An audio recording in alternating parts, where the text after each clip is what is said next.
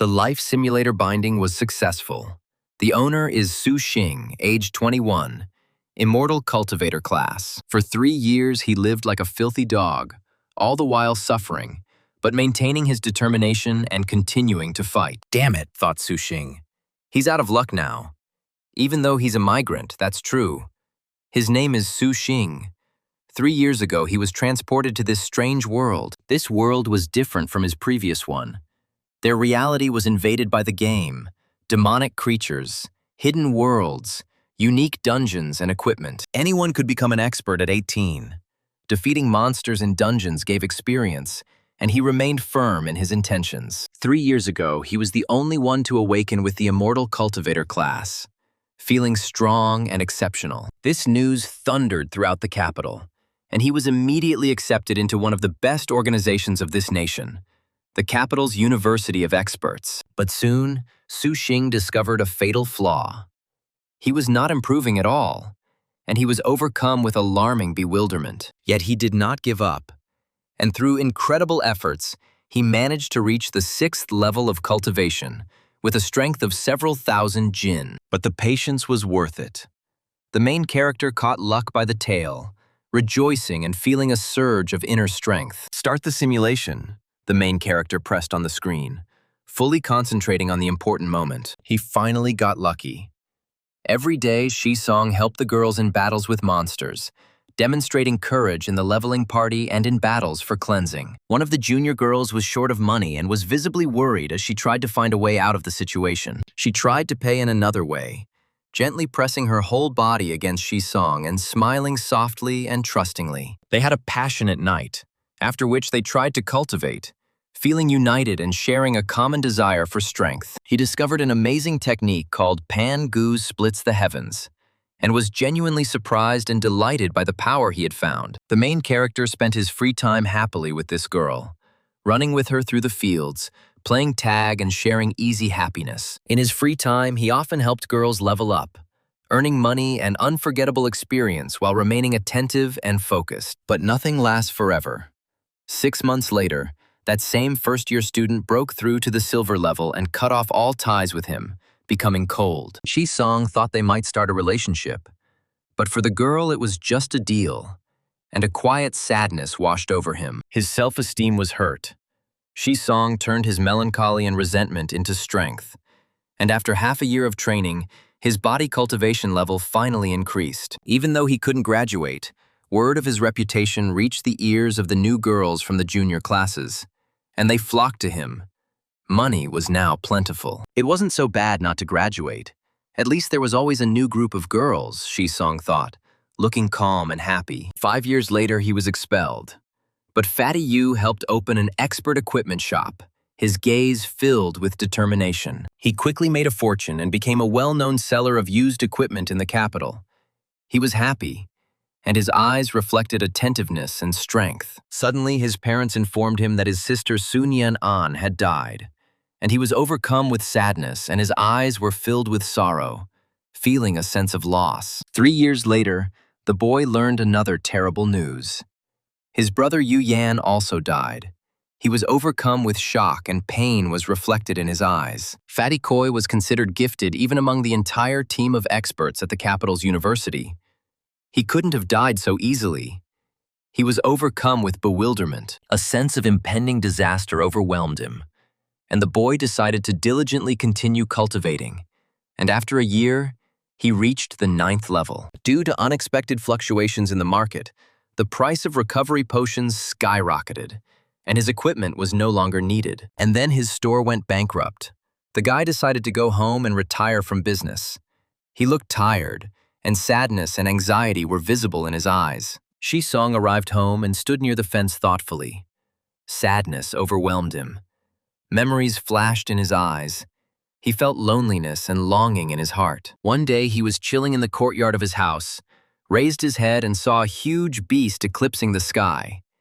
He was overcome with horror, and fear froze in his eyes. The huge beast opened its eyes and horror washed over humanity.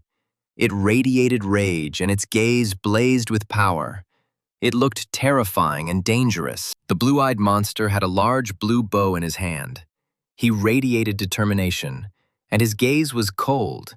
He looked menacing. Many people entered into a desperate fight with the monster, their expressions conveying determination and their eyes reflecting fear. They tried to stop it. The monster fired his bow, striking everyone around him. He radiated rage, and his gaze blazed with power. He destroyed everything in his path. It hit Shi-song, who flew back a couple of meters, writhing in pain, his eyes filled with suffering and despair. He hit his head against the wall. It was very painful for him. He shuddered in agony, and weakness appeared in his eyes. He felt that his strength was leaving him. The huge beast opened its mouth and swallowed the entire Great Xia nation. Shi-song died. He was 36.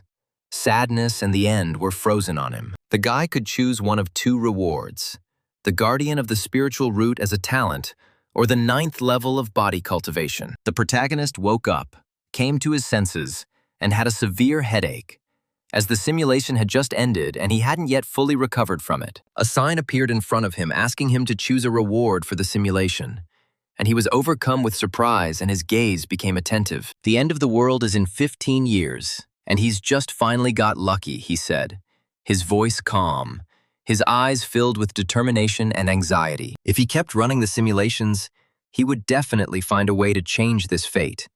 He was overcome with determination. He chose the spiritual root guardian reward.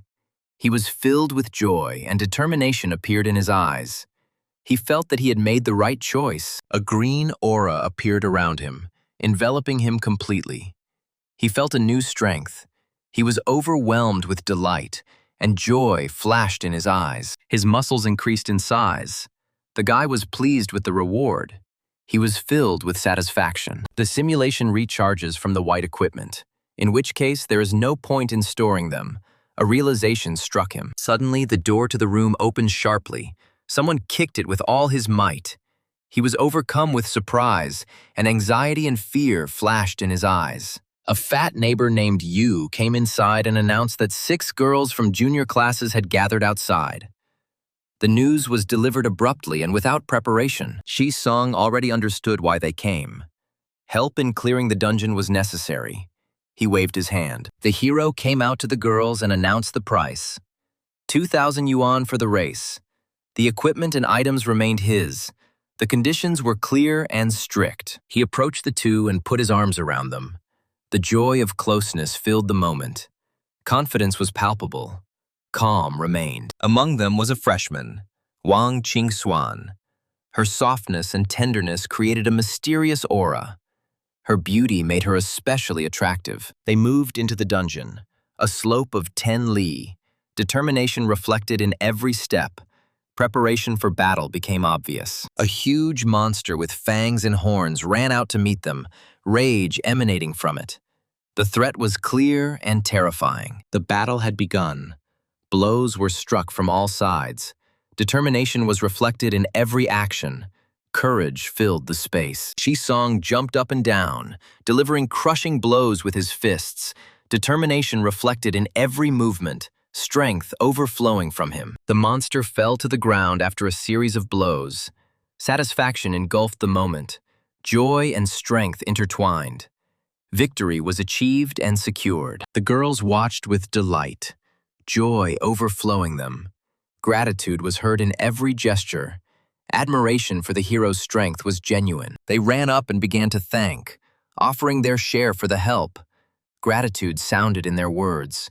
Respect filled the atmosphere. One girl approached with an awkward smile. Embarrassment reflected in her behavior. Her gentleness made her especially kind and shy. She whispered that she had no money to pay. Anxiety was in her words. Hope was glimmering inside. Awkwardness was obvious. She suggested that we show our gratitude in another way. Her voice was quiet. Her desire to help and express gratitude was clear and sincere. The guy smiled a satisfied smile. Joy filled the moment. Confidence was felt in his demeanor. He suggested going to a quiet place. His voice was soft. His intentions were clear. The atmosphere was filled with warmth and attention. They came into the room. He sat down on a chair, and the girl knelt down next to him. Embarrassment reflected in her movements. Shi-song took out a whip. The girl became even more embarrassed. Awkwardness showed in her behavior. Anxiety increased. Uncertainty became noticeable. He began to spank her with a whip and ordered her to repeat the words prosperity, democracy, civilization. The girl liked this kind of punishment. To help the youngest, who was in danger of falling into L's bottomless pit, he always kept spiritual redemption at the ready. He told her not to go down the wrong path. Sternness sounded in his words. Determination filled the space. The warning was serious. A new monster appeared on the slope, even larger than the previous one. Rage emanated from it. Strength was felt in every movement. The threat was obvious. The boy attacked again, delivering powerful blows. Determination reflected in every action, strength overflowing him. His movements were quick and dexterous, his blows crushing. His concentration reflected in every action. The girls watched and admired. Joy overwhelmed them. Delight sounded in every gesture. Pride in his strength and courage was genuine. The guy thanked them for their support and invited them to come again. Joy was in his words. Gratitude filled the air. Within a week, he had saved up 200,000 yuan. The guy was very happy about this. Determination filled him. Success was obvious. He launched the simulation and began selecting upgrades. His focus evident in every action. He began to spend his accumulated energy on talents. Joy filled him. Strength and confidence grew. The protagonist acquired a new white-level talent. A business elite whose business acumen was unmatched, and his deals became more profitable. He became famous in the dorm and started selling a lot of goods. Girls constantly approached him. Although he remained an eternal 6th-level student cultivating his body, he earned 40 million in a year by buying cheap and selling at an exorbitant price. He founded a trading organization, Tarot Club, and opened a shop in Kyoto. The strength of the business growing more and more every day. 2 years passed. He was expelled from university. The growth of his business attracted dangerous attention, and the guy's wariness increased. Shisong looked around sharply when he heard footsteps. Surprise gripped him. Anxiety overtook him from behind. The tension became palpable. A mysterious girl with a dagger approached him. Determination was reflected in her actions. Coldness emanated from her. The danger was obvious. She held the dagger to his throat. Her demeanor was stern and bold. Her determination and confidence were obvious. The girl offered to join her secret organization. Otherwise, there was a threat of death. The voice sounded firm and cold. The threat was real. The main character was perplexed by the younger girl. She underestimated him and could not have predicted this. Shisong raised his hand and snapped his fingers, his strength overflowing, his readiness for the test complete. Suddenly it multiplied. 3 figures appeared around the girl. Surprise gripped her. The anxiety around her intensified. She raised her dagger and rushed into the attack. Determination reflected in her actions, strength overflowing her. Courage was obvious. She quickly swung her sharp dagger, but the guy deftly dodged her crushing attacks. Red sparks flew around. Tension was reflected in every movement. Determination filled the space. Power and danger emanated from the fight. The girl turned out to be at the level of a great master. Song was surprised. Bewilderment gripped him, and curiosity intensified. Even the genius Fatty Yu could only reach the level of a master. The seriousness reflected in his actions. The limit was obvious. Wang Qingsuyan rose from bronze to great master in 5 years. And the mysterious organization hid an incredible secret. Since Shisong had once helped her, she was reluctant to kill him. Doubt was reflected in her behavior. Gentleness and determination were intertwined. The girl closed her eyes. Her expression became softer. Calmness came over her. An internal change manifested itself. The anger disappeared. Shisong froze, not understanding what was happening. His thoughts were confused. His breathing became heavy. He stood motionless and silent, feeling a strange pressure around him. Wang Qingsuyan threw herself on his neck and kissed him. Her gesture was gentle, her movements were decisive, and embarrassment was evident in her behavior. The guy realized that he had been wrong in his assessment of her. Sadness overwhelmed him. Grief oppressed him. He woke up in the morning alone, feeling emptiness and loss. There was a bloodstain left on the bed. Anxiety intensified. Fear penetrated his thoughts. He realized that something terrible and irreparable had happened. Shi-song was looking for news about the girl, but when he learned of her death, despair broke him. Pain pierced him. He fell to his knees. He decided that there was a mysterious organization behind this and vowed to find them and avenge Ching Suyan, his voice sounding firm. He began to search for information about the organization but found nothing. Fatigue was pressing down. His attention was focused on the search, but the result remained empty. 2 years passed. He still hadn't found the method, but his body became stronger. He reached the top. Joy and strength filled him. Shi-song told Neon An to promise not to go into the dungeons this year. His voice sounded serious. Anxiety was evident in his words. The girl promised not to go. Fear was noticeable. Caution was evident. She responded with anxiety, feeling danger and threat. Shi-song sighed with disappointment and sadness. The sadness was pressing. The melancholy was growing. He understood that fate had dealt another heavy blow. The following year, his sister took a mission into the dungeon and died. Determination accompanied her. Strength was evident. But life ended suddenly. He began to investigate his sister's death, found nothing for a long time, and finally got a clue. She died in the dungeon. Shi-song couldn't believe what was happening. Everyone around him was dying. Shock overwhelmed him. Horror intensified. Fear and despair were intertwined. He felt something was wrong and began to investigate. As he expected, most of his classmates also died in the demon-taming pass. The fire raged in the dungeon. Corpses lay there.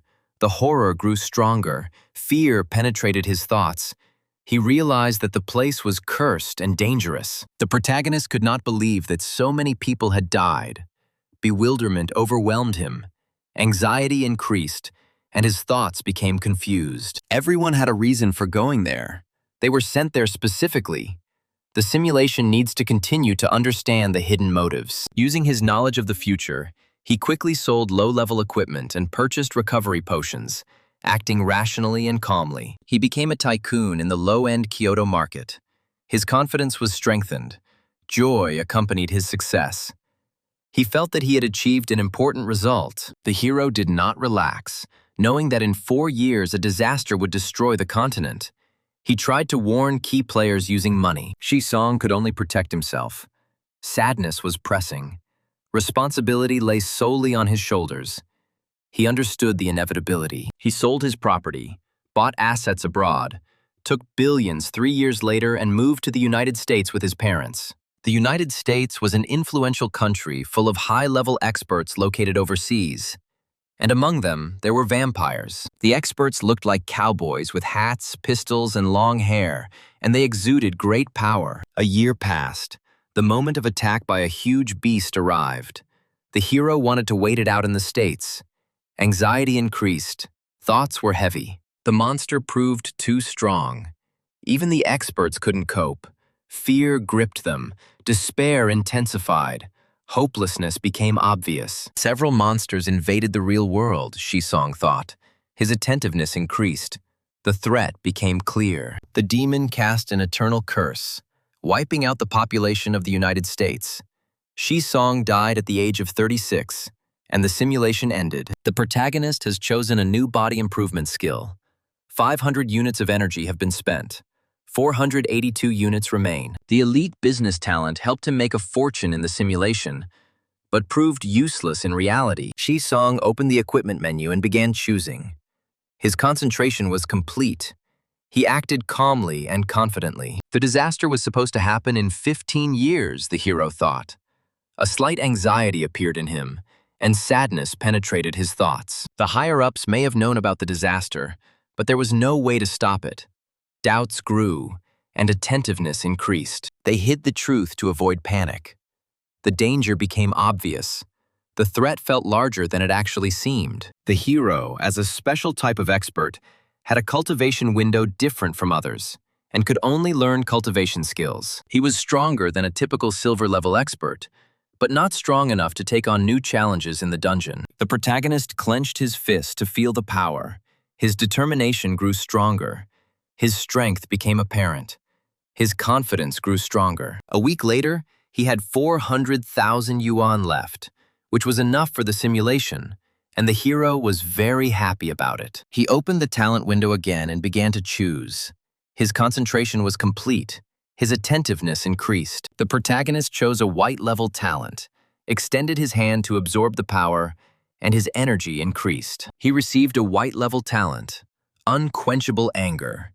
He was glad to have such a talent because he had been waiting for this for a long time. His sister was leaving the house with a suitcase.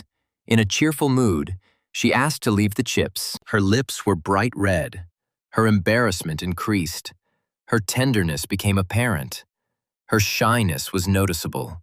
Her movements were light. Her breasts were full. Her school uniform emphasized her figure. Embarrassment and awkwardness showed through. Anxiety became obvious. If you use the skill correctly, you can get key information about enemies. The simulation is running. The hero's strength grew. Within a year, he earned 20 million and continued to earn large sums, strengthening himself and his position. He met a girl. She said that she received an invitation from a mysterious organization. Shi-song walked over and hugged her tightly. His resolve strengthened. He felt the need to protect her at any cost. The guy didn't want Ching Suyan to leave. He hugged her. Despair intensified. The fear of loss became obvious. The hero froze, rage boiling inside him.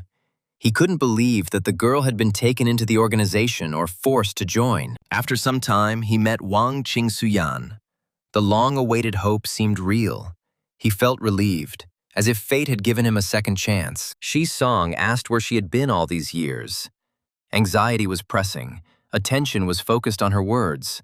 The weight was becoming agonizing. The girl turned away. Sadness shone through in her behavior. Melancholy covered her. Inner despair became obvious. She was silent, unable to find words. The hero took her hand. A sheet suddenly appeared. Bewilderment gripped him. What was happening seemed strange, inexplicable, frightening. The boy woke up, not understanding what was happening. Surprise took hold of him. His attentiveness increased. Reality seemed alien. He took out a book from under his pillow. The cultivation technique turned out to be genuine. A chance for development appeared. He felt strength. The book contained only half of the manual, and disappointment overwhelmed him. His knowledge was insufficient, and the path to perfection remained closed. A month passed. Cultivation remained at the first level. Bewilderment oppressed. Sadness grew. Anxiety did not let up. Progress was absent. Hope was melting away. Without giving up, the hero gave up business, devoted all his time to technology. Strength became his goal, and he continued on his path despite the difficulties. Shi-song thought about the spiritual qi. The reason was hidden deep. He searched for the answer, but found only emptiness. The root and the technique were there. The only reason was qi. It did not give in. The path became difficult. Obstacles multiplied. Time was running out. There was no time left in this life. He needed to talk to his sister and you. Determination became his support.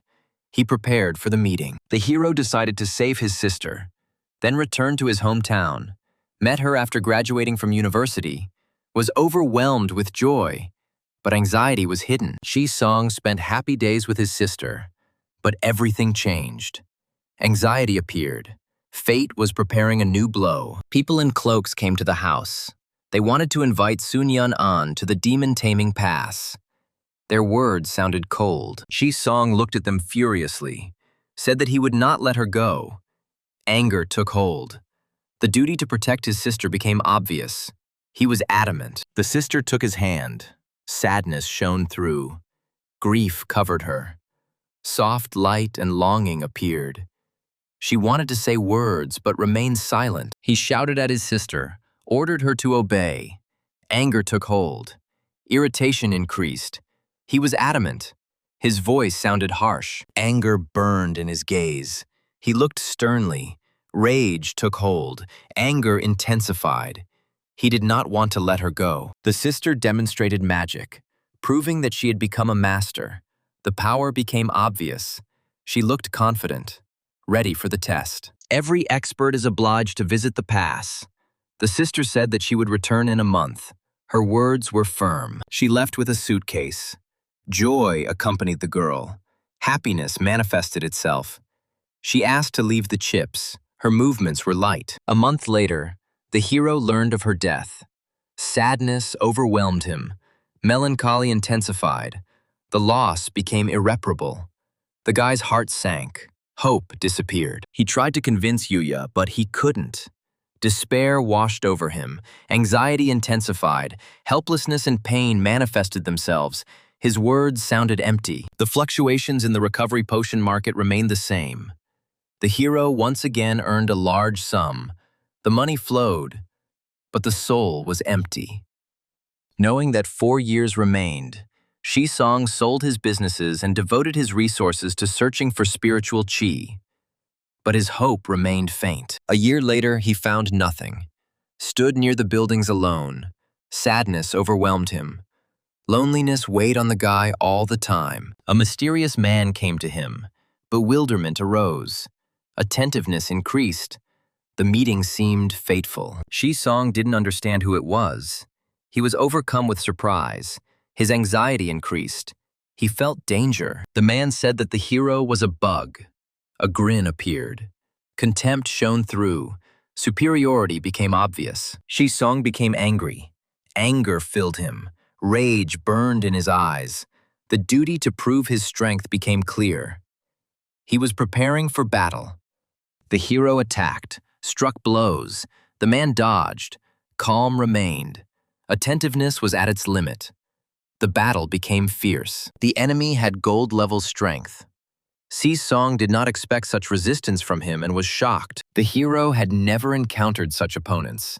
Bewilderment gripped him. The battle seemed difficult. The outcome uncertain. At the peak of his body's self-improvement, the hero grabbed him by the leg. His strength was his clear advantage over his opponent. The man did not expect such an outcome. Surprise overwhelmed him. The situation changed. The fight became unpredictable. The hero threw him back with a blow. The earth thundered. His strength became obvious. The battle continued and became stronger and stronger. Everything was filled with smoke. Debris was flying around. The battle became more dangerous. The ground was shaking underfoot. Shisong looked at him fiercely, asked if he was ready. Anger was evident. Strength was evident. Words sounded firm. Suddenly, a mysterious man appeared behind Shisong, his face expressing cold calm. He acted quickly and decisively. He grabbed the hero by the head and began to squeeze hard. It was very painful for him. His eyes sparkled with despair and fear. The man said that the hero was pathetic. He felt superior and strong, humiliating the enemy with words. He squeezed the hero's head with all his strength, and then made a sharp movement, his eyes flashing with cruelty and anger. He broke the hero's neck. He died. The hero fell to the ground with his eyes open, but he was already dead.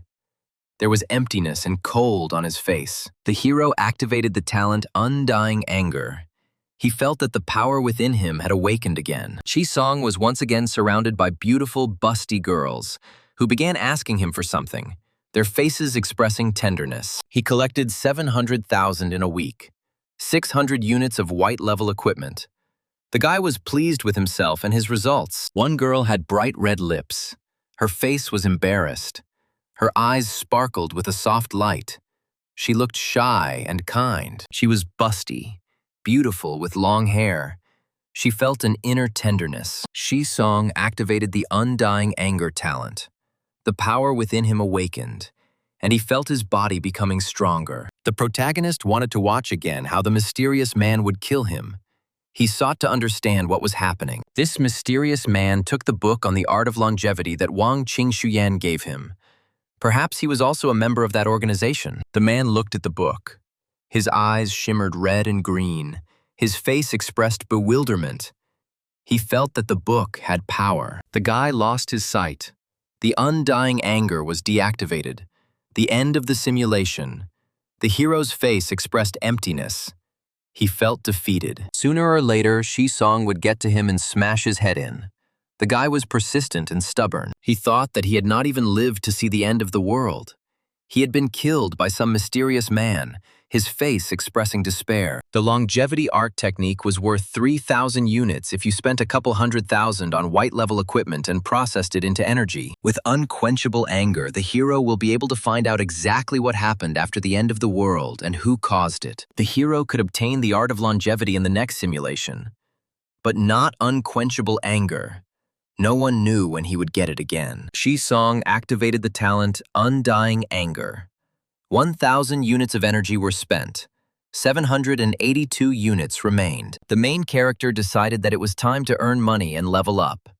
He was lucky that there were so many girls in the junior classes. One piece of white-tier equipment could usually be exchanged for 5 units of energy, and the cheapest item cost 1,000 or 2.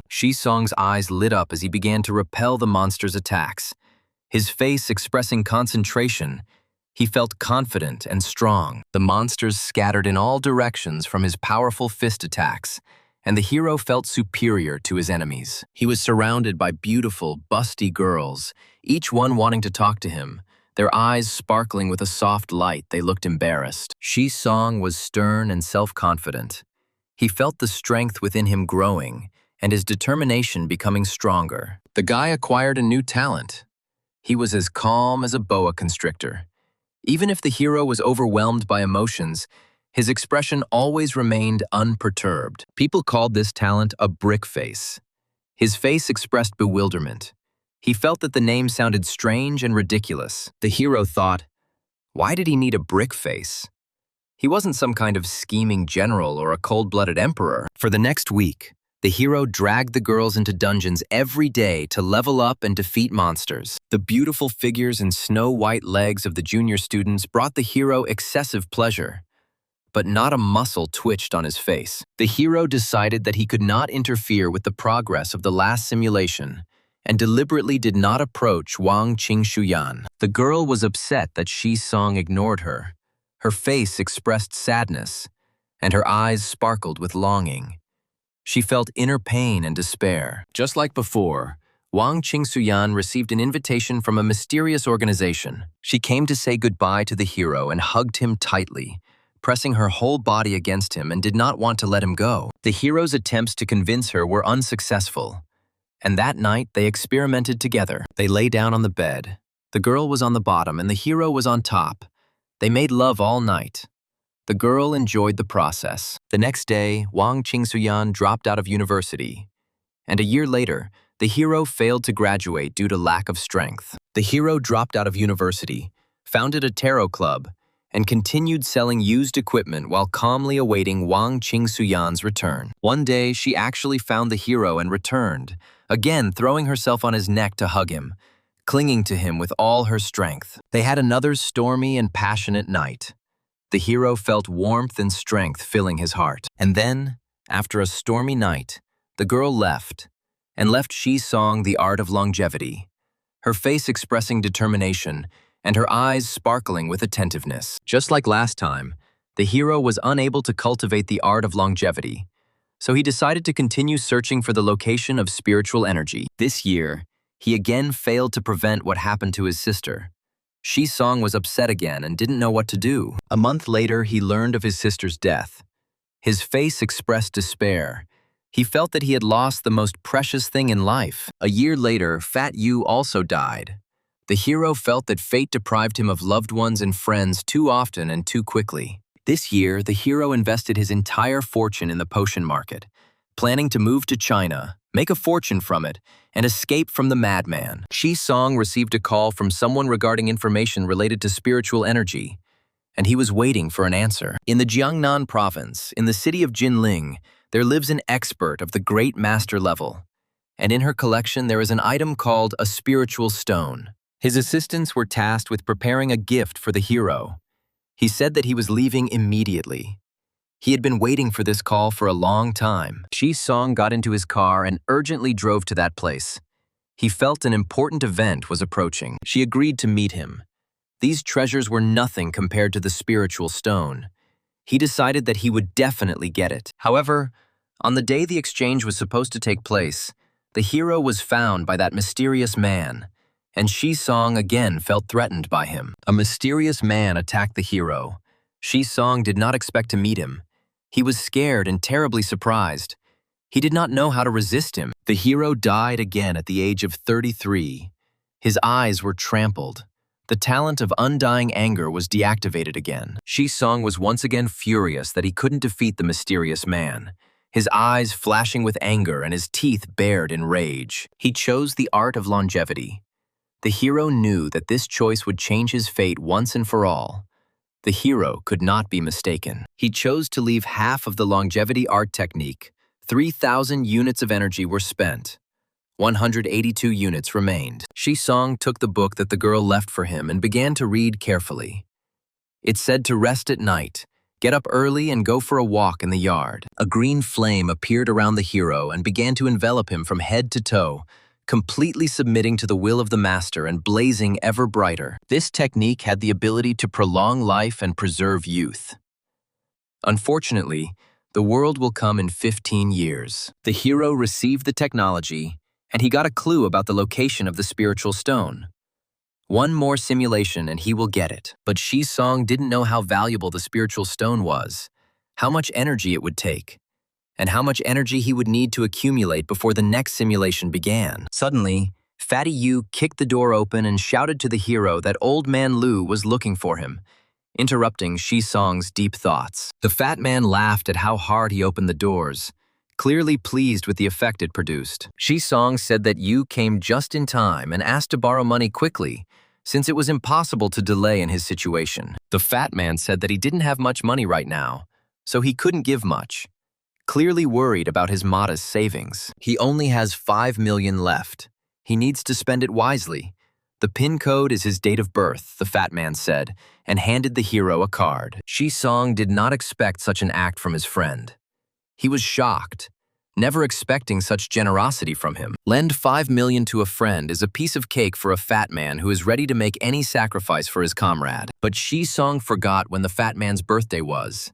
He wanted to know. He was awkward, afraid of hurting the feelings of a loved one. Fatty Yu was very angry about this and demanded his money back, considering such forgetfulness the height of selfishness. Shi-song joked with him and then went to meet Liu Xiaodong, trying to smooth over the awkwardness that had arisen along the way. On the table in Old Man Lu's office stood a cup of hot drink, steaming, creating a deceptive sense of comfort. The hero approached the old man, who asked how his training was going, showing genuine interest in his student's progress. The hero said that he would train as hard as he could and try to reach the silver level as soon as possible. Shi-song heard from the old man that the university had level and employment indicators, but with the current level of hero cultivation, the situation was difficult. The teacher was trying to hint at something.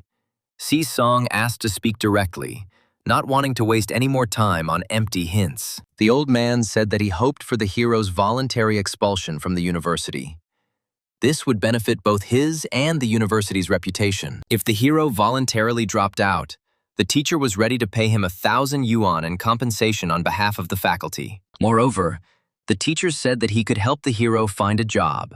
The residential complex was short of security guards, trying to inflict more pain. If the hero agrees to be the teacher's student, the teacher promised him 3 million, trying to bribe the guy for his own benefit. The hero thought that the 3 million promised to him upon admission had never been given to him, and now they were humiliating him with the offer to guard the gate. The teacher sat and waited for Shi-song's answer. He was calm and confident that he would agree, believing that he was in complete control of the situation. Teacher Liu heard the hero's words, and he thanked him for his concern, but said that he had no thoughts of expulsion yet. The place was perfect for cultivation. The teacher said that the boy was no longer the genius he had been 3 years ago, shaking his head in disappointment. The hero said that he needed to try even harder to be worthy of the school's care, throwing down a daring challenge to the mentor. Old Man Liu was extremely angry at Shi-song's response. He was furious, ready to tear the stubborn student apart right there on the spot. Shi-song opened his phone and received a notification about the funds and equipment being deposited, which instantly lifted his spirits. When the equipment arrived, the hero realized that he would be able to conduct the next simulation, because now he had all the necessary resources. This time, it was absolutely necessary to take out the spiritual stones. The hero started the simulation and pressed start on the table, fully concentrating on the process. The hero still had hair. He was not bald. Si-song grabbed his head. He was surprised to notice the first frightening changes. Afterwards, the hero looked at his hands and saw fallen hair there. He didn't understand what was going on and frantically tried to find a logical explanation. His hair began to fall out and he was in shock, suddenly realizing the scale of the impending disaster. The imperial protection against baldness and black sesame porridge. The hero recalled all this, clinging to any opportunity to save his hair. The hero's thinning hair affected his appearance, and he missed out on many opportunities for in-depth communication with younger students. Si-song fell to the floor and cried from this news. He wanted to communicate with girls, but he couldn't, cursing his unfortunate fate. His hair started falling out at a rapid rate, and he became almost bald. But this did not bother him. He was ready to shave his head. For some unknown reason, having become bald, the hero preferred to crush monsters in dungeons with his fists. Thanks to his strong body, he often killed them with a blow. Who would have thought that going bald would actually make the hero more appealing? In just 1 year, he earned 30 million small chains. Fortunately, Wang Qingsuyan did not disdain the hero at all, and, as usual, one day brought him half of the art of eternal spring. The hero said that he didn't need this technique. He wanted the girl to help him find a continuation, setting a much larger goal for himself. As before, Wang Qingsuyan dropped out again so as not to interfere with the search for the eternal spring technique. The simulation seemed to know the hero's thoughts. Could the hero's thoughts in reality be instantly reflected in the simulator? Si-song wondered, trying to unravel this strange phenomenon. Wang Qingsuyan, his little sister Yupan, and the ending with expulsion will probably be the same as in his past life. The hero decided to watch on. After the death of Sun Yanan and the Fat Man, relying on his pious and benevolent appearance, the hero made a fortune in the business world. At the same time, the hero constantly used the powers of his tarot community to search for traces of spiritual stones, methodically checking every lead. Si-song was told that a Grandmaster-level master in Jinling City had a rare collection called a spiritual stone. This time, the hero did not accept the eternal spring technique from Wang Qingsuyan, and the mysterious man would not look for Si-song. Si-song was served hot tea and told to wait a bit, as someone would be coming to him soon, giving the guy a chance to catch his breath. The white-haired lady of the house came out to him, holding herself with amazing dignity, immediately attracting all attention to herself. It was Jin Chongshui, a busty beauty with white hair and a green robe, who exuded incredible inner strength. She said that Si-song was very knowledgeable in Buddhism, causing the boy to awkwardly look away and feel a little embarrassed by such unexpected praise. The talent skill was activated. Jin Songshui truly had a deep respect for Buddhism, so she immediately developed a strong liking for it. The hero understood how to use this skill and was genuinely happy, realizing that the simulation had given him a powerful trump card. The lady had only 3 spirit stones, the market price of which was 300 million. A sum that would scare off any buyer. Si-song confidently shouted that he would take them all, ready to go all in to possess these treasures. Since they were friends, she was willing to sell the stones for 30 million at a friendly price, giving the guy a truly royal gift. The stone began to engulf the hero in a blue aura as he sat and waited for its power, completely immersed in the process of absorbing the energy. He focused on his inner sensations and prepared to accept the full power of the artifacts, anticipating the long-awaited qualitative leap. Half of the spiritual stone was enough for the hero to break through to the second level of the chi refining stage, with 2.5 more remaining. Spiritual root, spiritual stones, technique. The hero had everything.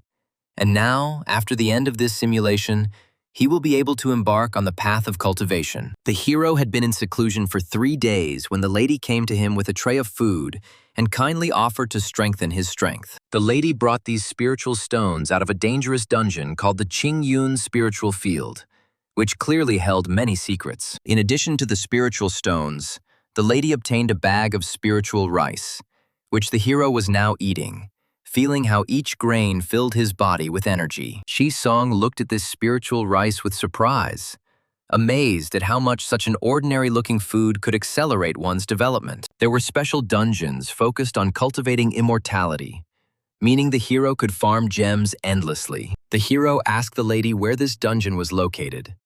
He intended to find out the exact coordinates for future forays. It was October 7th, 2023, and the Qingyun spiritual field had not yet opened. The old man in the dungeon told the lady that she had no talent for cultivating immortality.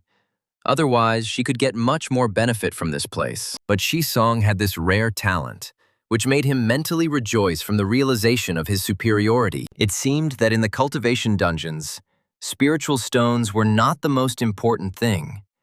The unique opportunity to change fate itself was far more important. The hero decided to continue watching the simulation, because this time the benefits from the current run exceeded all his wildest expectations. Having received the spiritual stones, the hero diligently cultivated day after day, step by step bringing his mastery of the technique to complete automatism. And just when the hero was at the very peak of his form, Jin Chongsue came to say goodbye, clearly saddened by the imminent separation. The lady began to get ready to go somewhere, and the alarmed hero asked directly if she was heading to the demon-crushing outpost. The pressure on the front was growing stronger, and she, as one of the 7 strongest grandmasters, simply could not stay away. The hero thought hard about why all his friends and loved ones sooner or later went to this damned demon-pacifying outpost. He couldn't find a logical explanation for this frightening pattern, feeling a dull irritation growing inside him. Shisong firmly demanded an explanation from the lady about what kind of terrible place this demon suppression outpost was. Realizing that there was no point in hiding the truth any longer, the lady quietly exhaled. She completely trusted the hero and was ready to lift the curtain of secrecy. The demon suppression outpost was a key lifeline for the human race, holding back the onslaught of powerful external enemies. And now the situation on the border was extremely unfavorable, threatening at any moment to turn into a large-scale catastrophe for the entire world. Shisong tried to find out who these enemies were, but the lady only shook her head, not having the right to reveal such dangerous secrets. Just a month later, the hero was already present at Jin Chongshu's funeral, devastated by yet another tragic loss of a loved one. At that moment, the hero blocked out all emotions, striving for only one thing: to increase his strength as quickly as possible in order to break this vicious circle of deaths. He called his secretary Liu and found out that he currently had about 500 billion at his disposal. The hero calmly ordered that all this colossal money be put into circulation, realizing that in the coming chaos, ordinary pieces of paper would not help him in any way. The secretary was simply shocked by such an order and froze by the phone, completely not understanding her boss's logic. He left his cozy little house and returned to his homeland, hoping to use the rare resources to break through to the stage of hardening his bones. For 3 years now, the body's cultivation had been progressing, but some final impulse was constantly lacking to move on to the stage of bone hardening. The hero actively fought with huge monsters from the dungeon, squeezing the absolute maximum out of his body. He was determined and ready for new attacks from the monsters, calculating every move in his head and internally preparing himself for the worst outcome. That day finally arrived. A creature of unprecedented proportions appeared on the horizon, forcing the hero to instantly become extremely combat-ready. Sooner or later, Shisong would defeat this monster. But for now, the guy simply brazenly showed the monster the middle finger, flatly refusing to show weakness. The huge monster opened its mouth with sharp teeth and swallowed Shisong alive in the blink of an eye, leaving him no chance to dodge. The hero managed to activate his defensive talent at the very last second, but his body still couldn't withstand it, leaving the boy to die in pitch darkness. In reality, Shisong suddenly came to his senses, breathing heavily and completely unable to understand what kind of crazy anomaly had just interrupted his simulation. The hero turned out to be in the belly of a giant monster, suddenly realizing that he had fallen into the most terrible and deadly trap of all his previous attempts. The caustic gastric juice splashed around, instantly corroding everything it touched and causing the hero to scream hysterically from unbearable pain. This acid was so powerful that in a matter of seconds it burned away all the skin, leaving only a bare white skeleton of flesh. Soon, the giant beast completely digested the hero's eyes, making them part of its terrifying body, causing the talent to completely stop working. The realization that someone before him had not died immediately, but had been dissolved alive in this womb, caused a chilling horror. After this nightmare ended, Shi-song sat up on his bed and began to concentrate on choosing his well-deserved reward in the interface. The stones on the menu turned out to be surprisingly cheap.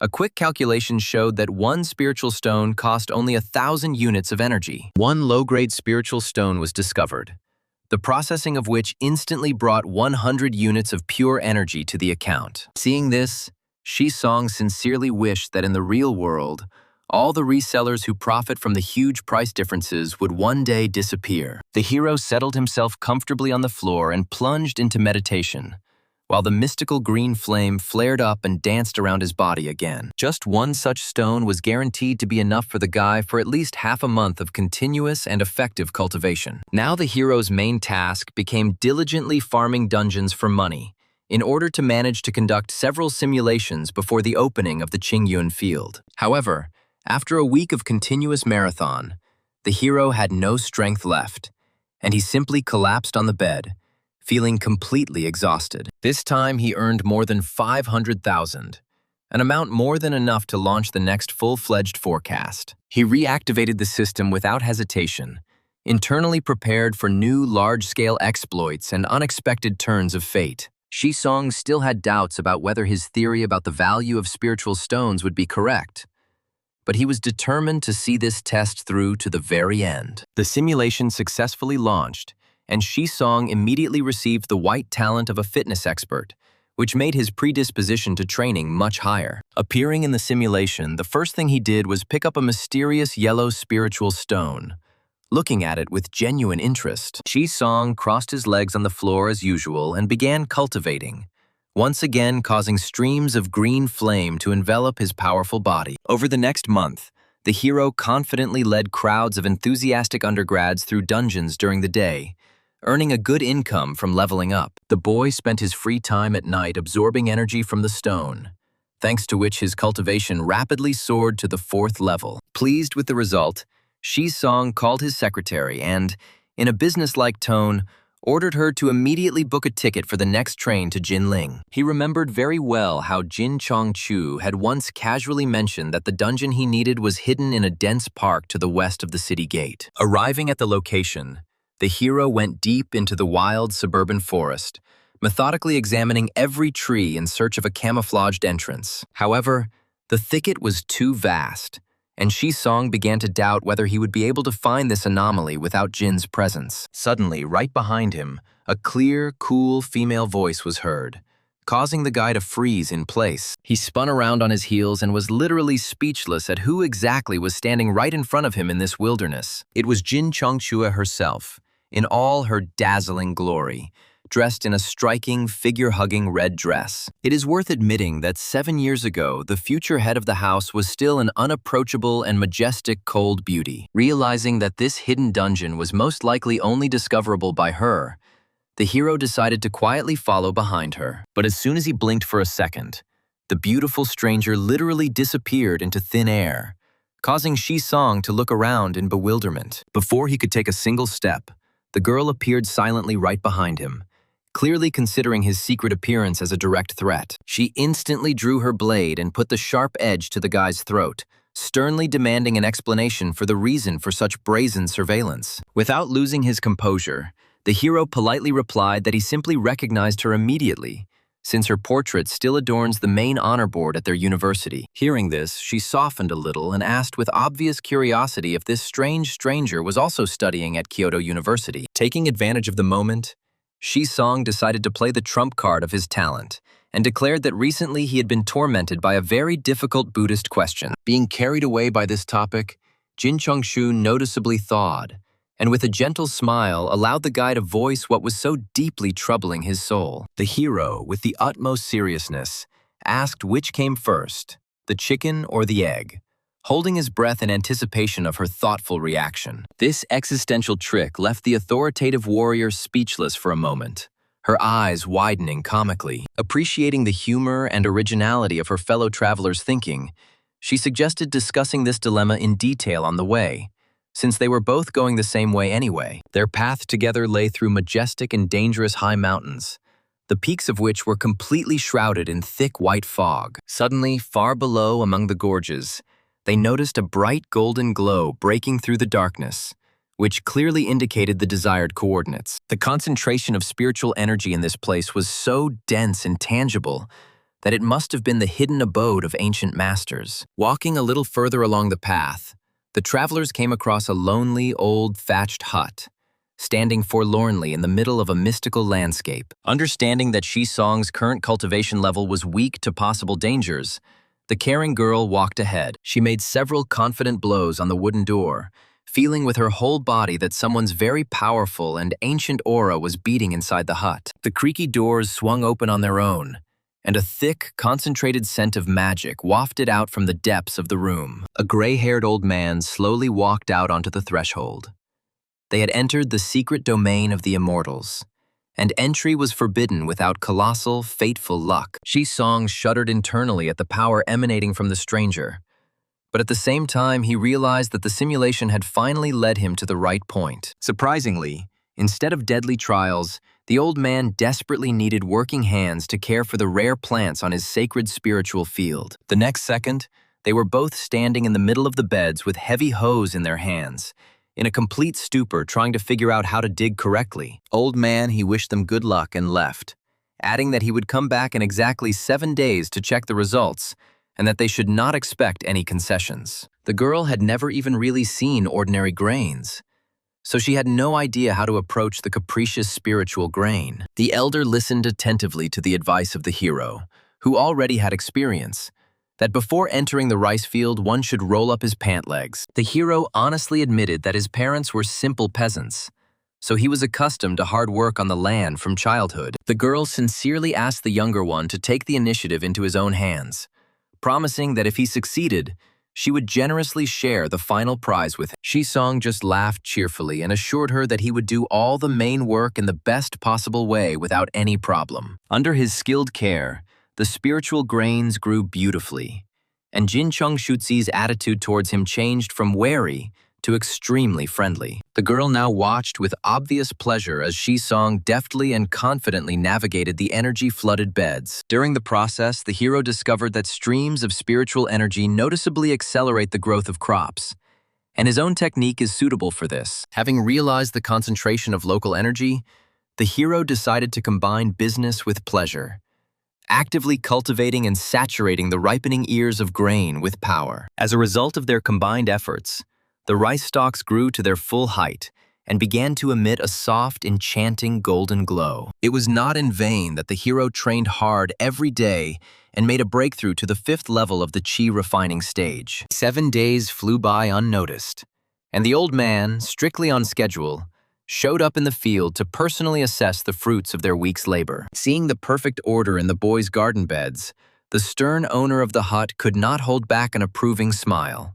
The girl's plot also turned out to be in impeccable condition, so the old man, without further ado, awarded her her well-deserved share. The reward consisted of 10 spiritual stones and a small bag of spiritual rice.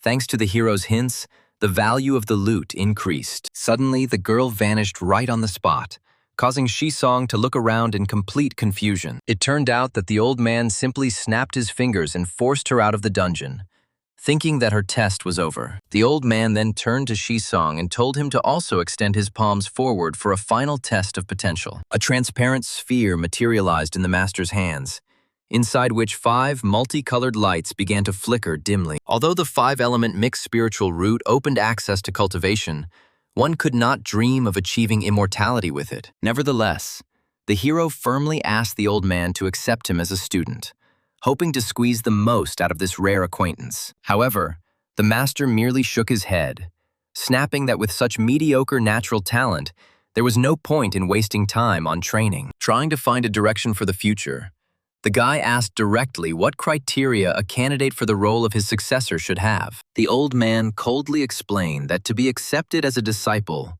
one needed at least a pure double spiritual root. The guy thought deeply about these words, realizing that the simulator's system was clearly hinting at the need for a serious upgrade of the characteristics. The current spiritual root was considered only a white talent. To truly change one's destiny, One had to knock out a green grade. As a farewell, the old man gave him 30 spiritual stones and 30 gins of spiritual rice, strictly ordering him not to be lazy and to continue training. After this, the master cast a transfer spell and unceremoniously threw the hero back into the familiar world. The simulation moved on, and exactly 2 years later, Sun Yun-an again received the fateful call to the front and died tragically in the very first battles. A year later, the same fate befell Yu Yan. The hero again found himself completely powerless against the system's strict timings and lost his friend. But against the backdrop of massive market fluctuations the following season, the hero pulled off several brilliant deals, and he broke the 100 billion mark. With these colossal resources, the hero once again sought out Jin Cheng Shui, intending to use the accumulated wealth for a new plan. He directly offered to buy out all the spiritual stones she had, declaring that he was ready to pay absolutely any amount without bargaining. But the girl was not at all interested in banal earthly money, and she only shook her head indifferently in response to the generous offer. Instead, she put forward one very specific and unexpected countercondition to the guy. Shi Song stared at her in confusion, not even believing his ears at first and trying to catch the hidden meaning in her words. However, he didn't ask any unnecessary questions. The barriers between them fell apart, and they spent the rest of the evening in each other's strong, passionate embrace. Having spent a stormy night together, they woke up at dawn, and there was not a drop of regret on the girl's face for what she had done. Soon, Jin Chengshu was also called to the front lines, and a month later, Shi Song was already standing at her fresh grave, silently saying goodbye to another comrade. 4 years later, the same gigantic beast, covering the entire sky with its wings, predictably appeared on the horizon. Since the hero had been saving and storing spiritual rice in his current life, he lacked the strength to break through to the bone-hardening stage, and the monster turned out to be stronger. Returning to reality, Shi Song decided to first buy the extracted spiritual stones from the simulator menu. But a problem arose.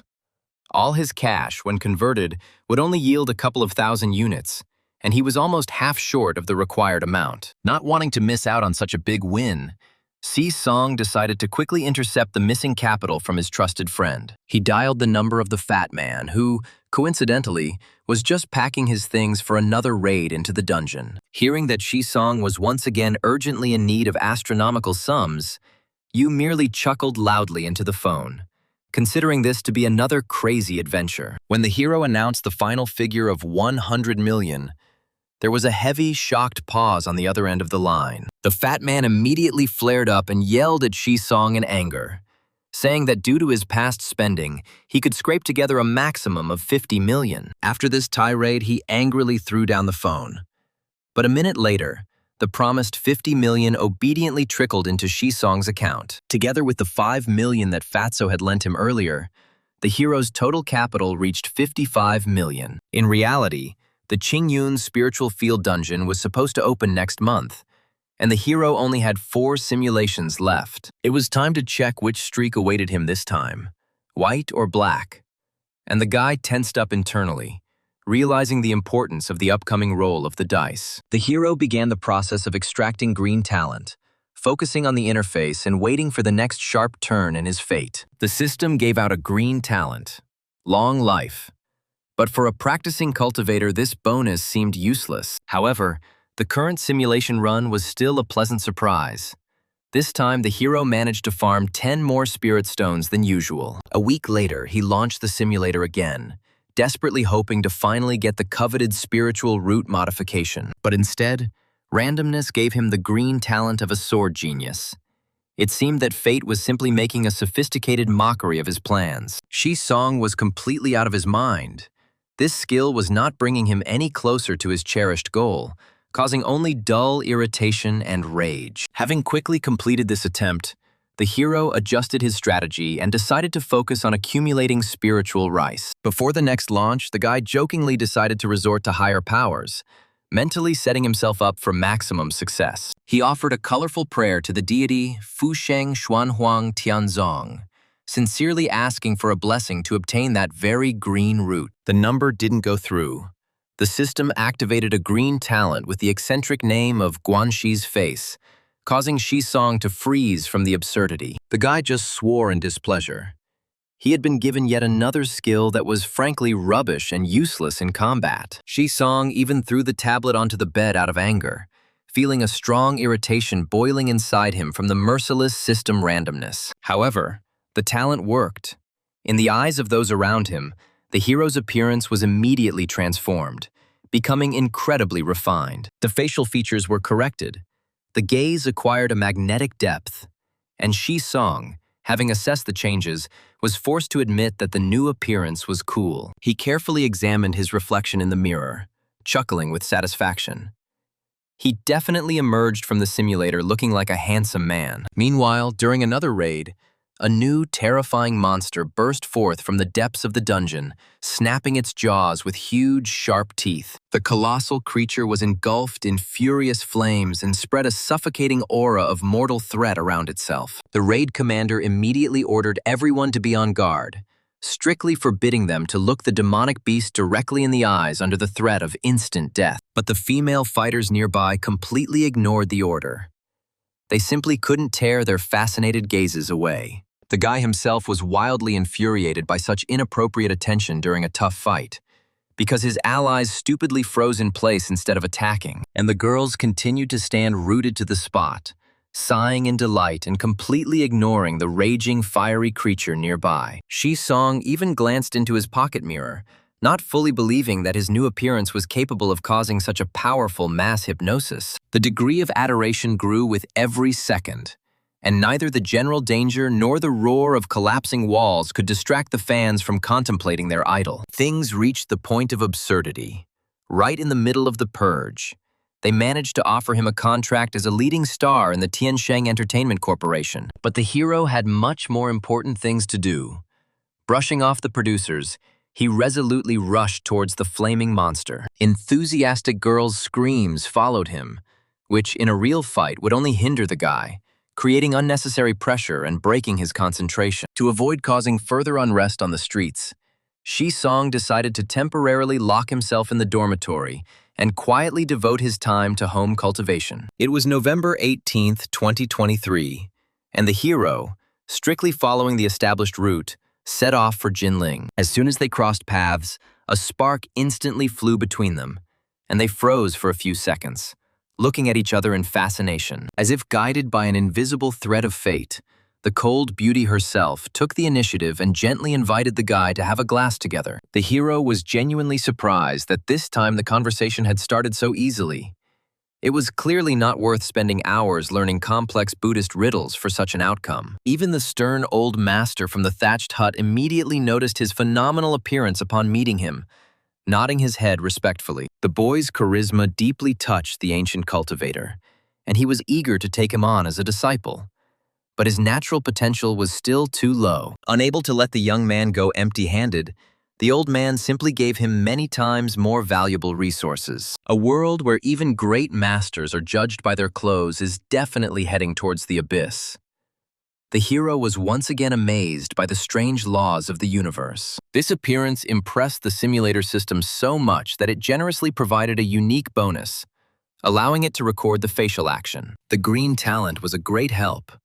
Shisong rightly judged that with such pumped-up luck, he would definitely take the route in the next attempt. This time, the hero focused on maximizing the accumulation of spiritual stones, methodically filling his inventory with them for future great accomplishments. Then, Shisong activated the stored one-time trigger of the Guanxi face, making the final bet in this drawn-out game. The effect exceeded all expectations.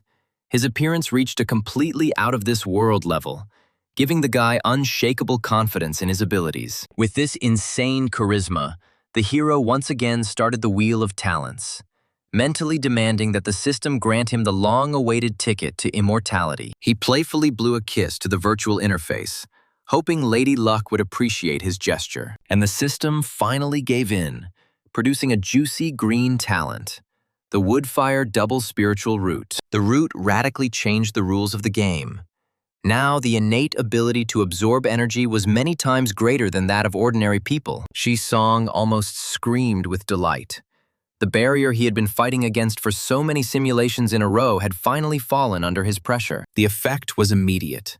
The boy was able to completely and entirely absorb the pure energy of the entire spiritual stone in just one day. In just 1 week of training, the hero easily soared to the 5th level of the chi refining stage, feeling like he was literally bursting with power. Following the plan, the protagonist seemingly met Qin Chongshui by chance, and together they received a new task from the elder who was observing their actions. After completing the task, the traveler was left alone with his thoughts and abilities, allowing him to gradually understand the further path. In his hand, the boy created magic from red and green circles, trying to keep the unstable flows of energy in a calm balance. The old man stated that the student's talent was indeed quite good, and he had the hope of one day stepping onto the path of cultivating immortality. He handed the hero a pouch, saying that the wood attribute was suitable for cultivating spiritual fields, and the fire attribute opened the way to complex alchemy. Striking his fist on his right hand,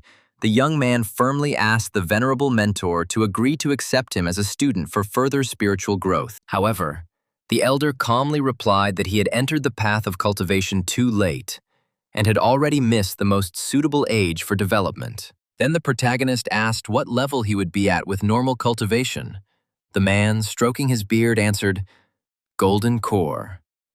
The hero was taken aback when he realized that in order to be successfully accepted as a disciple, he needed to reach the golden core by the time the Qingyun's spiritual field dungeon opened. Sitting on the ground, the boy began to train diligently, recalling the words of the Venerable One about the need to pour spiritual energy into the jade tablet. The protagonist smiled and calmly said that a new technique had finally opened up before him, which allowed him to advance further. He understood that until the end of the world, he would have to carefully cultivate his own powers in order to be able to withstand the coming trials. In 6 years, he had somewhat mastered Shennong's art of cultivating spirits and had mastered the methods of cultivating spiritual grains. After consuming the spiritual rice, his body cultivation gradually strengthened and successfully broke through to the bone tempering stage. The boy approached Sun Sui, saying that in front of him was rice that he had grown himself, and he would like to exchange it for 20 spiritual stones. The girl crawled up to him and,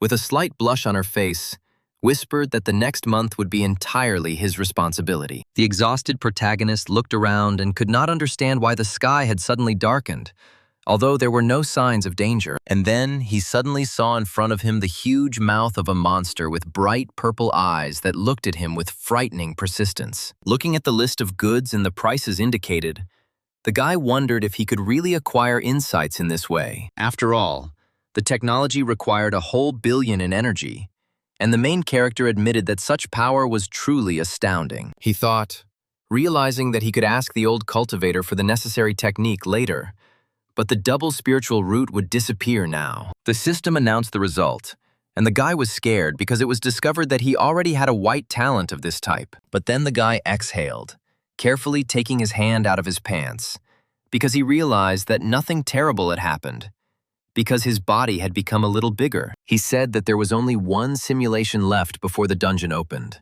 So this time, he intended to go to the Golden Core level. The day of the simulation coincided exactly with the day of the dungeon's opening, so he had to conduct training right on the plane. Sitting in a comfortable chair, the protagonist seemed calm, although inside he felt tension, trying to hide his worries. The boy received the white talent's stern appearance, which made him look like a determined and righteous person in the eyes of others. After landing, he went to look for Jin Chongshui as usual, hoping to meet her before the others and discuss their future plans. Looking at the main character, the girl was amazed, since she saw this junior student for the first time and did not understand why he seemed so reliable. She smiled softly, believing that meeting meant being bound by fate. So she suggested going together. The old man turned to the hero, asking if he really wanted to receive only 1,000 spiritual stones without seeking to become his disciple. Having successfully completed the elder's task, the protagonist bowed before him and calmly confirmed his decision, showing respect and firmness. Handing over a heavy bag, the old man declared that the hero's cultivation was too weak to accept him as a disciple, so he would not insist any further. Having obtained 1,000 spiritual stones, Shisong found a place with good feng shui and diligently cultivated day and night. It was unknown how much time had passed, but the 1,000 spiritual stones were completely used up, And the hero finally ended his seclusion. Looking at his own hands, the guy thought, trying to understand the result he had achieved, and suddenly realized that he had reached the 9th level. He felt frustrated because there was only a short distance left to the golden core, but the spiritual stones had run out, making progress impossible. On the plane, the system announced the 9th level of the foundation stage, indicating the hero's cultivation and the required price of 9,800 units of energy. The hero was only repeating the 9th level of the foundation stage, trying to accept his own limitations and understand how to move forward without doubts. In the simulation, the hero was unable to advance further due to a lack of spiritual stones.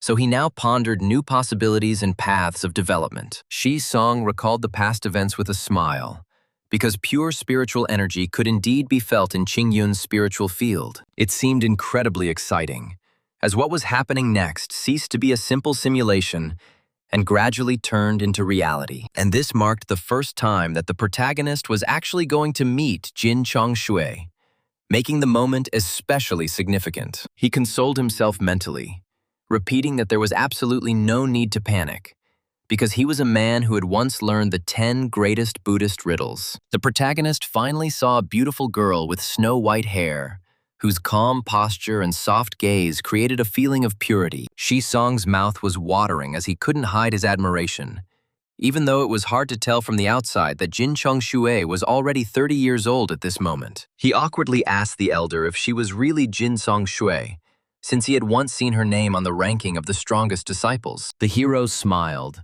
thinking that meeting meant being bound by fate, and asked the elder woman if she was currently heading to Jinling. She replied that she was in a hurry, and Shi Song thought about it, remembering that he had absolutely no talent. So for her, he remained an ordinary stranger. While scattering books, the protagonist decided that he would have to use the technique he had been putting off for a long time, since he had no other suitable option. Shi Song mentally asked the elder to speak to him, as he felt that her silence was becoming heavy and unsettling. Picking up the books from the ground, the protagonist grumbled about how he had had such a hard time finding them in the ancient bookshops and was now collecting them again. Leaning towards the guy, she asked him if he understood Buddhism, as she was interested in his behavior and confidence in the conversation. Shi Song smiled and said that it was just a hobby, because he was really far from his senior's level, despite his efforts. And then he confessed to the girl that he had read her works in the library because they seemed deep and unusual to him, arousing sincere admiration. And she smiled, saying that meeting meant being bound by fate, since they were both going to Jinling, so she suggested that they continue their journey together. The guy decided that all that was left was to wait for the dungeon to be discovered, as the wait was becoming increasingly tense. They walked and chatted carefree, discussing funny stories, recalling the fight over a dispute about whether Shakyamuni was an illegitimate son. Shi Song became wary, realizing that the dungeon was about to be discovered any minute, and the tension in the air became increasingly palpable. And then he shouted to the elder that there was a light, because a sudden flash made him stop, feeling that something really important was beginning. Everything in front of them began to shine with a bright, multicolored light, and the protagonist realized that a temporary dungeon filled with unusual energy had opened up before him. Shi Song thought contentedly about the long-awaited moment, because now he would finally be able to enter the dungeon in reality, and not just observe it in a simulation. He remembered the old man who had once spoken to him of destiny and opportunity, and those words came back to him again. And he resolutely declared to himself that this time he would definitely become a student, because he was not going to miss such an opportunity again. The girl sternly told the younger one not to rush, because the temporary dungeons were dangerous, and he had not yet completed his training, and it was better not to go there yet. The protagonist beamed, saying that he had an elder who would definitely not let him get hurt, because he completely trusted her strength and experience. The heroine blushed slightly, wondering why he trusted her so sincerely, even though they hadn't known each other for very long. And then she put on a serious face again, warning him that no matter what happened next, he was not to leave her side for even one step. A picturesque landscape opened up before them, and the protagonist asked in surprise if this was really the Qingyun's spiritual field. He understood that feeling everything for himself and experiencing it in a simulation were completely different things, because reality is always much brighter and deeper. He noted that the spiritual energy here was unusually dense, and by cultivating in such a place, he would definitely be able to break through to a new level. Looking around, Song asked the elder if she wanted to see the thatched hut nearby, as it looked quite unusual. Suddenly, the voice of an old man addressed them and asked how they were able to find his place of solitude, hidden from outsiders. And the elder noted that the two of them clearly had deep, fateful luck, so he offered to give them one blessing. The heroine bowed her head and thanked the venerable man, accepting his words with respect and slight excitement. The elder said that he was busy with cultivation and rarely took care of the spiritual field, so he asked them to help him in this matter. Song smiled happily, saying that it was not a problem because the elder was nearby, and the grandfather was really kind.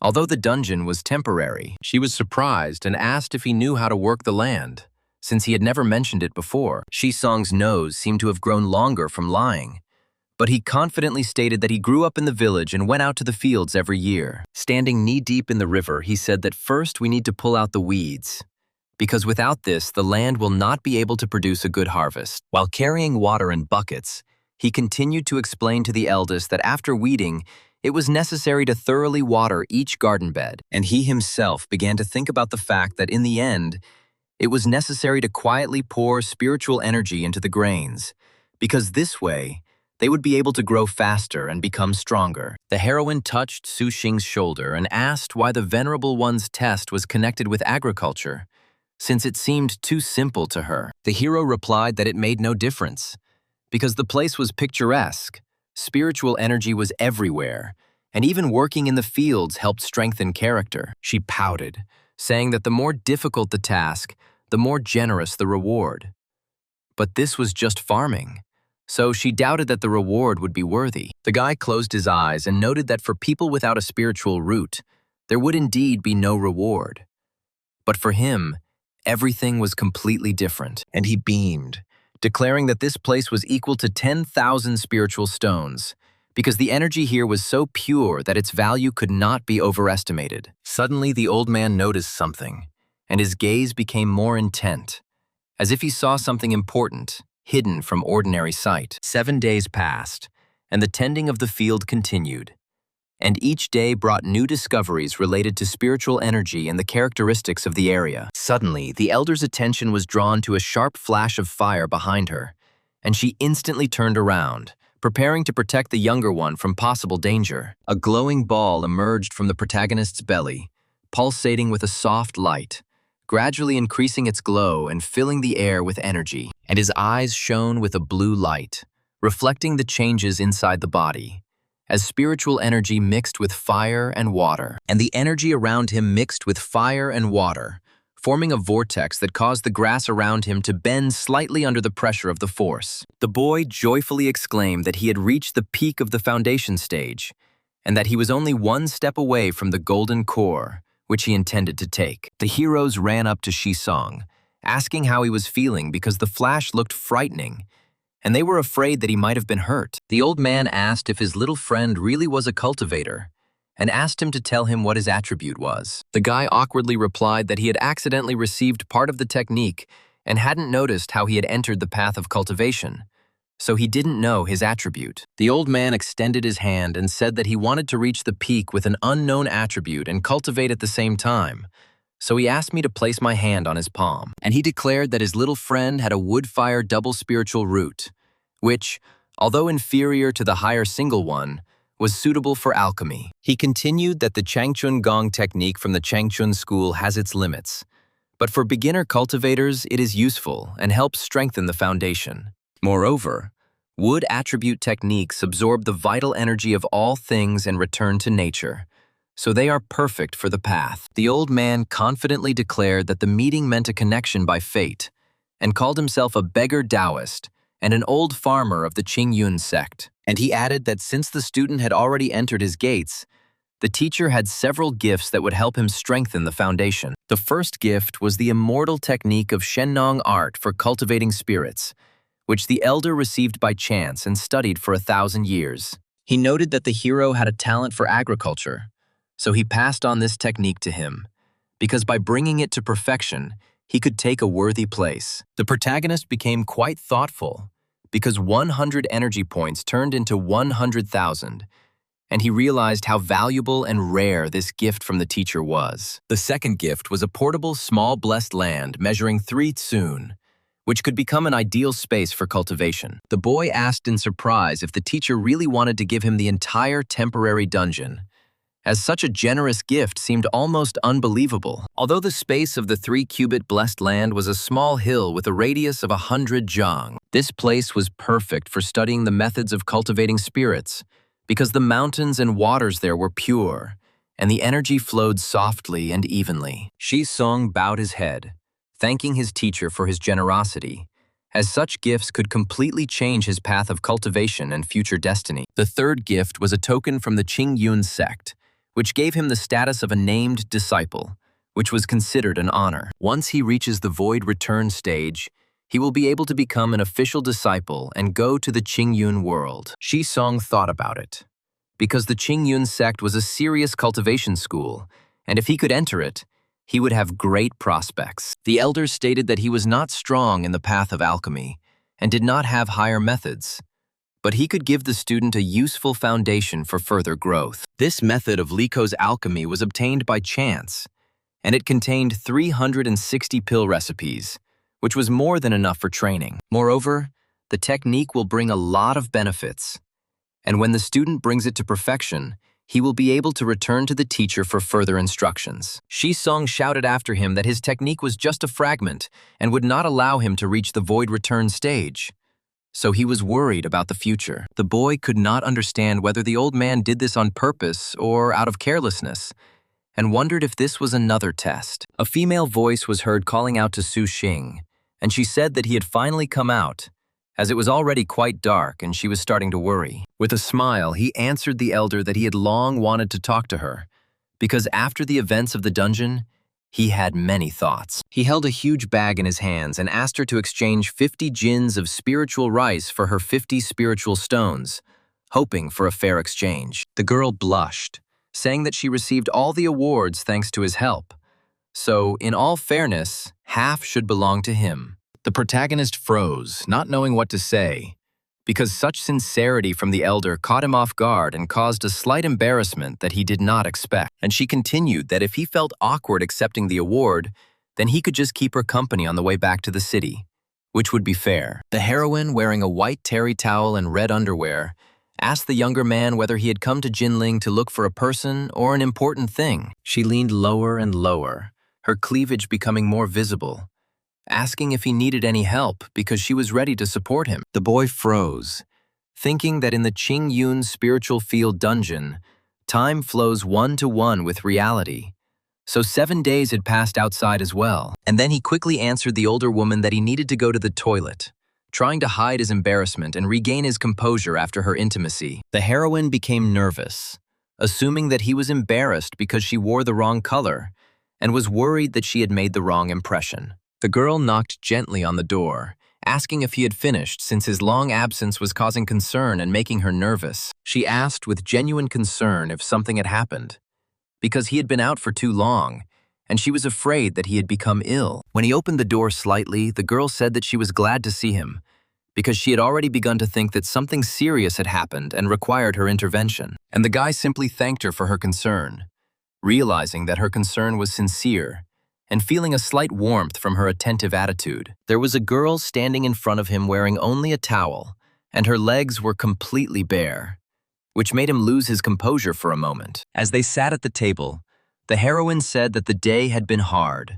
so the younger one should also wash up to relax and recover. The guy replied that he needed to eat first, but she put her hand on his shoulder, hinting that rest was more important and should not be postponed. And she began to breathe more heavily, throwing off the towel, as if deliberately creating an atmosphere of intimacy that took the hero's breath away. And pouncing on the lying guy, she suggested eating later, because now she wanted something different, and she was not going to hide her desires. So Shi Song and Jin Song Shui had another wonderful week in Jinling, completely giving in to passion and enjoying each other's company. The exhausted hero sat on the floor, thinking that the young Jin Chong Shui was much more formidable, since he almost had to chew goji berries. But finally, he was able to continue the simulation, because the rest was over, and now a new stage of the path of cultivation and spiritual growth awaited him. He pressed the button in the system window, starting the simulation, entering the secret dimension of Qingyun, given to him by the teacher for further development. The boy knew that spiritual rice would speed up his cultivation progress, as its properties strengthen the body and accelerate the accumulation of energy. The hero couldn't stop, because the taste of the spiritual rice was divine, and each serving filled his body with strength, making him want more. Every day he entered the portable blessed land of the spiritual field and carefully tended the spiritual grains, strengthening his connection with nature. He became stronger and more robust because his appetite was enormous, and in one meal, he could eat a whole jin of spiritual rice without any difficulty. Song had broken through to the bone-tempering stage, and his body was filled with new strength, allowing him to feel every change within. Lying on the bed, he thought that he had previously cultivated for 3 years before reaching the 5th level of body tempering, and now he had broken through in 1 week. Besides the spiritual rice,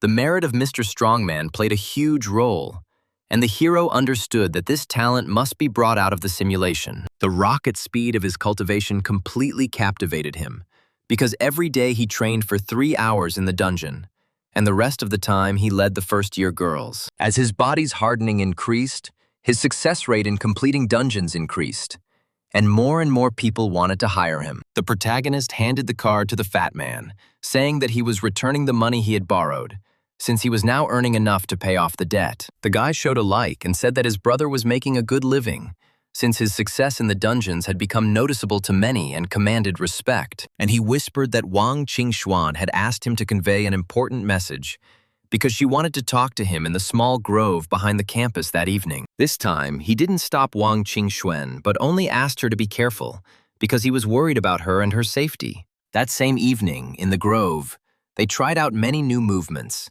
giving themselves over completely to passion and exploring the limits of their capabilities. The guy said that this was the only way he could join the mysterious organization and obtain the full text of the Eternal Spring technique. After Wang Qingxuan dropped out of school, he continued cultivating in the spiritual field because the path of development could not stop. In the 2nd year after her departure, he broke through to the 7th stage of bone hardening, and in the 3rd year he reached the 9th stage, strengthening his body to the limit. In the 4th year, his cultivation reached the great completion of the bone-tempering stage, and after the collision, the hero could no longer break through. According to Shennong's art of cultivating spirits, different spirit plants accelerate cultivation differently, and he needed a plant. Song began to rummage through his things, remembering that before leaving, the teacher had left him the seeds of spiritual plants, and tried to figure out where they were. Finally, he found the small bag he had been looking for a long time,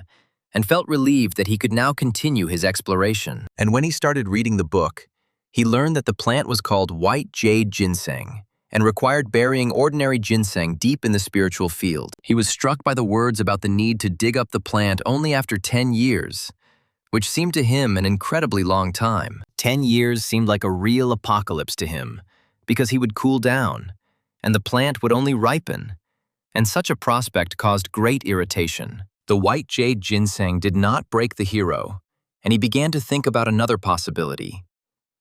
Animals can also become spiritual beings. He caught some chickens and placed them in the blessed land of the spiritual field, hoping to get an unexpected result from the unusual experiment. Qingxuan approached him, saying that she had found a technique suitable for cultivation, called the upper part of the Eternal Spring technique. The protagonist replied that he didn't need the technology, but he had a request and wanted to join her organization without hiding his intentions. She muttered, saying that in principle she could help, since she was a Grandmaster-level master and had the right to recommend newcomers.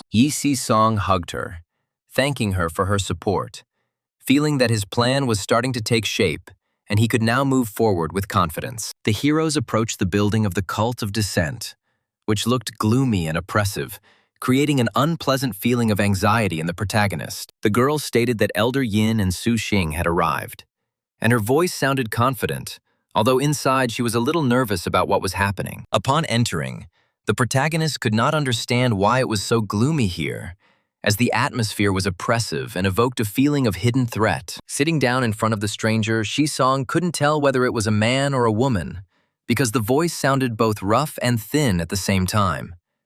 And he was distracted by his friend. The elder began to say that since the hero wanted to join the cult, he must first find out the name and teachings of this place before making a choice. The cult is called the Cult of Descent, and their teaching is to destroy human tyranny, because the world belongs to aliens. They believe that the human race is unworthy of ruling this planet, and only the great aliens are the true gods. He didn't understand whether this was an urban cultivation or a real dark forest, because what was happening seemed strange and frightening. The elder warned that the hero could still get out before it was too late, because joining the Cult of Descent happens once and for all, and there will be no escape. The guy declared that he wouldn't do it, because if it allowed him to obtain the lower part of the Eternal Spring technique, he was ready to give everything to the Cult of Descent. They told him that he didn't need to give everything away, because if he wanted to exchange equipment, he could take on tasks or present various treasures. Shisong pondered,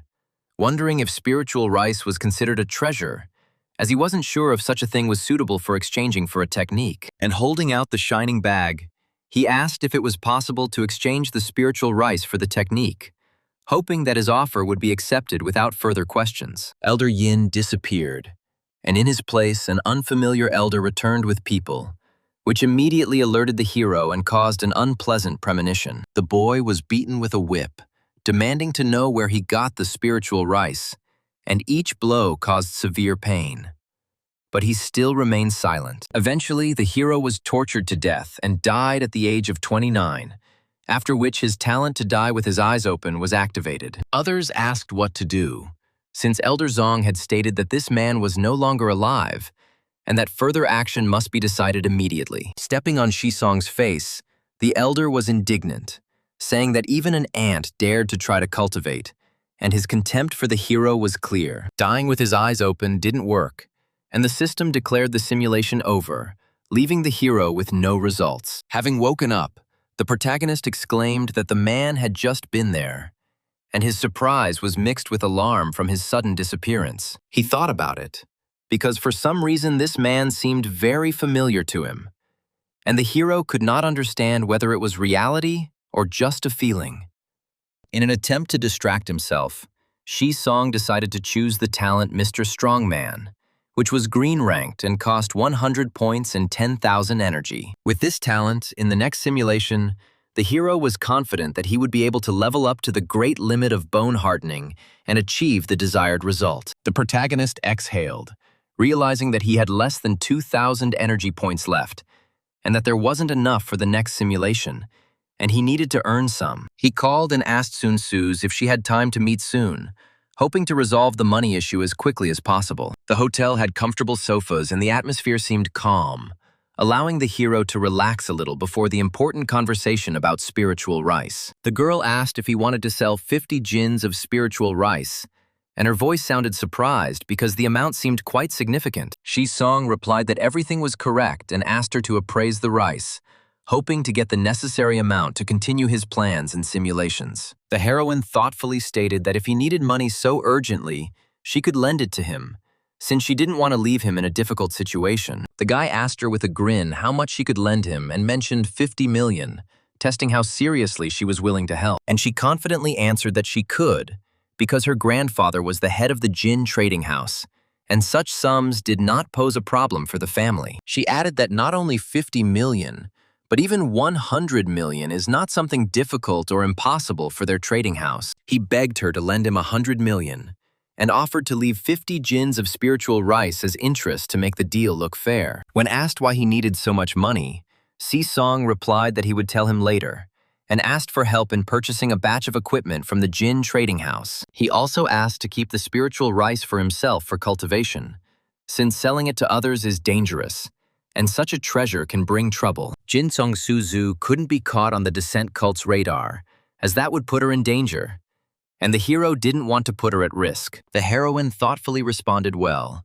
agreeing to help, because she understood that the situation was serious, and she trusted Song enough to support him. The door quickly opened and the hero walked inside, feeling very tired after a long day because he just wanted to rest. An exhausted Song declared to the bed that he had finally returned, his voice sounding as if he could barely stand after everything he had been through. Falling onto the bed, he declared that he was now a debtor with a minus of a whole little 100 million, and such a thought weighed on him. He knew he had to come up with a way to make money, as selling spiritual rice and spiritual chickens seemed risky. And then he stood up, deciding that he needed to run a simulation first, because that was where he could find the answer and understand how to get out of debt. The system announced the extraction of the green talent of inflexibility, and the hero learned that his fortitude was significantly stronger than that of ordinary people. He understood that the purpose of this simulation was to find a way to earn money.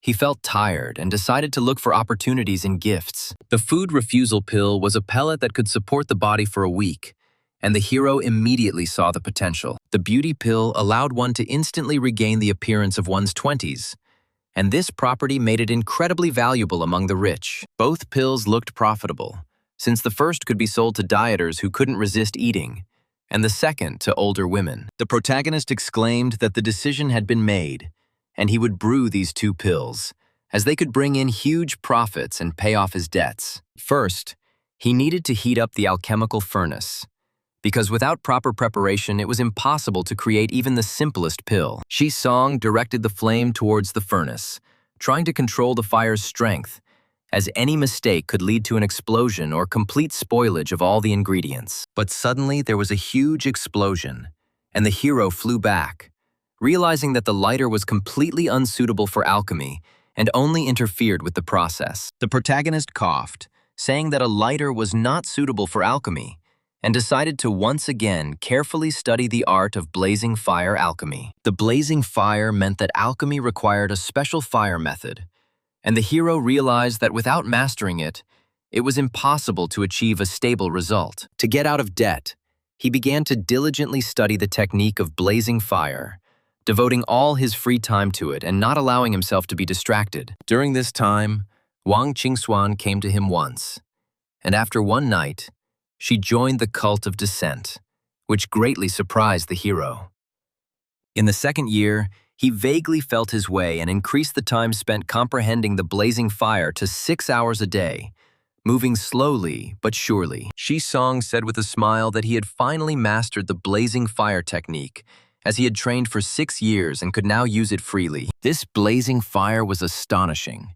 Any living creature that came into contact with it instantly turned into black coal. It seems that it could be used not only for alchemy, but also in combat, since such power gave the hero a significant advantage over his opponents. It will be interesting to see what the pills created with such a powerful technique will be like, as such a combination could produce unexpected results. He concentrated on brewing the pills, and his mastery of the blazing fire became more and more perfect, allowing him to control the temperature. In his 7th year, he attended his younger sister's funeral, and after the ceremony, the hero controlled his emotions and continued studying fire techniques. The protagonist continued to train, and a lot of fire emanated from him, which obeyed him more and more, reflecting his perseverance. He stated that there were no problems with the food refusal pill, and now he needed to work on the more complex beauty pill, which required precision. But the truth was that this thing was much more complicated than he thought,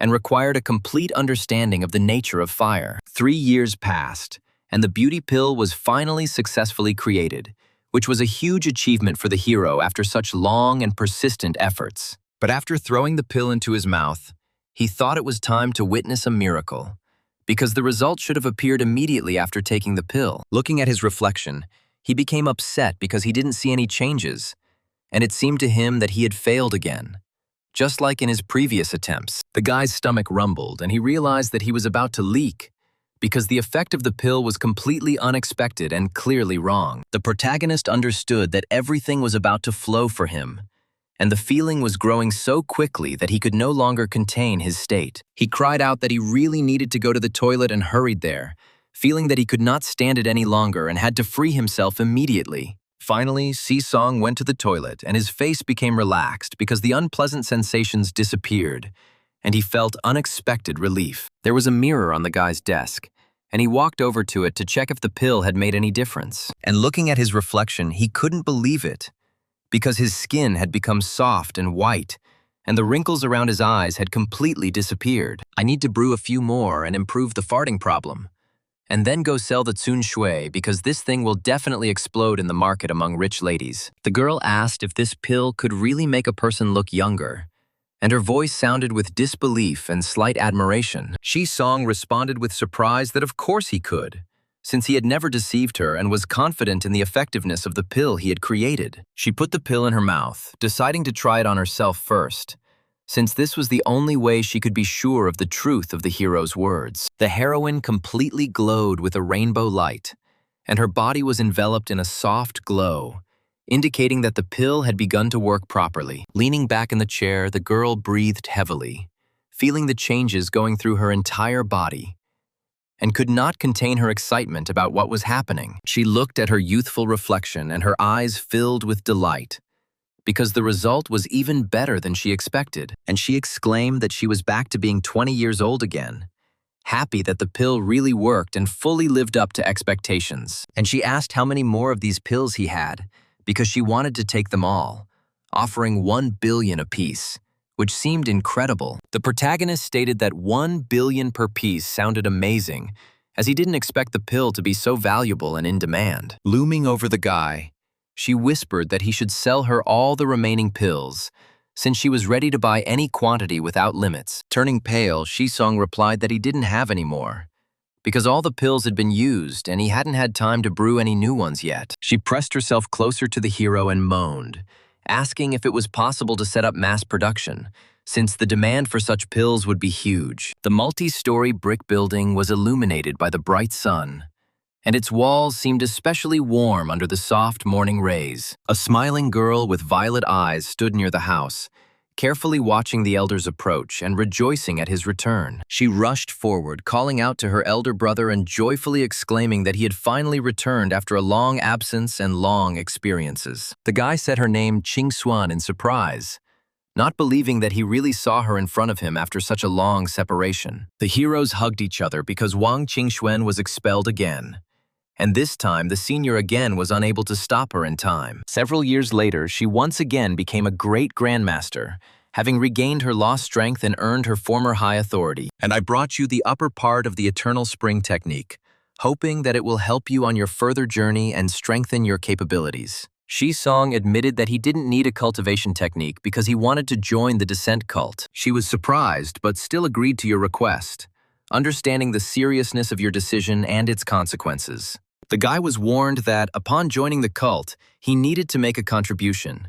And just recently, an important task appeared. Before the man could finish speaking, the girl shouted out that the task was extremely important and that the senior officer should start with the basic instructions. He replied that since this was the man she had brought, she would be the one in charge of him, without any interference from others. Qingxuan was not one to act arbitrarily, so she asked if this task was really that difficult and dangerous. Go to the Demon Suppression Outpost and, in coordination with the demonic races, leak information about humans and their plans. The heroine confessed to Shi Song in bed that this was a quest with a 10 out of 10 chance of death, and she didn't want to lose it. The boy languidly asked Qingxuan why she had joined the cult of descent and betrayed the humanity that had raised her. She said in frustration that she had no way back and was now forced to follow the path she had chosen. And she turned on her side, exposing her bare back, showing that the conversation was over and there was no point in continuing it. Telling him that the elder should go to bed, she promised to take him to the other elders of the descent cult tomorrow. The protagonist understood that in this simulation, he wouldn't be able to open Qingxuan's mouth no matter how hard he tried. He recalled the controversy over ginseng, wondering if the root was made of gold, as the price had risen tenfold without explanation. The seller admitted that he himself did not understand the reason, since demand for restorative medications had grown, and without raising prices, the store could have closed. Could this be connected to the actions of the cult of the descent? Since only in the case of mass casualties would such a huge amount of restorative agents be needed. The protagonist felt heavy in his soul, and at the same time he felt a deep powerlessness, not understanding how to influence what was happening around him. To distract himself, The protagonist began diligently developing a cheaper version of the rich lady's happiness pill, improving its properties. Shi-song grinned, considering himself a genius of alchemy, because even without spiritual ginseng, he could brew beauty pills for mass production. He jumped up, determined to go to Jinling immediately and tell this good news to Changshui without delaying a single minute. "This day has come," the boy said quietly, feeling that something important and fateful awaited him ahead. His blue eyes shone with a bright light, reflecting inner excitement and a premonition of imminent changes in his own destiny. A pale girl lay in a coffin before him, and her stillness made the protagonist's heart clench painfully. Shi-song didn't understand when he would finally figure out the truth behind the end of the world that haunted him in every simulation. A masked face appeared behind him, screaming, "Traitor!" and the scream pierced the silence, causing the protagonist to flinch. The protagonist turned around in fear, not expecting to see such a frightening image that appeared as if out of nowhere. Elder Zong reached out his hand towards him, his gaze full of suspicion, as if he had been waiting for this moment for a long time. The voice declared that the protagonist was indeed a man sent by the Jin family, and the accusation sounded particularly heavy. The system declared the protagonist dead, and the current simulation ended, leaving many questions unanswered. He was offered rewards, and he began to bite the cloth, tormented by the choice, since both inflexibility and the technique of blazing fire were equally desirable. The protagonist was indignant, demanding justice, because he wanted to take 2 awards at once, not wanting to give up either one. And suddenly everything came true, and Shi-song began to think, suspecting that he possessed a hidden talent that allowed his wishes to come true. Ding! The life simulator has been updated, and the protagonist must choose resilience and understanding of the initial level of the blazing fire technique. Looking at the bag, the protagonist sighed, realizing that there was never enough money, no matter how much he had at his disposal. Shi-song made a call and calmly asked Kun Shui when she could pick up 20 jins of spiritual rice from the capital.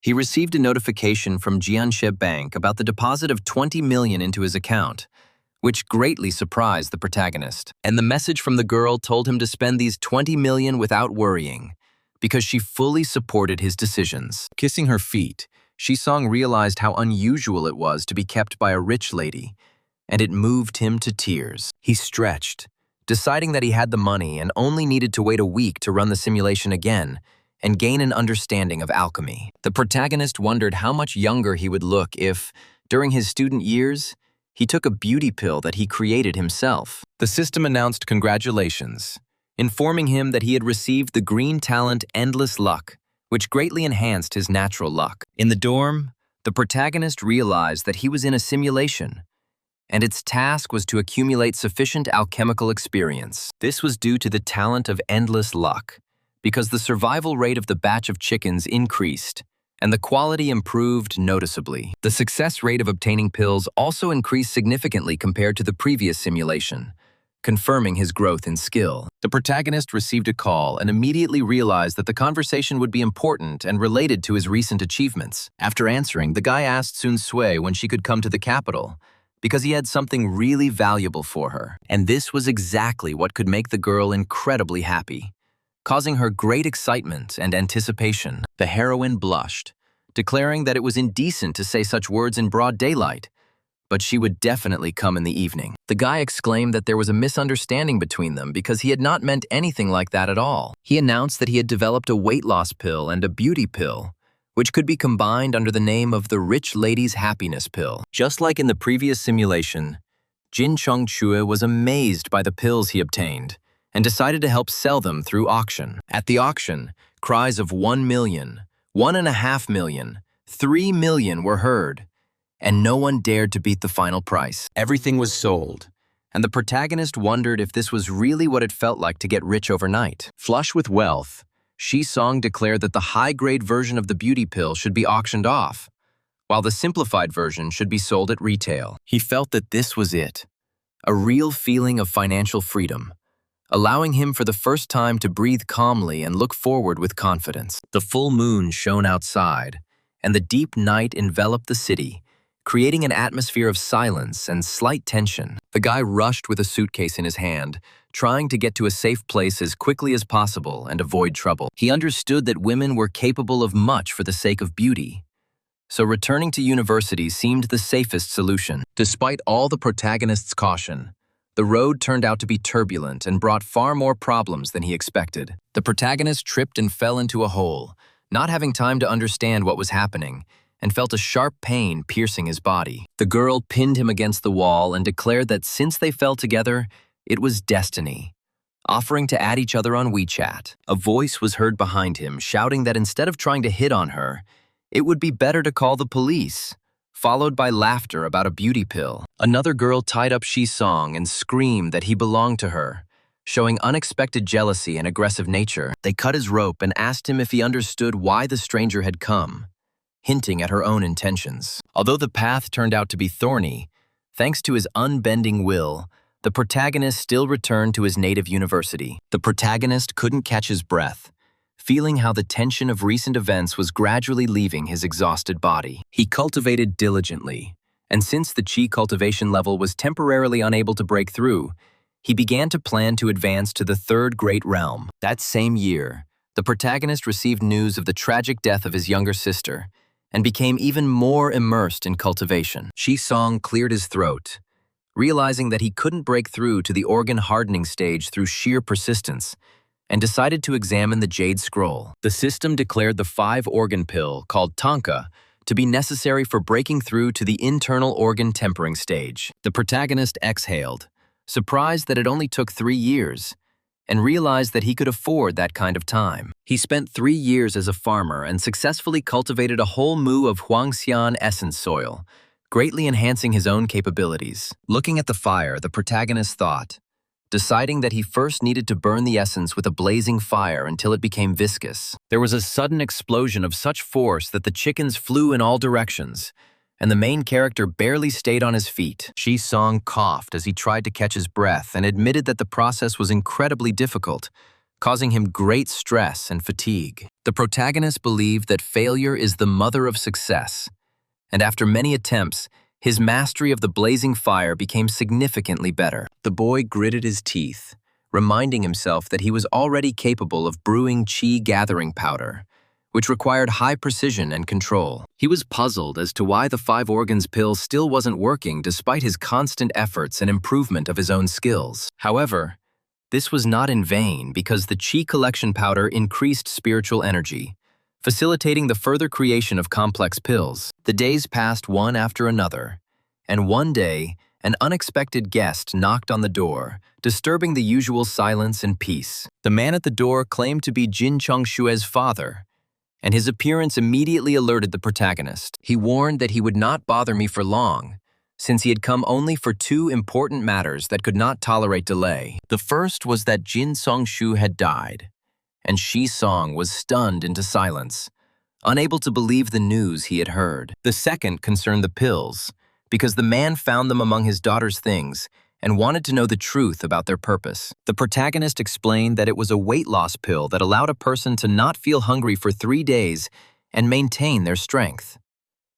The man exclaimed, asking how many of these pills were left, and declared that he was ready to buy absolutely everything without exception. The protagonist admitted that there were only a few pills, but he could make new ones if he heard the true reason for the request. The man exhaled heavily and said that the hero is also part of humanity, so he must know the hidden truth of what is happening. He said that the situation of the human race at the demon suppression outpost was deteriorating, with a particular shortage of experienced fighters. He explained that the weight loss pill allows grandmasters to go without food for 3 days, saving time for continuous battles. Song froze, realizing that the situation of humanity was so dire that there was no time left even for food. He briefly agreed to make the necessary pills and told me to come for them in 3 days, without delay. The protagonist became lost in thought, trying to understand what was happening at the demon suppression outpost and why people were going there to certain death. Song's intuition told him that this was a great opportunity to find out the truth,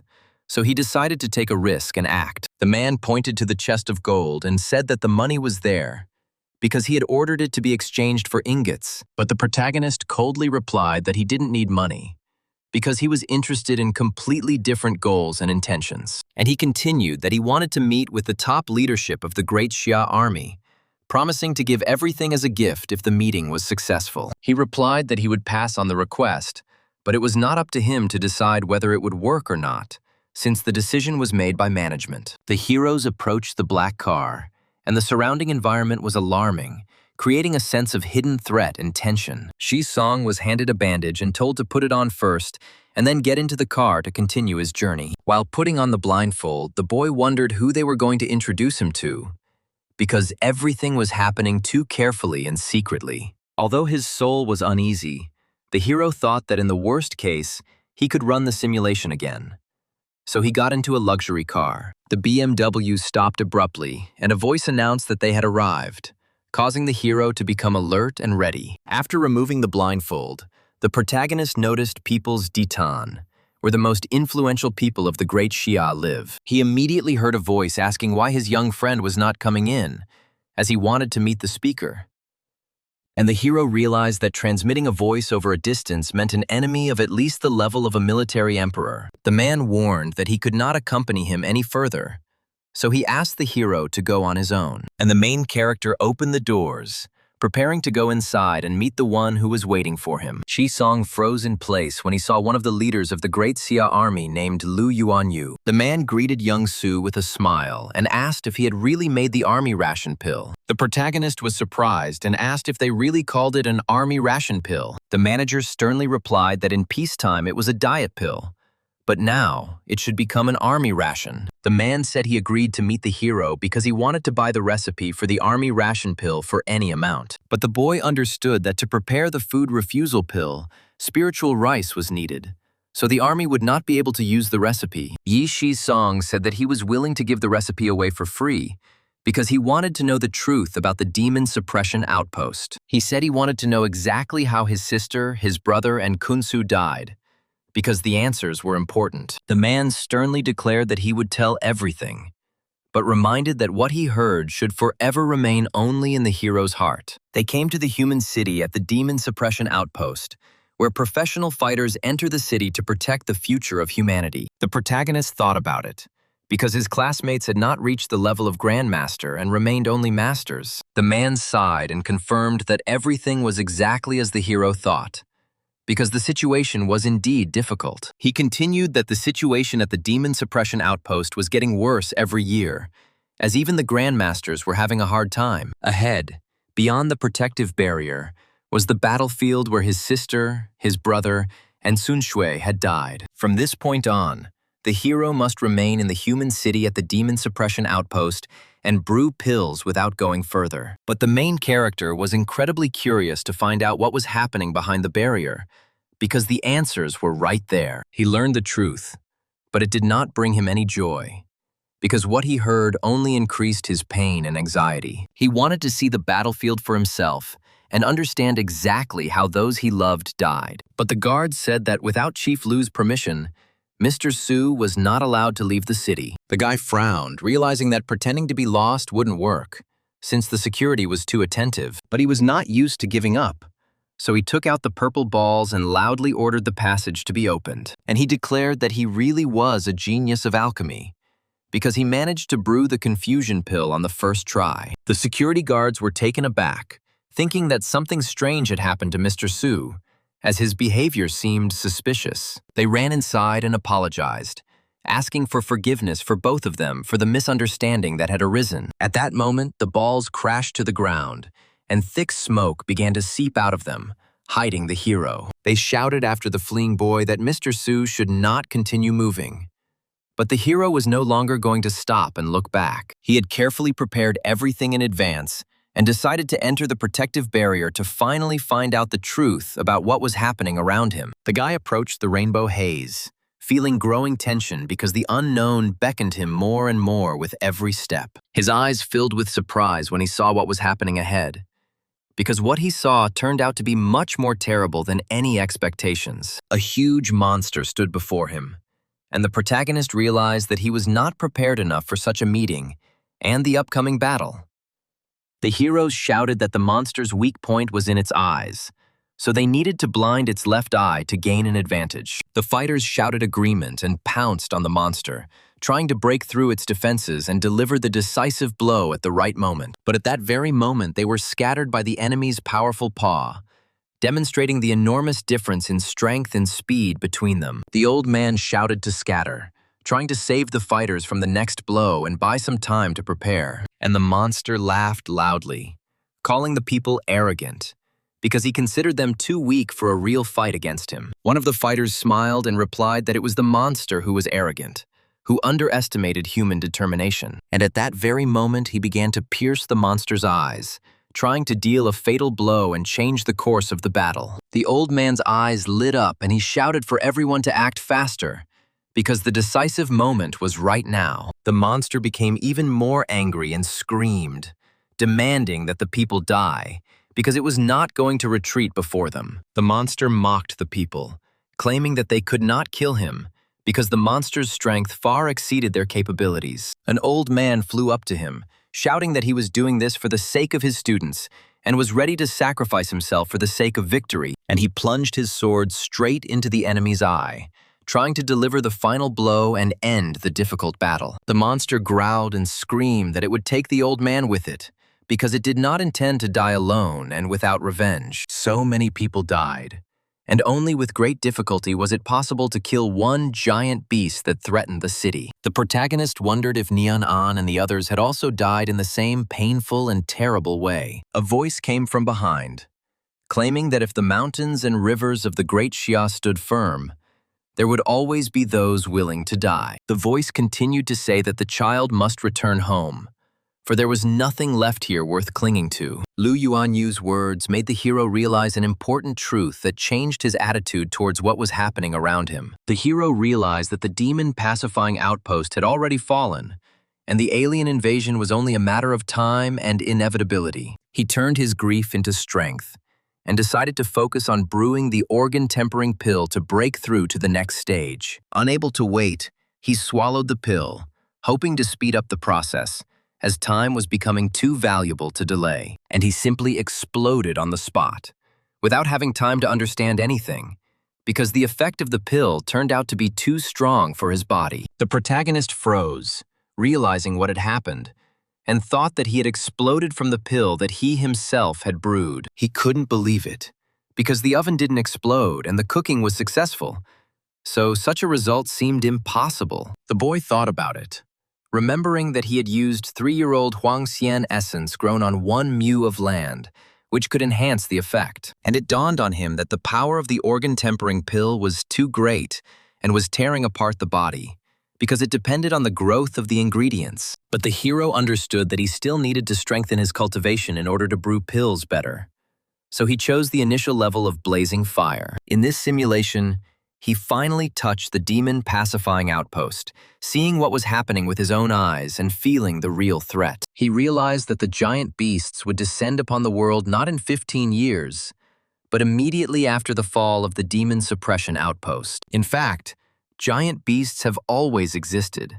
They were simply kept outside the demon suppression outpost for many years. The hero thought that it would be good to have another 15 years, because he could do a lot, although hundreds of simulations might turn out to be useless. The girl's eyes lit up when she noticed that her dark circles and fine wrinkles had completely disappeared after the pill took effect. She looked in the mirror and said that she now looked as if she were only 20 years old, which seemed incredible. Song said that the official name of this pill is the beauty pill, but he calls it the rich lady's happiness pill. A notification came from the phone, announcing that 1 billion had been deposited into Huafubao, confirming the successful sale of the pill. The heroine said that she would take everything he brought and ordered him to calculate the cost at 1 million per pill, promising to pay extra if necessary. Song shed tears, because for the first time in real life, he felt like a celestial dragon, capable of influencing his own destiny. But the guy warned that it wasn't a matter of not loving money,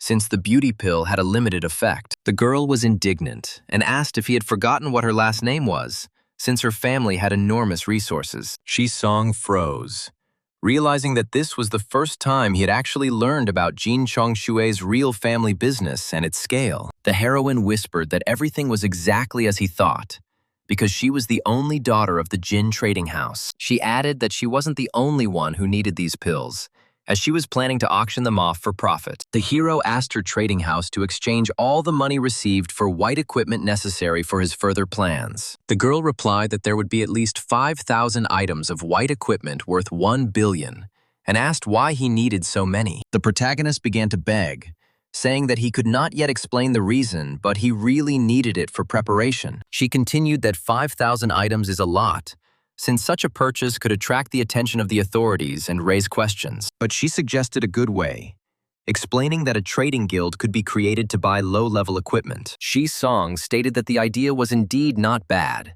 and said that their new guild would be called Tarot, emphasizing the seriousness of their intentions. A slight blush appeared on the heroine's face, and she cleared her throat, trying to hide her embarrassment and remain calm. And then she moved closer and put her hand on the table next to the guy, showing the seriousness of the conversation and trust. And sitting closer, she said that the matter had already been decided, so they needed to discuss next steps and distribute responsibilities. Quickly running away, he shouted that he was entrusting the creation of the guild to Tsun Shui, and that he himself would first return to the university for preparation. The door slammed, and the girl only managed to shout at him to wait.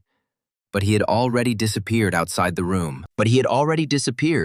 And she became indignant, saying that the same thing happened every time, because he took advantage of her help and ran away. In the dorm, Shi Song was thinking, because after the system update, a new immersive simulation function appeared that he could try out. The system reported that the hero had received the green talent of majestic appearance, which allowed him to look impressive and attract girls. Shi Song showed his middle finger, considering the talent useless because the world was about to end, and no one was going to return his money. Continuing with the previous story, the hero recalled his death from a pill explosion and realized that the quality of the ingredients determines the safety of training. Looking at the root, the protagonist decided to reduce the potency of the medicine by half, hoping to avoid the previous dangerous consequences and unpleasant mistakes. He trained his body daily, farmed, raised chickens, earned extra money by leveling up, and sent Wang Qingxuan to the cult of descent. Eventually, the hero again reached the great completion of the bone-hardening stage,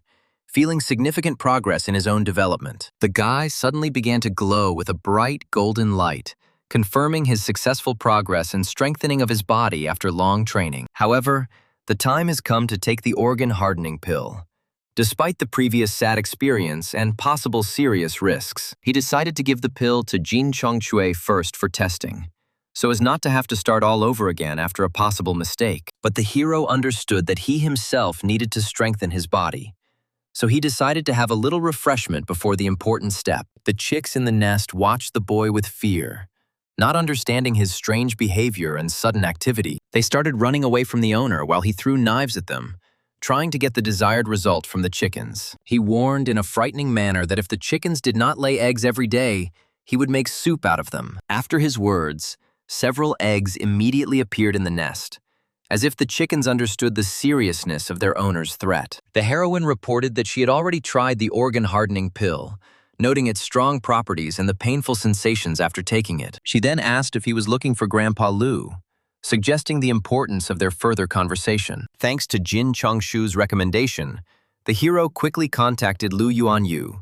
who was interested in the enhanced organ tempering pill. He wondered if the army's soldiers, along with the powerful pill, would be able to survive the coming wave of the apocalypse. Having fulfilled his wish, the hero focused on eating the eggs of the spiritual chickens, striving to strengthen his body as quickly as possible. He hoped to reach a level where he could safely take the organ-tempering pill without risking his own life again. One day, while the hero was seriously frying a chicken, he suddenly heard Jin Chongshue's voice calling him from the portal. The voice came from the portal, and the girl asked if he was nearby and could come over immediately. The guy entered the portal, shouting loudly that he was already on his way, trying not to delay the girl and not to create problems. He pulled the door handle, carefully opening it, not understanding what exactly awaited him on the other side of the threshold. And he screamed, seeing a strange picture in front of him, completely not understanding what was happening around him. The girl, quickly approaching, said that there was no time to explain, and demanded that he follow her immediately. She grabbed Shisong's hand and pulled him along,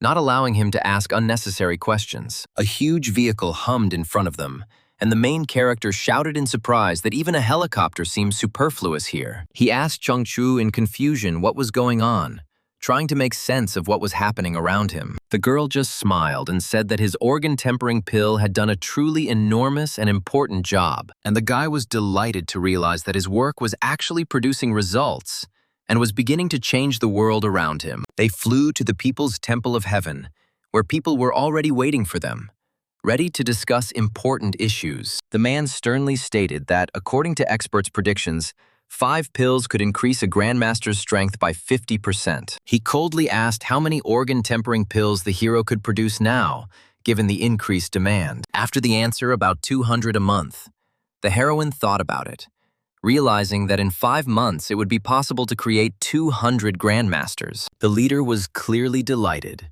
because for the great Xia and all of humanity, such a strengthening would be a huge achievement. He stated that he was willing to grant the hero 3rd-rank privileges if he provided a stable supply of pills. The girl was surprised because even Grandpa Lu was only 2nd rank, which made the offer especially significant. She added that 3rd-tier privileges are enjoyed by only a few hundred people, almost all of whom have sacrificed themselves. Shi Song replied that he wanted to know if there were dungeons in the world related to cultivation and ancient abilities. She asked with a smile if he meant the Qingyun spiritual field, which they had already visited once. The man stated in surprise that such dungeons exist only in documents, but their exact coordinates are unknown. The protagonist bowed down and said that these materials were extremely important, promising to produce the pills conscientiously. He noted that there were probably more cultivation dungeons than just Qingyun, and each one could hide unique abilities. 3 days later, a tall stack of documents, collected specifically for the hero to study, already stood in the office. The heroine warned that she was going to Taro, and he should carefully study the materials provided. Shi Song exclaimed that he had finally found what he needed, and asked the system to spend 100,000 energy on the simulation. The system reported that 100,000 energy had been spent on a 1-hour immersive simulation, leaving 407,000. The protagonist poked at the document in surprise, realizing that he was already inside a simulation that resembled another world. Then he saw the envelope marked Top Secret, wondering what exactly could be considered so important. The system announced a multitude of codes, and the protagonist carefully watched the messages. Dangerous, legendary, or Saint Master level characters may appear in the dungeon, so a group of 5 high-ranking fighters is recommended. What especially surprised Shi Song was that among them, there had to be a leader who was an expert at the level of a martial emperor. He reasoned that 7 heavenly king-level fighters and 2 martial emperor-level fighters had died here. It's no wonder that cultivation-related dungeons are never shown to the general public. The Blood Demon Cave had a 4-star difficulty, and upon entering, the hero appeared next to a sect, from which he had to immediately flee. The Blood Demon sect disciples inside the dungeon were bloodthirsty, and would not hesitate to pursue any fighters who dared to enter. These students had special artifacts that allowed them to track the exact location of fighters, making escape virtually impossible. Shi Song read carefully and realized that if they were pursuing indiscriminately and tracking the location, then entering meant almost guaranteed death. He froze, because if someone could bear such information, it meant that at least one person had managed to survive. Sweat poured down his face, and he hurriedly asked to be given the opportunity to take a closer look at the source of this information. The source of information about the dungeon turned out to be Xiang Shu, who left a note on April 26, 1978. The protagonist thought that such a strong fighter would probably be alive until the apocalypse, so he needed to find him in advance and find out how to get through it. But right now, he was only a small foundation stage cultivator, so he couldn't even dream of such a dungeon. He wondered if there were any dungeons that were truly suitable for his current level of development and capabilities. He found information about the Luotian Gathering, a dungeon of cyclic time where only one fighter could enter at a time. This day was called the 1st of January in the Poshian calendar by the cultivators inside the dungeon. The fighter would invariably be transported into the body of a foundation stage cultivator named Luo Xiaochuan and experience everything that happened to him that day. Shi Song continued reading and learned that, apart from his memories, the fighter could not take any items out of the dungeon. He abruptly closed the book with a slight smile, because he realized that such a dungeon could be visited for the sake of a cultivator's valuable memories. And he said that this dungeon could be visited because although the items could not be taken out, the cultivator's memories sometimes become the most valuable treasure. The difficulty was only 1 star, even lower than the Luotian gathering, so the hero felt confident in his abilities. Also, due to the lack of a cultivation item called spiritual stones, almost all cultivators remained at the chi refining stage. The 3 great sects inside the dungeon possessed an ancient heritage of cultivators and preserved some cultivation methods. The protagonist exclaimed that the cultivation methods were perfect for his research, which was exactly what he was missing right now. Could it be that the Descent cult's eternal spring technique really came from this dungeon? He wondered with growing interest. The system announced that there were 10 minutes left until the end of the immersive simulation, so he had to use the time as efficiently as possible. 10 minutes passed too quickly, and he was surprised that even the system turned out to be faster than his own expectations. On the phone, the guy told Chief Lu that he urgently needed the coordinates of the Law-Ending Era dungeons and the Luotian meeting. The man replied that he could provide the coordinates of the Law-Ending Era, but the Luotian meeting had closed 3 years ago. Shi Song thought that in the simulation, the Luotian meeting had already ended, but in reality it still existed. So he asked for both options. Those 100,000 energy were well spent, as the coordinates didn't take up any reward slots and provided enormous benefits. The system announced that there were 10 seconds left in the immersive simulation and asked if he wished to exit. Lying on the bed, the guy stretched, because he had finally returned from the simulation and felt slightly tired. He grabbed his phone because, while his memory was still fresh, he needed to quickly write down the received coordinates. These 2 dungeons were considered easy, but in the Law-Ending Era, there were still ancient cultivators who posed a serious threat. After receiving the coordinates from Lu Yuanyu, he focused on alchemy, deciding to temporarily put aside his exploration of dangerous dungeons. The protagonist thought that chi cultivation was still at the great completion of the foundation stage, and physical strength alone was not enough. Perhaps his cultivation method was incorrect, so he should relearn the technique left behind by the sage Qingyun Zi. In order to break through to the golden core, spiritual energy had to be concentrated in the dantian. But the concentration of energy in the secret realm was too low. He needed to come up with a way to quickly gather a large amount of spiritual energy, because without it, a breakthrough would become completely impossible. He remembered a certain origin nourishment pill, the main ingredient of which was a rare origin nourishment herb that grew extremely slowly. And so he finally found the necessary artifact in the form of a purple sprout, which allowed him to begin making the necessary alchemical pills. The unbending will talent was activated, and after several years of countless failures, he was able to produce 5 furnaces of low-grade pills. The origin replenishment pill was different from the organ tempering pill, as the latter acted roughly and could cause serious harm to an unprepared body. But the origin nourishment pill was much softer, so even chi refining stage cultivators could take it without any harm. This spiritual energy seemed practically endless, filling the hero's body with a power that far exceeded his previous capabilities. Even its quality turned out to be several times higher than before, which made the cultivation process much more efficient and stable. Although his cultivation remained at the grand finale foundation stage, the hero's strength had increased at least several times thanks to the new pills. As expected, the path of cultivation required constant experimentation, as this was the only way to find a truly suitable development method. If things continue like this, after breaking through to the golden core stage, his strength will become comparable to that of an ordinary master. Then he would be able to set out to explore the dungeon of the End of Law Era, a task that had previously seemed completely unattainable. The 12th year brought a sense of stable cultivation, and the hero had a premonition of an imminent breakthrough to the golden core stage. So he spent 3 months and crafted over 100 origin nurturing pills, meticulously preparing for the major breakthrough. Shi Song stated that his spiritual energy had never been so full, and he felt an extraordinary power within his body. It felt as if a dried-up stream had finally turned into a full-flowing river,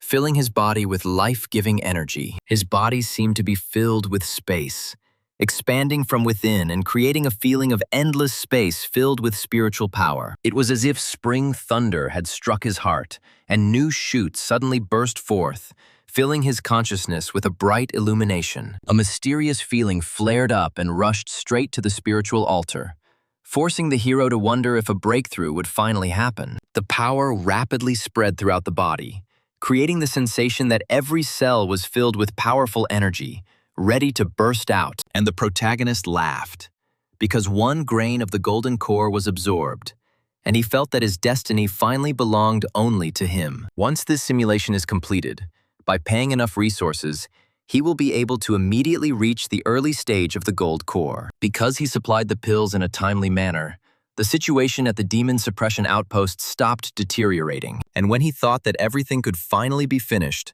a loud cry of a man was heard from behind, reporting a serious problem related to Zhang Shui. He stated that she had suffered severe injuries and that she would not be able to fully recover without 1 or 2 years of rehabilitation. Jin Zhang Shui's injury made him realize that the revolution was not yet complete, so he needed to continue trying and strengthen his own strength. The protagonist handed over a piece of paper and asked Chief Lu to prepare the necessary medicinal materials. In addition to the medicinal materials, he also asked Lu Yuanyu to find people who could make more than 1,000 alchemical furnaces. The medicinal pills they provided significantly reduced the pressure on the front lines, allowing the fighters to hold their positions and recuperate. In the 15th year of the simulation, the commander approached him, wanting to convey important news that could influence the further development of events. He stated that the demon pacifying outpost had fallen, so the protagonist had to leave immediately to avoid dying in vain. Shi Song was indignant, because he forgot about sleep and food while brewing pills. But he was only able to postpone the end of the world by 1 month. Turning pale, he asked the chief how it was possible to defeat these demonic creatures that were destroying everything around them with frightening force. The man exhaled and said that only a real miracle could save the situation, since there was no other way out. And then he continued that someone special must appear among people who is capable of changing the course of events and stopping the catastrophe. He said that a warrior of the true god level was needed, because only such a force could withstand the impending destruction of the world. A huge monster's mouth appeared near them, and Si Song shouted, asking what the commander was going to do in such a situation. And the commander told him that he had to find a place and hide, because the commander himself was obliged to stand his last watch. And he continued that he would share the fate of the great Xia, since a soldier cannot retreat even when there is little hope left. The man screamed, demanding his life, as rage and despair filled him as the monster drew ever closer. It turns out that no one gave up until the very last moment, and every fighter continued to fight, despite the hopelessness of what was happening. It turns out that before the giant beasts devour the entire world, many fighters are still desperately fighting, protecting people until their last breath. The monster's eyes glowed a bright red light, reflecting its rage and madness, which pressed down on all the surrounding fighters. And he swirled in the sky like a whirlwind, creating a powerful stream of air that instantly upset the balance of all the soldiers around him. Throwing all the soldiers away from itself, the monster demonstrated monstrous strength, leaving no chance for the people to get closer. The metal rolled across the ground, leaving a light trail of dust, as if reminding us of the fallen heroes who fought to the end. Having picked it up, the protagonist thought about the appearance of a warrior of the level of a true god, because only such a power could change the fate of the world. Since the end of the world was already near, he decided to hide in the spiritual fields and try to survive the impending catastrophe. The dragon roared with great force, and its roar pierced the space, causing the hero to feel the air around him tremble. The guy began to quickly open the portal, hoping to escape before the monster destroyed everything around him with its rage. This giant beast did this on purpose, and the hero felt that his ears were about to burst from the monstrous pressure. That's why he decided to teleport, because staying in place meant certain death under the blows of the unstoppable creature. But the system announced that he had been sucked into the spatial flow and torn to pieces, after which the simulation ended. He thought that the majestic appearance was useless, so it was imperative to take the cultivation of the golden core, as well as the experience of alchemy. He decided that he would also gain experience, because in the future he would still need to brew various useful pills in many places. Ding!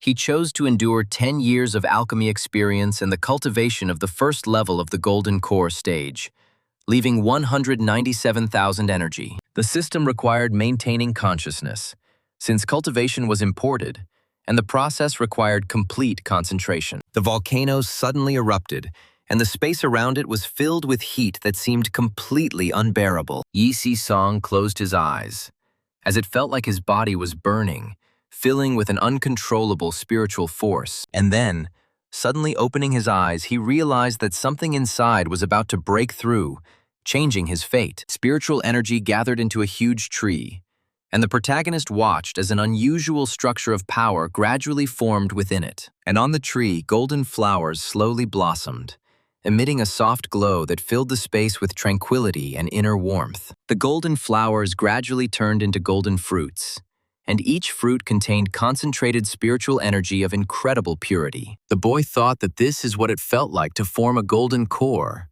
because the feeling was pleasant, joyful, and almost intoxicating. The system warned him not to get caught up in the feeling, but to focus on forming the golden core, which required his full concentration. Then the protagonist began to cultivate seriously, directing spiritual energy into the body and keeping his consciousness in a state of absolute clarity. A golden light seeped from his eyes, reflecting the internal changes that were occurring in his body during the formation of the golden core. A golden core began to glow in the area of the abdomen, gradually rotating and filling the hero's body with powerful spiritual energy of extraordinary density. A blue glow appeared before him, gently swaying as if reacting to the process of the golden core forming within his body. Si-song began to spin in the air, shouting as it felt like a vortex of spiritual energy was completely engulfing his body. He understood that even a gold-level fighter would have a hard time withstanding such a force, so he needed to urgently control the process. The golden core stage vortex was incredibly powerful,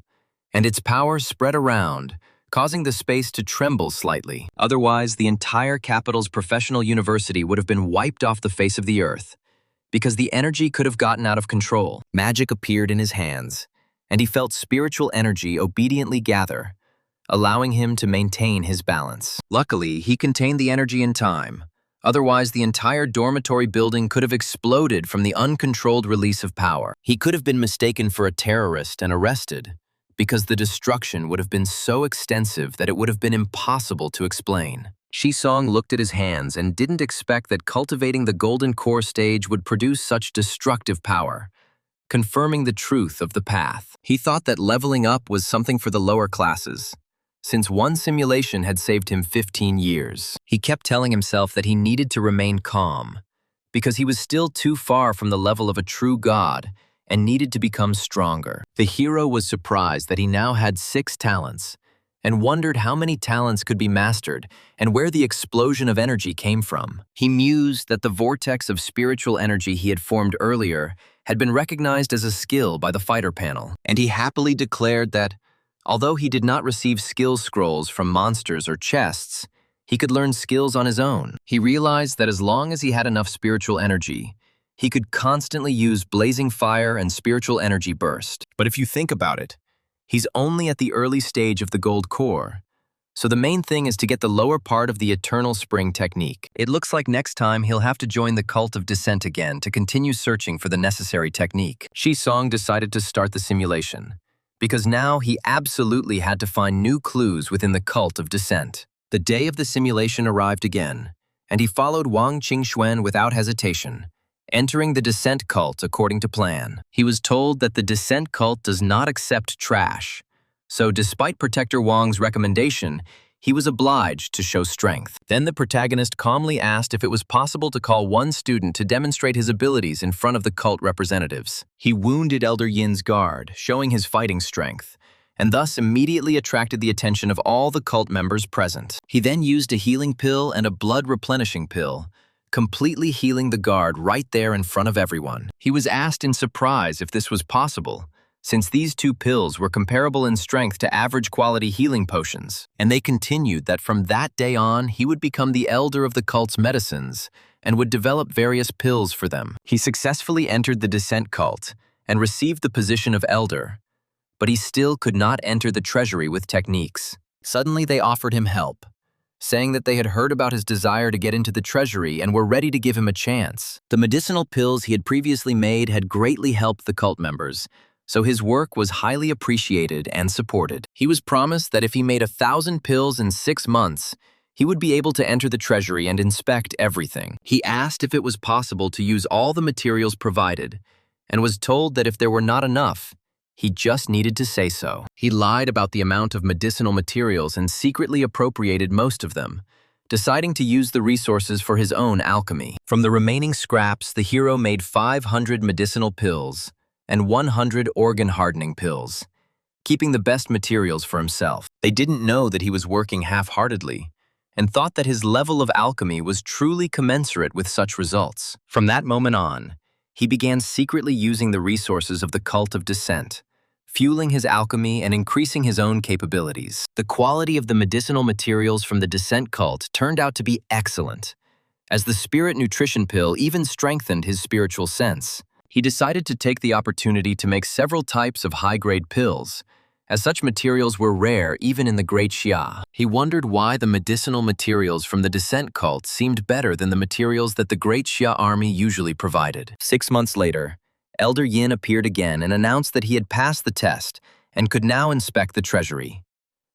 Looking around, he wondered if this eunuch was trying to set him up again, because the situation seemed suspicious and strange. He laughed nervously, because the treasury was supposed to be inside the cult, and he didn't expect to hear anything unusual. They answered him that no one had said that the treasury had to be a building located specifically in this world. The protagonist froze, because he realized that they were talking about another space, and began to suspect a connection between the treasury and the dungeon. It is true that the cult's treasury was not in this world, but inside a dungeon hidden from ordinary people. Song realized that this was why the members of the descent cult were considered traitors, because they did not come from this world at all. The hero asked if the dungeon could disappear at any moment, and if they were afraid of losing the treasures along with it. Hearing no answer, he showed his middle finger and thought that this pretend eunuch simply did not want to explain anything. He exclaimed that he wanted to exchange 1 hour of immersive simulation, deciding to act independently and not wait for prompts. And he heard that he was going to spend 100,000 points on an immersive simulation lasting 1 hour,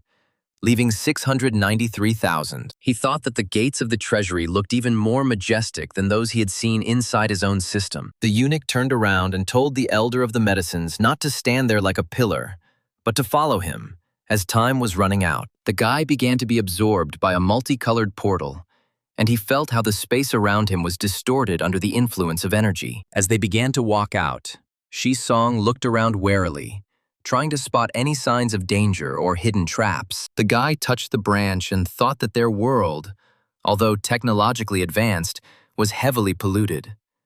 But here everything was completely different. The eunuch turned around and asked if the medicine elder would like to join their nature faction, following her beliefs. He explained that the cult of the descent had existed for nearly 1,000 years, and during that time, 3 different factions had formed within it. And he explained that the fanatical faction was made up of madmen who worshipped the Great Lord and dreamed of sacrificing themselves. Song snorted and said that these were simply radicals who considered the very existence of humans to be original sin and unacceptable. He added that the coexistence faction represented cowards who hoped that the master race would allow part of humanity to survive. The eunuch declared that such hopes were naive, since humans and non-entities had no right to coexist with the great master race. He noted that the coexistence faction at least retained humanity, but their softness made them completely useless. He remembered that he had run numerous simulations and was always devoured by giant beasts, so the faction's hopes were meaningless. Then the eunuch beamed and said that the nature faction strives to get closer to the primordial side of the world,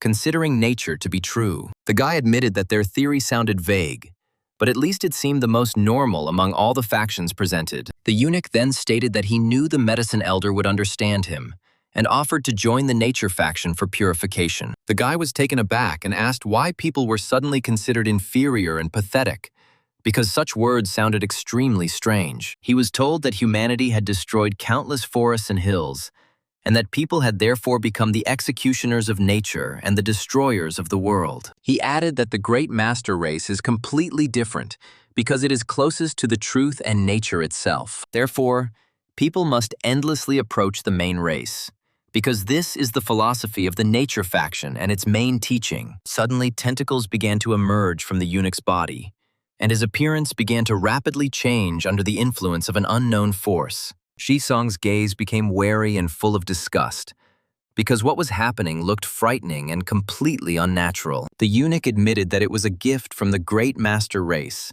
as he had already modified almost 1/5 of his body for strength. He listened in fear as the eunuch offered to join, claiming that Lord Yin's body possessed boundless power and strength. The hero tried to catch his breath and thought that the nature faction also had mental problems, as if the cult of descent were a hospital. He continued to say that if the medicine elder joined them, he would report to the organization and select the ideal body of the master race. But the guy changed the subject and asked where the treasure was, because it was time for them to move on further along the path. He speculated that the separate world within the world might be a secret cultivation realm hidden from ordinary people. The protagonist was surprised by the amount of treasure, because any item here could buy an entire country without much effort. The eunuch chuckled and said that this was just the tip of the iceberg, because the cult of the descent possessed much greater wealth. He reported to Protector Long that Su Xing had recently been promoted to cult elder and had come to select a suitable treasure. The boy was amazed and asked if everything around him was really gold, because the glow looked incredibly bright. The eunuch stated that the truly valuable items were the equipment, ancient books, and heavenly treasures for which the cult's treasury was famous. Shisong turned pale, realizing that in addition to the giant beasts, the Great Xia also had such a powerful enemy as the Descent cult. The protagonist stated that he would like to look through the section of ancient books, hoping to find rare cultivation techniques among them. They came to a shining room, where the walls were lined with shelves filled with many ancient and unusual books. Shisong was surprised because there were so many books here that he didn't know where to start looking. He began searching through a section of ancient books, hoping to discover among them the highest cultivation techniques hidden from ordinary people. After reading one annotation, he suddenly splashed out water, because the content of the book turned out to be completely unexpected and strange. It talked about the story of Elder Feng Yue and his 108 boyfriends, which sounded extremely ridiculous and absurd. The second book described how to practice dual cultivation with a Taoist partner and a Heihuan sect elder. The boy wondered if the cultivation in this dungeon was serious, because the content of the book seemed more vulgar than useful, and he decided that it was still worth looking further, because among the many lines there could be something truly valuable hidden. Then he sighed, realizing that the book turned out to be ordinary travel notes, although the title seemed too scandalous and loud. The guy just snorted, showing that he had hoped in vain for a favorable outcome and had no intention of changing his mind. But suddenly his attention was drawn to the character core condensation method, which compresses spiritual power and embeds it into the golden core. The eunuch asked if the medicine elder really wanted to cultivate, since there was no spiritual energy in their world. The protagonist stated that although he was not destined to enter the path of immortality, he wanted to create more and better pills. The eunuch was amazed and said that the medicine elder really had a very high spirit and strong determination. He asked if there was a lower part of the eternal spring technique, since the upper part had already brought him great benefit. They told him that the lower part was available, but it would cost him 100,000 contribution points, which he didn't have enough of. Most of the cultivation techniques are in the possession of the fanatical faction, who are as obsessed with cultivation as he is. Shisong wondered if they were really as obsessed with cultivation as he was at the moment. He wondered if the people from the fanatical faction could also cultivate, and if they were the same cultivators. The profession panel says that only he has the cultivator profession, which means the fanatical faction is not from this world. The eunuch invited the Elder of Medicine to look at the section of heavenly and earthly treasures of the cult of descent. 100-year-old blood ginseng was the main material for making high-quality blood replenishment pill. The 50-year-old yang-returning herb served as the base material for a pill that could restore strength to a dying person. There was also a 200-year-old long yuan grass and a 500-year-old zixin flower, extremely rare materials. The boy was amazed,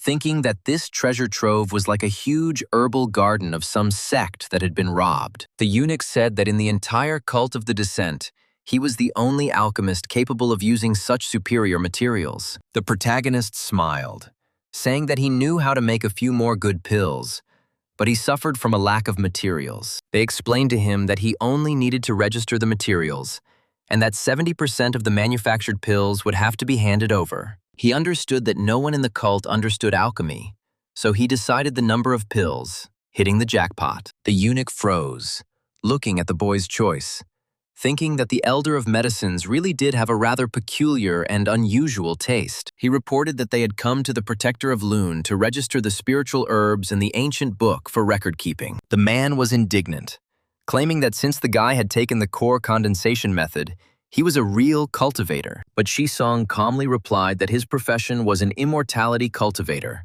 and he only knew how to brew various pills. He pointed to the book and stated that the guy was a golden core stage cultivator.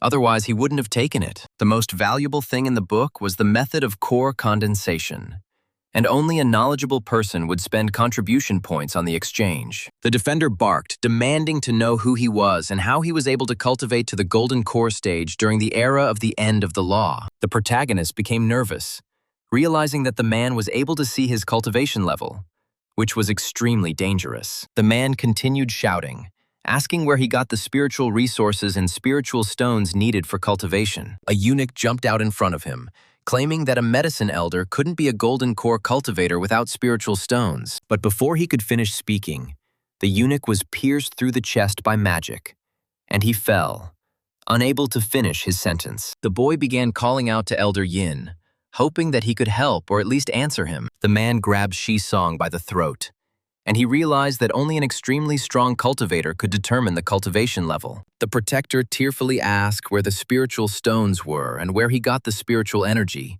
demanding an immediate answer. His face tightened even more, and the system announced that the immersive simulation was completely over. In the treasury of the Cult of Descent, the protector of the moon conducted a soul search on him, and the simulator blocked the memories of itself. The soul search lasted over 10 minutes, and the altered memory made the defender consider himself a lucky man. The protagonist asked how he died, since the system was supposed to block the memories of what happened. The system continued that after a long search for his soul, he turned into a vegetable, losing the ability to think. Seeing his dumb expression and drool, the protector of the moon felt disgusted and turned him into mincemeat with one blow. The guy angrily declared that the damn cult of the descent would one day be completely destroyed by him, because he considered this place a real mental hospital. He continued to think that searching for the soul of the moon protector was a spell for cultivators, and the only cultivator in this world was him. Then he remembered that Qingyun Zi was a cultivator from the Qingyun sect's dungeon, and began to suspect that Protector Long had a connection with the dungeons. She once said that the treasury of their cult is not in this world, but deep inside a dungeon, hidden from ordinary people. And the elders said that the spiritual field is a blessed land and a small world that he created himself for special purposes. If the Descent cult's treasury is similar to the Qingyun Zi spiritual fields, then it is also part of a dungeon quest. Then the Long Guardian, like Qingyun Zi, must be a dungeon character, existing separately from the real world. And the demonic beasts and the main race of the Descent cult probably come from the dungeon because they are able to invade reality. Shisong trembled, realizing that the Descent cult was too scary because they could get involved with foreign races and dungeon NPCs. He must not get involved with the cult of the Descent in reality. Otherwise, even 9 lives will not be enough to avoid a painful death. But the cult of Descent itself is a great place to farm experience, allowing you to quickly develop abilities and strengthen your own body. With this core condensation method, he will sooner or later form a supreme golden core, greatly increasing his own strength. The guy grinned slyly, believing that then challenging the nascent soul stage ancestor would become a completely achievable and realistic goal. According to Elder Yin, the lower part of the Eternal Spring technique is most likely in the possession of the fanatical faction. The system announced that he had obtained a blue talent, an innate divine power that greatly enhanced his physical cultivation and body development. The protagonist stated that with this talent, he would be able to remain at the golden core stage and even break through to the organ tempering level. In this simulation, he had a clear goal, and along with Wang Qingxuan, he dropped out of university and joined the Descent cult. Just like in the previous simulation, he joined the Descent cult, and his skill in pill-making amazed Elder Yin. He opened many doors for him and helped him obtain top-notch materials, accelerating the creation of various high-level pills. The protagonist decided to take an organ-hardening pill, which previously tore his body apart, but now his innate strength gave him confidence. Shisong began to choke, realizing that the power of this organ-tempering pill was too powerful and was tearing his body apart from the inside. His muscles grew so much that his jacket tore, and he screamed in pain and the unexpected surge of uncontrollable strength. It felt like all the internal organs were burning, and every cell in the body was breaking apart and then being reassembled, gradually intensifying it. So 7 days passed, filled with excruciating pain and a continuous process of rebuilding the body on a completely new level. The boy stood under the waterfall, and his body continued to burn, as if an unquenchable and furious flame was raging inside. But suddenly he felt better,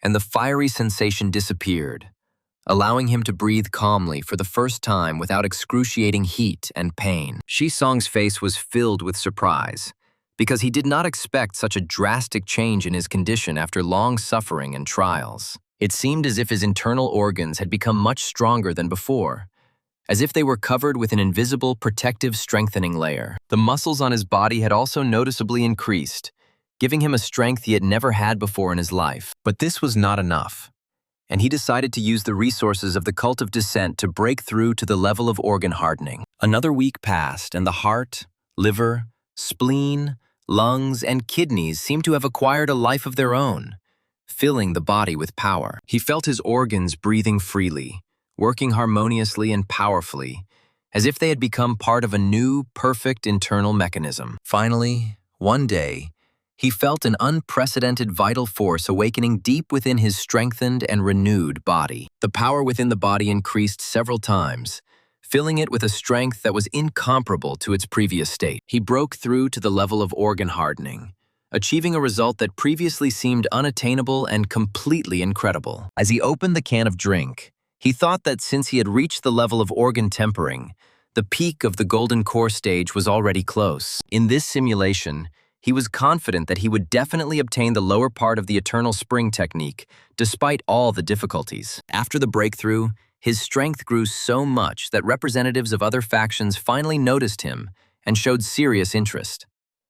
Among them was the protector Zong from the fanatical faction, who declared that the medicine elders should make medicinal pills. The protagonist thought for a moment, fearing that asking for an exchange for the lower part of the Changchun technique might lead to the exposure of his cultivation. The eunuch said that Protector Zong must take into account that the medicine elder is his person, so any requests require approval. The boy understood that with Elder Yin present, it was impossible to go over to the side of Protector Zong, because the faction would not believe in loyalty. Obtaining the lower part of the Eternal Spring technique had reached a dead end, and soon, something much worse than he expected happened. He heard the news and couldn't believe whether Protector Zong had really died, because it seemed unbelievable. He was briefly informed that the defender had died in battle, without leaving any details about what had happened. Taking off his hood and mask, the eunuch said that Su Xing had never seen his real face before. A beautiful red-haired girl with a purple tattoo on her face appeared in front of the main character, causing great surprise. The protagonist was stunned and blushed, realizing that the eunuch was actually an incredibly attractive girl. The girl declared that Su Xing should go with her to the world of the main race without delaying the decision. She said that the master race would descend in a month, and then all of humanity would be completely destroyed. She added that the only way to survive was to become part of the master race. The boy stated that he did not want to turn into neither a human nor a ghost, rejecting the proposed path. He said he just wanted to remain human, despite the threat and inevitability of the impending disaster. After the refusal, a gigantic creature appeared, covering the sky and earth, and swallowed the entire Great Xia in one bite. After another death, the protagonist began to think that Elder Yin really was a woman.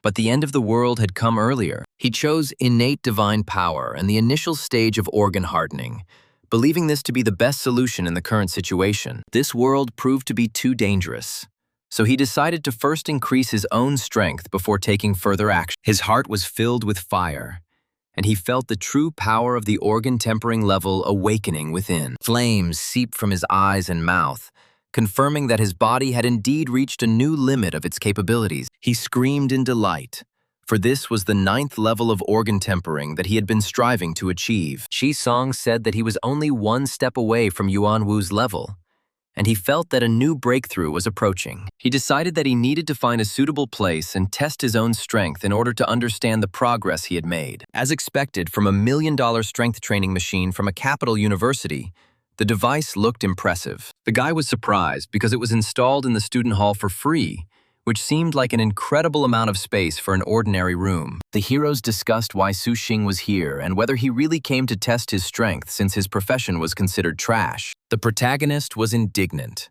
realizing that there were too many people around who knew him, so he couldn't reveal his true strength. And he went to the toilet, slamming the door sharply to hide from prying eyes and prepare for the test. Shi Song beamed, happy that he had prepared in advance and could calmly use the necessary means. The heroes began to speculate about where Su Xing had disappeared to, as he had just been here but had suddenly disappeared from sight. And then the girl blushed, pointing her finger forward and drawing the attention of the others to the unexpected sight. Ahead stood a silhouette from which a bright golden light emanated, illuminating the entire hall and causing admiration. It was Shi Song, whose facial features had become perfect, as if he had turned into the flawless embodiment of beauty. All the heroes blushed, covered with loving glances, unable to take their eyes off the changed young man. The guy thought about it, realizing that he had accidentally taken not a camouflage pill, but a beauty pill.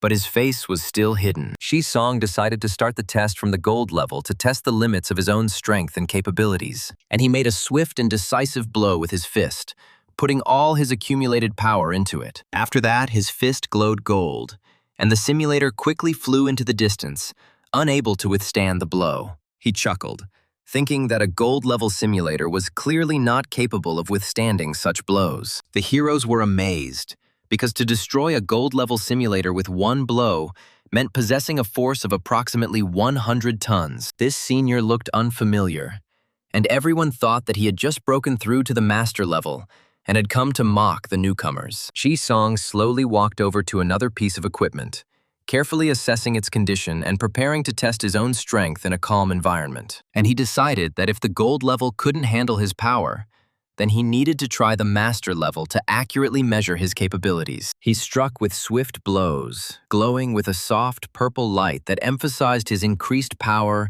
and confidence in his own actions. The girl froze, realizing that even a master-level simulator could not withstand this blow, and her surprise was only intensified by what was happening. Everyone couldn't figure out if there were enough machines in this hall for him to not destroy them, because his power looked frighteningly enormous. He thought that it was university property, and with one blow he disabled the simulator, fearing possible compensation. If we take into account 10% depreciation, then he would have to pay a significant amount, which caused him considerable anxiety. The boy exclaimed that the force of this senior strike had reached 150,000 kilograms, which corresponded to the level of a true grandmaster. The protagonist stated that the simulator was not completely broken, and one measurement was not enough.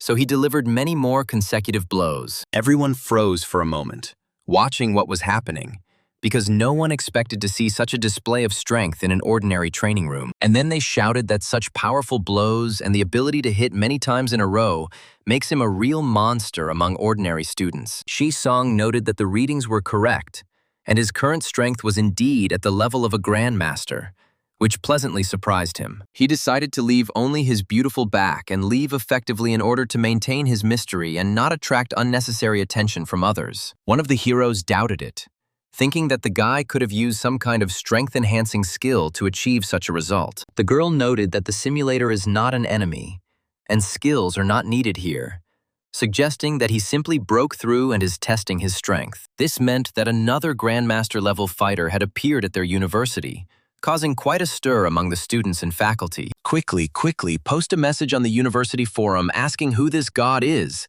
because everyone wants to know his identity. The protagonist looked at his reflection in the river, noticing that the effect of the beauty pill had worn off, and he looked completely normal again. It was strange, because when he reached the great completion of bone tempering, his strength had already exceeded 200,000 jin, which seemed logical. But why is it that at the 9th level of organ tempering, his strength only slightly exceeds 300,000 jin, remaining below expectations? He didn't understand whether the main strength of the organ tempering level was not in physical strength, but in some other internal aspect. The first stage of body cultivation is the stage of body tempering, called the stage of opening the meridians. The second stage of physical cultivation is called the stage of bone tempering.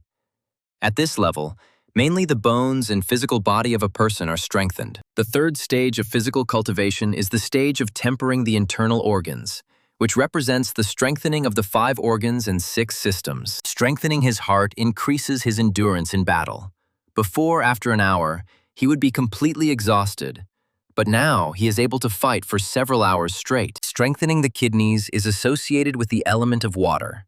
They store essence and accumulate energy, which is extremely important for a cultivator of the body's path. Strengthening the spleen is important because the spleen is responsible for hematopoiesis, and only when it is strong does blood circulation become complete. It appears that the organ hardening stage is a transitional level connecting the previous and subsequent stages. Perhaps it would only be after the 4th stage of the Yuan Wu level that a real leap in strength would occur, completely changing his combat capabilities. You need to come up with a suitable way to test your hypothesis to ensure the correctness of your conclusions and evaluate the actual result. Suddenly, the girl screamed that Shisong thought of her as a secretary, since he didn't deal with the affairs of the Chamber of Commerce and didn't accept equipment.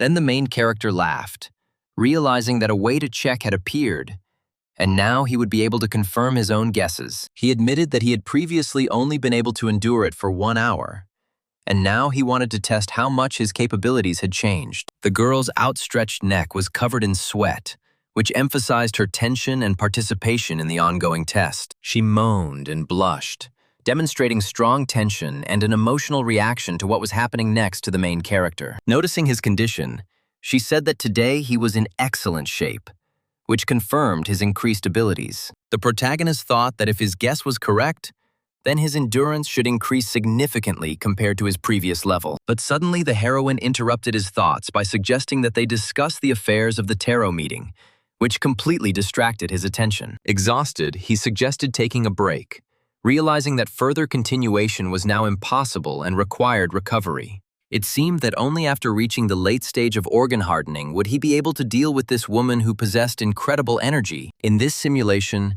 he decided to immediately join the fanatical faction in order to ensure he obtained the lower part of the Eternal Spring technique. The system announced congratulations that he had obtained the 10th level blue talent of the beast language, which allowed him to understand the speech of all spirit beasts. In the spiritual fields, he realized that he was in a simulation, and when he was about to brew the pills, unfamiliar voices were heard near his ear. He thought that there should be only him in the spiritual fields, and he did not understand where this unfamiliar figure came from. He finally discovered that the spirit chickens he had raised could talk, which was an unexpected manifestation of his new talent. He realized that this was how the 10th level of the animal language manifested itself, allowing one to hear and understand their thoughts. The chickens said that one of them would challenge the chicken brother to a duel, demonstrating amazing determination and courage. A chicken appeared before them with a basketball, asking if 2 weak chickens wanted to challenge her for her place as brother chicken. They stated that all chickens are equal,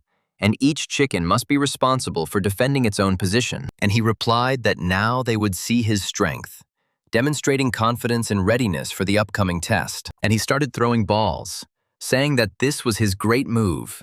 "Chicken, you are too beautiful," showing off an unusual technique. The chickens grabbed each other, telling their brother not to be afraid, because this technique, although powerful, is only used once. And they cackled that they would endure it with their bodies, demonstrating incredible devotion and readiness for self-sacrifice. But suddenly a tiny ball stopped a human finger, which completely changed the course of events in the chicken coop. The protagonist asked the chicken who gave him permission to proclaim himself king in the chicken coop he built, and he ordered everyone to quickly turn back into laying hens and start laying eggs, restoring order. Otherwise, he said that he would start eating the spiritual chickens, which immediately forced everyone to obey his strict order. He prevented a coup in the chicken coop and obtained even more spiritual eggs, strengthening his own resources. A few days later, he went to the descent cult along with Wang Qingxuan as planned, deciding to join the fanatical faction. He hugged the girl, saying that he really needed it,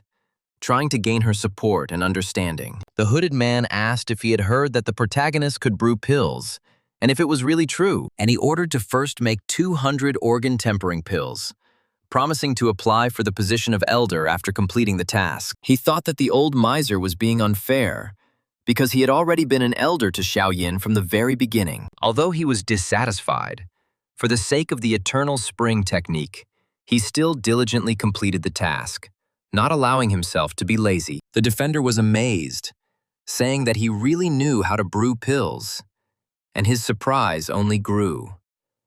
And he continued that he would immediately apply for the position of elder for him, recognizing his abilities. The protagonist said to wait, adding that he would like to change the reward, as he had another goal.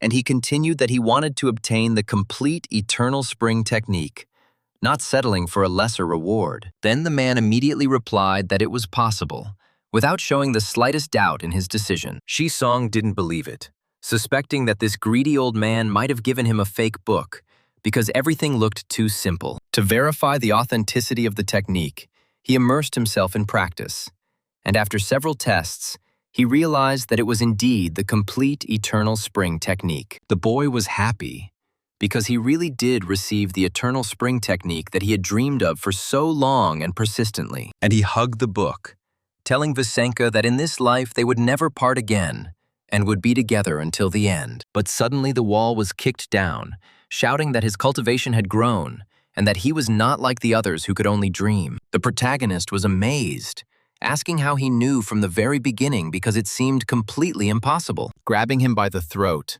the defender confessed that the technique he was practicing was also an eternal spring technique, and the whip passed over the guy's muscular body, leaving marks and emphasizing the seriousness of the interrogation taking place. He was interrogated, claiming that there was no spiritual energy at all in this world and such development was impossible, and they asked why he could cultivate, demanding explanations and unwilling to accept silence as an answer. The man laughed, saying that if he didn't tell the truth, he would find many ways to make him talk. And he handed Shisong this heart-eating parasite, which would make him feel pain like 10,000 ants gnawing at his heart. The protagonist gritted his teeth, realizing that the end was coming, because he could not use the spiritual energy inside his body at all. But suddenly the boy heard a voice that asked his uncle where they were, and why everything around seemed so strange. Beetle replied to his nephew that he himself did not understand what was happening, and did not know where they were at that moment. And opening his mouth, he hissed that he needed to eat first, because he was very hungry after the long journey. With his eloquence, he convinced the parasite to move to the spiritual fields and settle there, recalling the legendary Chinese cabbage. The man exclaimed, asking if the hero could command the parasite, and if he was the heir to the noble families of the past. He angered Zong's protector, who inflicted several cruel tortures on him. Although the hero understood that it was a simulation, it turned out that in the simulation, his version acts according to the thoughts of his real self from the real world, without deviations. While the real him is unwilling to give in, the version inside the simulation will not give in either, continuing to resist what is happening. Then the man shouted that he could handle him and lifted the boy's body, demonstrating his strength. And directing him to the cauldron, the man promised that he would turn him into a human pill for his own purposes. And he laughed, saying that he would eat it, because only then would there be a chance to continue further cultivation. The guy hugged the chicken, realizing that the old dog Zong was ready to do anything for the sake of cultivation, and was dangerous in reality. The flames of the pill furnace burned his internal organs, and he was unable to mobilize spiritual energy or move. Shisong whispered that if he had even a drop of spiritual energy, he could hide in the spiritual fields. And outside, a man shouted that in 49 days he would break through to the stage of returning to emptiness and create a nutritional pill. The hero thought for a moment, realizing that the return to emptiness stage meant that old dog Zong was a deity transformation stage cultivator. He sighed, deciding that in future simulations he couldn't join the fanatical faction because without Elder Yin's protection he was helpless. During these 49 days, the protector Zong constantly muttered near the stove, and the hero learned that he had lived for more than 1,000 years. The protagonist thought about the era of the end of the law and suggested that the old dog could be a character in the dungeon. Meanwhile, Shisong was getting hot, and he felt like he was starting to melt inside a blazing cauldron. Then a voice from outside said it was time to add the medicinal base,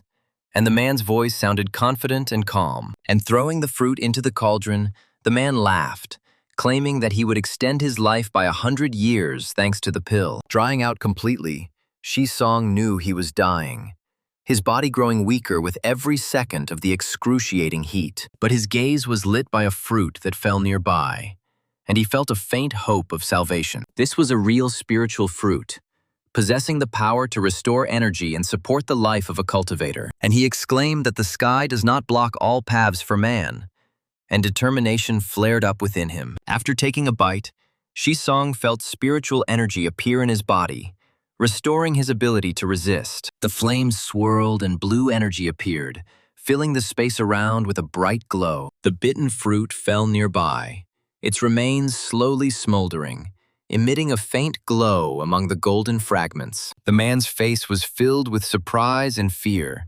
because he did not expect such a change in the situation. The protagonist just chuckled, saying what it meant to dig a hole for himself, and his voice sounded confident. Song lay on the spiritual fields of the blessed land and muttered that the old dog would not be able to catch up with him. But now he too could not go outside, realizing that he was locked inside the spiritual fields. Well, okay. He decided to calmly focus on cultivation, because time allowed him to strengthen his own strength. The furnace flames destroyed his dantian, and he effectively became a cripple, unable to cultivate using his previous methods. The guy fell to the ground, saying he gave up and decided to sit back, waiting for the next simulation without resistance. A trembling hand searched for something among the golden fragments, hoping to find even the slightest opportunity to change the situation. While he decided to let things slide, the Zong protector outside went berserk, losing control of himself. He guessed that the hero had hidden in the pocket world of the blessed land, and vowed to wait in place until he came out. The glass contained a brown drink with ice, a straw, and a lime neatly perched on the edge of the clear glass. Sitting in the hot water, Song said that he had fortunately left behind some rubbish in the spiritual fields and considered it a vacation. So time reached the 14th year, and the days within the spiritual fields flowed slowly but calmly for him. The entire space of the spiritual fields began to collapse,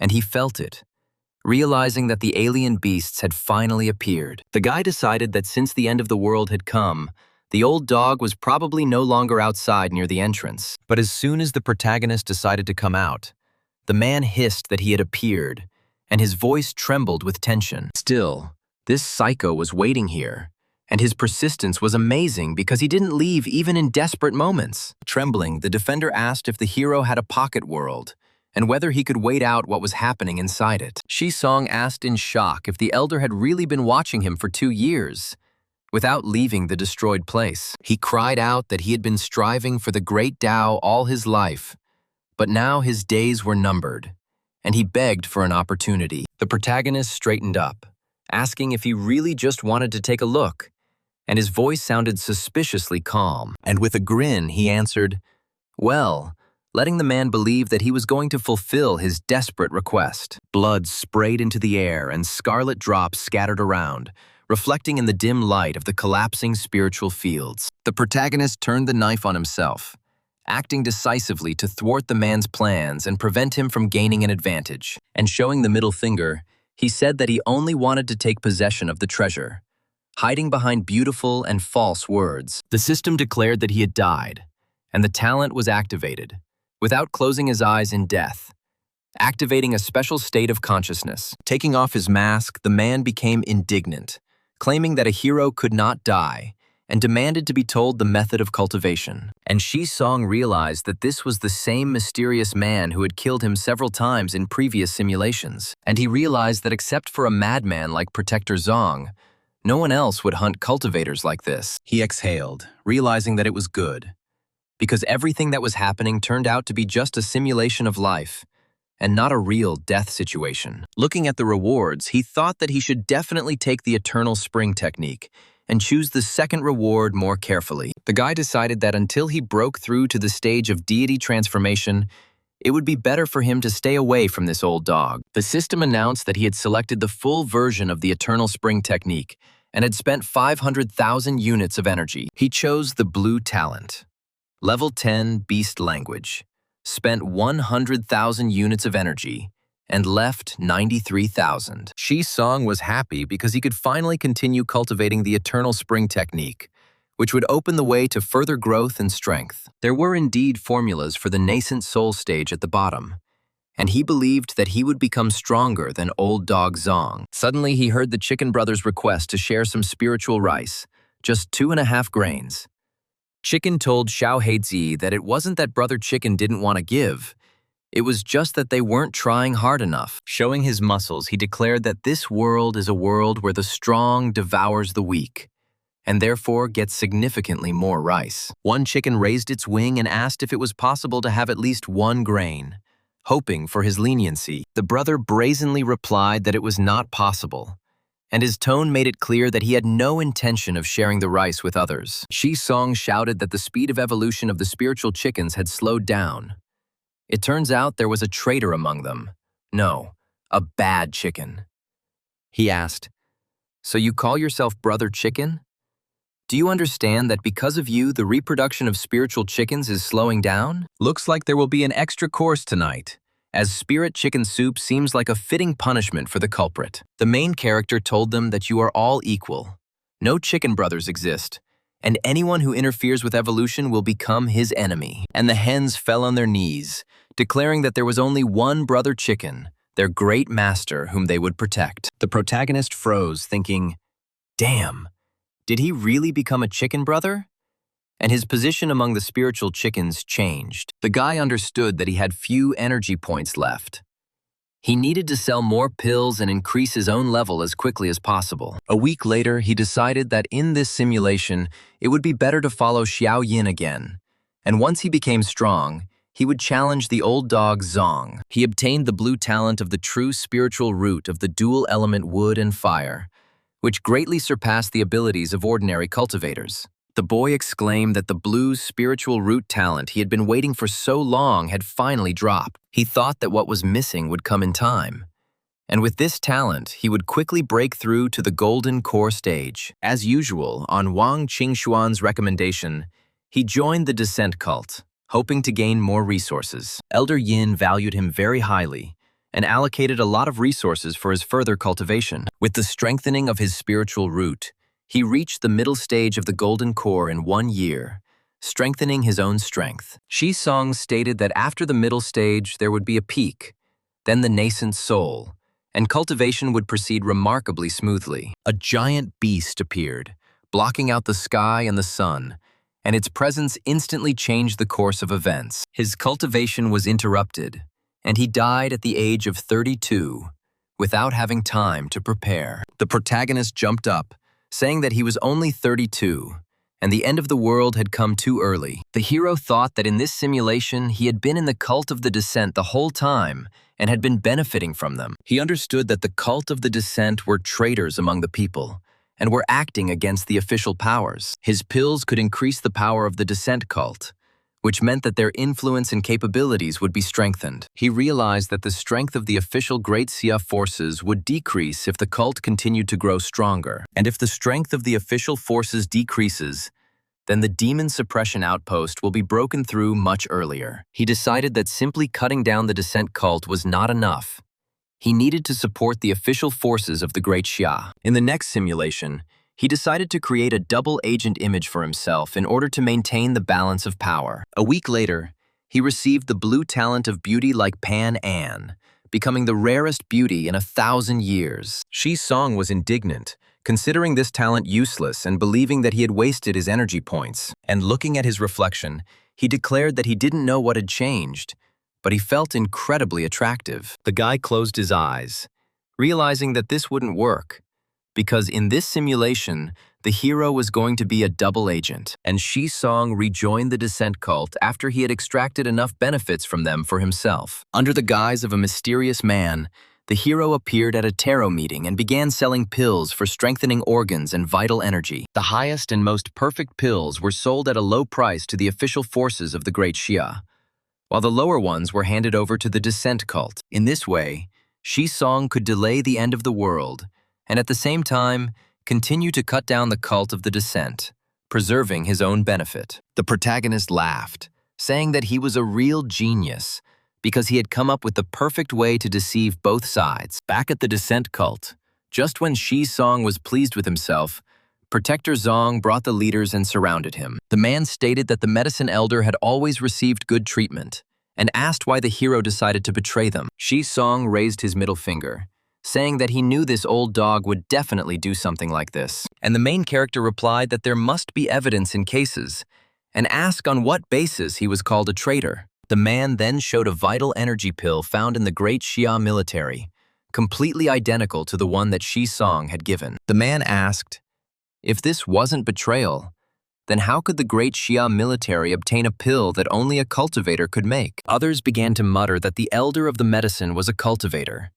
and he had never considered the cult his home, hiding his secret. Then the main character asked who among those present did not have secrets, because everyone was hiding something important. Shi Song stated that elders Liu, Wang, and Wu really wanted to declare him a traitor, even though he had not yet delivered their pills. The hero also reminded them that the elders' gender change pill was almost ready, and asked if they were sure of their decision. And Shi Song turned to Protector Zong, saying that he was being too hasty in taking him into custody, not for the sake of the cult's safety. The guy said he would guess, because the defender's cultivation had been stuck at the same level for 100 years, and he was clearly plotting something. The hero declared that the defender wanted to turn him into a human pill, and these words instantly froze the man. And the defender shouted that this was nonsense, and that he was exposing him only for the sake of the cult of the Descent, without having personal motives. A girl in high heels ran up to them and asked if the man had no personal motives,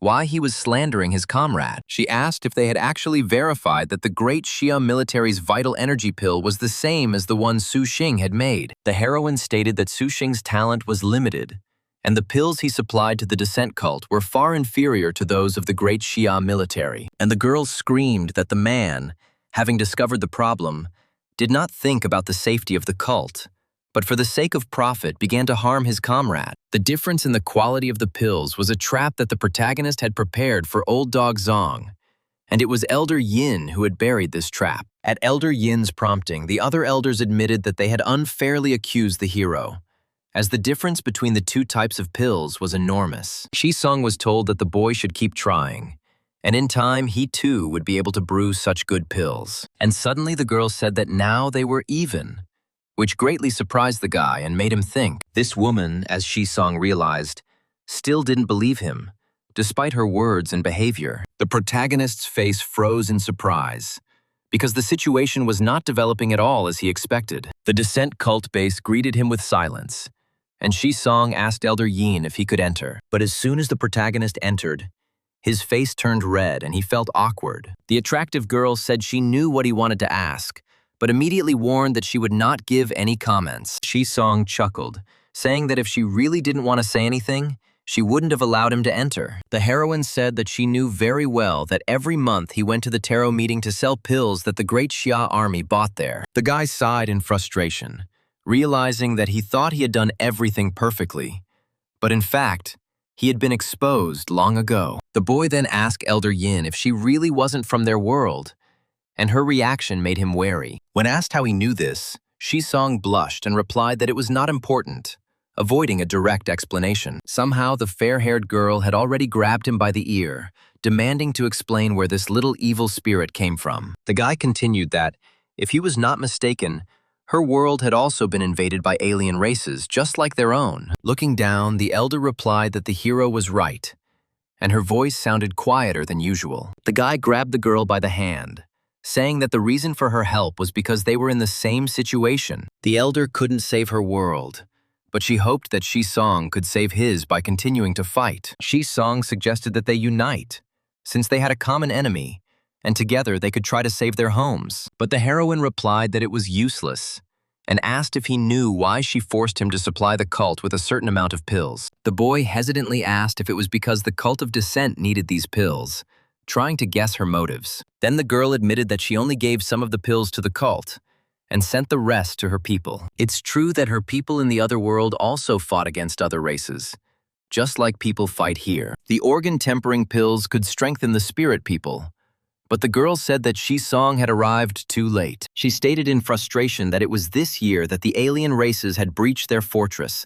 leaving her people with no choice. The boy was shocked, because Elder Yin's world had already fallen in the 8th year, which completely changed his understanding. She whispered that if she had met him earlier and received the pills on time, everything could have been different.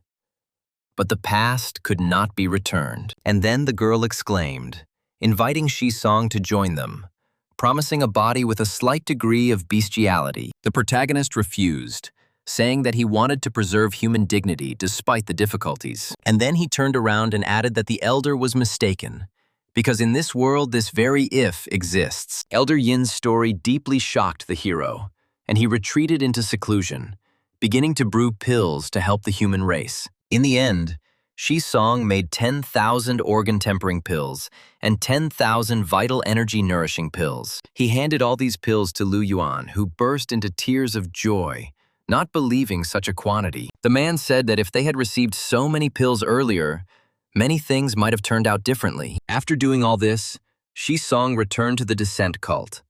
And as expected, Protector Zong brought people and surrounded the hero. The man chuckled, saying that Song had been caught red-handed, and asked what else the hero could say in his defense. The hero did not utter a word and instantly moved into the spiritual fields, avoiding further conversation. The boy stretched, thinking that with such an obsession with cultivation, old dog Zong was probably going crazy with impotence right now. After this, Song focused on cultivation and successfully reached the middle stage of the golden core, strengthening his strength. While reading the books, the protagonist wondered if there was a pill that would allow one to immediately break through to the peak of the golden core. Before Song could find a suitable pill, the space of the spiritual fields began to distort, and the hero realized that the end of the world had come. Su Xing stated contentedly that as long as he strengthened the Great Xia army, the end of the world would be postponed, as he expected.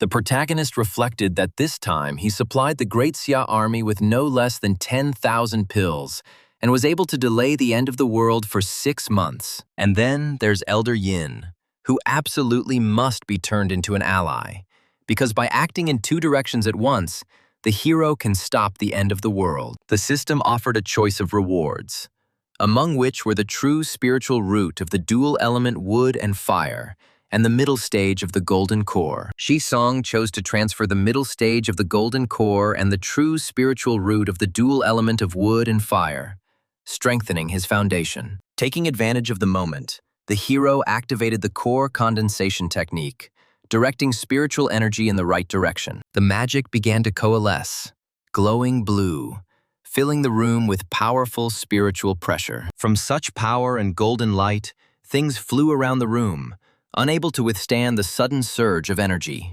Song happily declared that he had broken through to a higher level again, feeling his strength rapidly increasing. The protagonist decided that the spiritual energy and effectiveness of his alchemy would now be hundreds of times higher than before. And walking over to the stove, Song said that it was time to brew pills in preparation for new achievements. The girl asked in surprise if all of this really needed to be sold, looking at the huge number of prepared pills. There were many bags of pills in front of them, and the guy replied that part of the money would go towards buying white equipment. She replied that there was no problem, since the Lingyun trade union had recently encountered financial difficulties. In this simulation, Song decided to form an alliance with Elder Yin, and the simulation began, granting him the blue talent of plant affinity. Song beamed, saying that if he could cultivate superior medicinal materials, he would be able to brew superior pills. The hero, without wasting any time, began to experience a kinship with plants,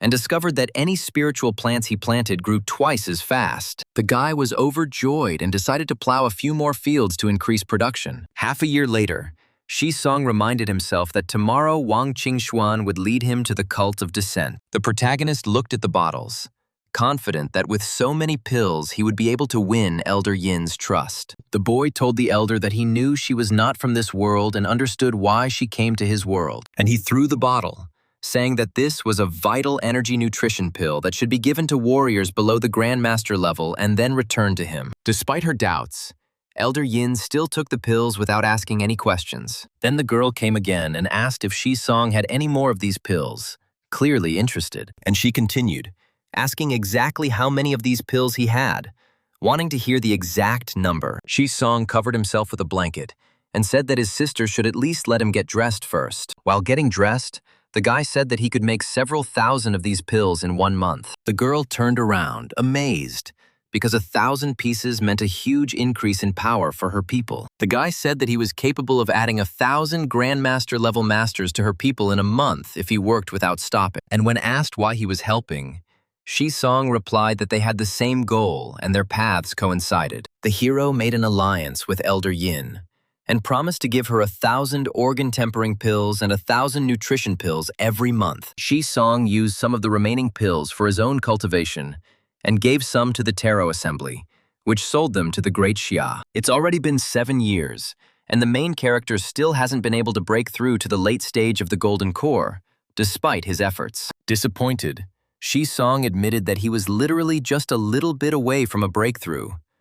But something was still missing. After scattering the chicken feed, Song calmly stated that the path of cultivation was against the heavens, and it was impossible to achieve true results through force. He recalled that one day in the 8th year, Elder Yin stopped asking him for pills, probably due to major changes. Although his cultivation level was stuck, the hero understood the need to use the simulation chance, so he decided to conduct a small test. The girl asked in surprise if everything that was said really applied to her, trying to understand the meaning of what was happening around her. Pren replied that there were approximately 30,000 vital energy nutrition pills here that she should take and use. She bowed low, sincerely thanked the hero, and promised that after completing the task, she would certainly thank him generously. The hero chuckled slightly and said that she shouldn't stand on ceremony so much, because he was helping her completely sincerely. In the 8th year, nothing significant happened, and the hero noted the absence of any noticeable changes in the world around him. Song noted that Elder Yin had not yet come to him crying, which meant that the power of the pills was indeed bringing tangible benefits. He decided to give Elder Yin several tens of thousands of pills this year to slow down the gradual death of the spirit people. Everything was going in a good direction, and Elder Yin even brought him a special wine from her world, a peach drink. Song thought that his plan had really worked, and that the distribution of the vital energy nutrition pills was bringing tangible benefits. In the 9th year, when the hero was confident that everything was under control, the situation suddenly changed. Elder Yin came to him in tears, barely able to stand on her feet from the intense shock, as if her whole world had collapsed. The protagonist exclaimed in surprise, trying to understand the reason for her condition and her unexpected appearance in front of him. She asked him to give up this senseless struggle, begging him to stop trying to change the inevitable course of events. But he continued to ask what exactly had happened, wanting to hear a clear explanation of what was happening and understand the true reason. With her lips pursed and her face darkening, the girl declared that a giant beast had appeared and the inevitable end of the world was coming. And she suddenly fainted, completely losing her strength after the difficult experiences, unable to bear the weight of the news in despair. After picking up the heroine, Song thought that the giant beast and the end of the world might have destroyed Elder Yin's world. The defeat of the spirit people was a huge blow to the hero, as the life energy nutrition pills stopped working and lost their effectiveness. The protagonist calmly stated that he had to become stronger. Otherwise, he would not be able to protect the world and stop the impending threat. Under the influence of strong emotions, his level, which had been stagnant for a long time, finally broke through and increased significantly. He broke through to the late stage of the Golden Core and reached the peak of the Golden Core, feeling a powerful increase in his own strength. Taking the drink in his hand, the hero felt genuine joy, because the long-awaited breakthrough had finally occurred after a long period of stagnation. With the cultivation of the Golden Core peak, Song could take out 10 Grandmasters with one blow, as well as explore dangerous dungeons. And the plan to destroy the old dog can be launched. But first, it is necessary to find out what methods of salvation he can use. And when the hero reaches the stage of deity transformation, he will destroy the enemy with one blow, considering such a plan to be completely ideal. Opening his eyes, the protagonist appeared before the heroine, carefully observing her condition after difficult experiences. The girl looked at him silently for a long time, trying to comprehend what was happening and regain her strength after the severe shock. Then Shi-song calmly asked if she was awake, wanting to make sure that her condition had stabilized and improved. The heroine asked him if it was difficult for him to care for a dying man, trying to understand his feelings and intentions. The guy asked her not to say that, because she should want revenge and not lose resolve in the face of a threat. The girl stated in fear that he had not seen the giant beast and could not even imagine its true destructive power. Taking her hand, Shi-song confidently assured her that he had seen the threat firsthand,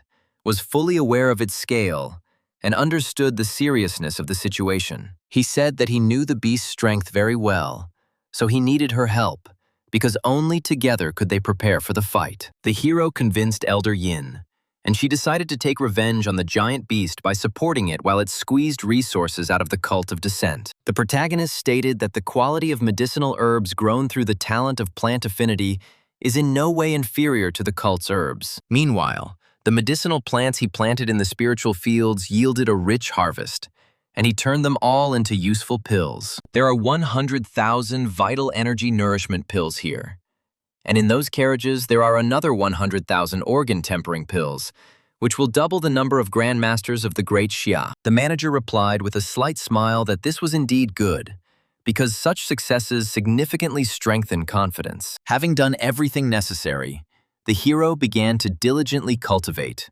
trying to break through the peak of the golden core in one go, but failed. He completely sucked out the spiritual energy from the blessed land, and many spiritual plants degraded to ordinary ones, losing their former properties. But suddenly Shi-song screamed, asking where his spiritual energy had gone, because the disappearance seemed completely inexplicable and frightening. The spiritual chickens also stopped talking to him, although he asked them many times not to shit anywhere and to maintain order. The protagonist was angry because Qing-Yun-Si must have left a way to solve the problem, so he needed to carefully search for possible clues. The small spiritual energy collection array could concentrate energy in the cave dwelling, but it required several hundred spiritual stones to launch. The hero had several hundred spiritual stones, but in the later stages of cultivation, the need for spiritual energy increased significantly. It was clear that these stones would not be enough, since further development required a much larger amount of necessary resources. Shi-song had read about a spiritual energy gathering flower that, once ripe, was able to absorb and release energy, improving its quality. In the pouch left by Qing-Yun-Si, the hero found 3 such flowers and immediately began to carefully grow them. In the 16th year, under his careful care, the flowers grew very quickly, demonstrating incredible vitality and resilience. And in less than 1 year, they reached a height of 3 tsun, which was considered an excellent result for such rare plants. Shi-song winked, saying that his kinship with plants was helpful. Otherwise, it would be extremely difficult to grow such flowers. In addition to growing flowers, he began to learn to paint arrays. But due to weak spiritual consciousness, he could not achieve significant success. Fortunately, he found a pill that could enhance spiritual awareness, namely the spiritual nutrition pill, which could enhance perception. The protagonist wondered whether he should hand over the spirit nutrition pills to the Great Xia army to significantly enhance its capabilities. After strengthening their spiritual consciousness, their power should increase significantly, and the end of the world was postponed until the 18th year. The guy thought that cultivation was a must, because for the sake of spiritual energy, he would have to grow energy-gathering flowers en masse. Feeling a surge of strength, he wondered if this really was the kinship with plants that had been talked about so much. The guy said that if someone wants to live peacefully, they should wear a little green on their head, hinting at a strange custom. The plant on the windowsill told him that the corpse on the bed should pull back the curtain and asked if he knew how to grow succulents. And it continued, wondering why this corpse today turned out to be so smart and unexpectedly attentive. Then the main character replied that today either the plant would die or he would, and he was not going to tolerate such insults. And the flower flew down through the window, leaving a light trail in the air and disappearing into the yard below the window. Shi-song chuckled, wiping his hands, saying that the little brat decided to compete with him, although she had absolutely no chance. Suddenly, surprise appeared in his eyes as he noticed an unusual movement of energy gathering around his body. He felt the spiritual power gathering, forming a dense vortex that grew more powerful with each passing second. This is the peak of the golden core, he thought, feeling the approach of the stage of the birth of the soul and the growth of his own strength. The protagonist noted that it was simply a thrill, because the whirlwind of spiritual power turned out to be much more powerful than his previous state. It seems that next time we can try to break through to the stage of the birth of the soul, using the accumulated power and experience. The protagonist noted that she was also trying for the sake of these measly energy points, but now he could be much calmer. His energy points had dropped sharply, so he would have to brew a lot of pills again to earn money. And he remembered his request to Jin Chongshui. The guy was asked if he had been sneaking around houses at night, and he replied that he had simply been boiling pills for 6 days and 6 nights in a row. The girl crossed her arms over her chest, saying that in this state she didn't even know how to tell him the bad news. The white equipment he requested turned out to be too much, and the required quantity was no longer available on the market, which greatly shocked the hero. But there was good news, because she found the special metal he asked for to make the pill furnace. The protagonist was surprised because a small pile of second-rank metal gave 60,000 points of simulation energy. The heroine replied that the foreign metal was a rare ore from the dungeons, and professionals sold the second rank for 40,000 per kilogram. Shi-song exclaimed that they needed to buy more, because any quality would do. The main thing was to have as much metal as possible. She thought about it, saying that first-rank metal is mined much more frequently, is cheaper, and completely meets his requirements. The guy was happy and said that he would take it, because the problem with energy points was finally completely solved. The girl beamed, saying that she had helped him so much that now she wanted to receive some well-deserved reward. Shi-song tried to make excuses, saying that he had not slept for several days and had no strength left for anything. But she had already pounced on the guy, not intending to listen to excuses and completely ignoring his fatigue. The rays of the rising sun broke through the sky, softly illuminating the room and reminding us of the beginning of a new day. Getting out of bed, the heroine said that she would go buy some foreign metal, but he needed to get a good rest. The hero lay and cried opposite, completely exhausted, not understanding how he had ended up in such a miserable state. The guy thought that everything happened because he hadn't had a good rest,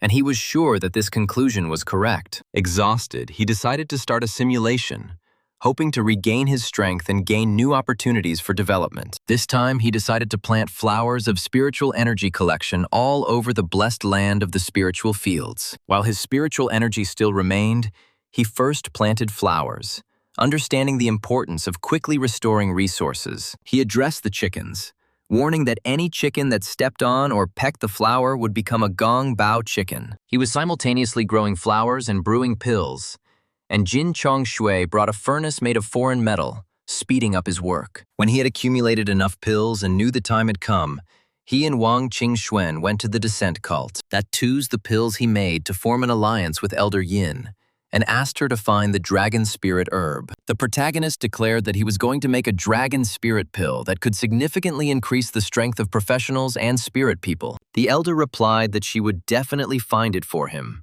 understanding the importance of such medicine for the future. He used the dragon spirit grass Elder Yin found and continuously concocted pills, but the success rate didn't even reach half. The guy thought about it, because 300 bushes of dragon spirit grass produced only one successful specimen, and there were clearly no easy ways. The door suddenly opened and a scream was heard as Elder Yin appeared in front of him, completely overcome with anxiety and despair. He heard that the world of the spirit people had been destroyed, although there was still enough time left until the 8th year, which seemed impossible. The girl didn't understand, asking Shi-song what to do, because they could no longer hold their ground against the attacking enemies. She continued, saying that he had given her so many pills and she still failed him at the most important moment. And handing over the pill, the guy told her not to say that, because he knew very well how strong the aliens and their attacks were. He added that it was his newest pill and suggested that she try it,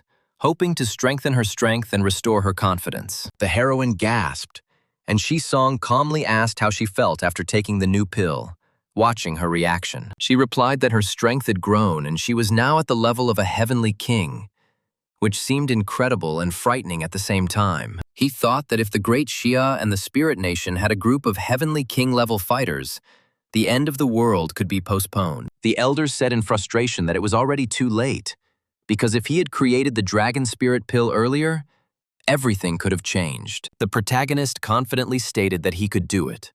Without doubting his own abilities and knowledge of alchemy, he continued, saying that next time he would give Luo Shuying the dragon spirit pill in advance to avoid such tragedies. The elder was surprised, asking how he knew her name, since she had not introduced herself to him or revealed any personal information. The guy said he was using the immersive simulation feature because he needed to personally convince her of his words. The hero thought, noting that here she was, Elder Yin, and she was even more beautiful than he had previously imagined in his thoughts. Suddenly, she gave the guy a slap on the back of the head, saying that she was talking to him and asking how he knew her name.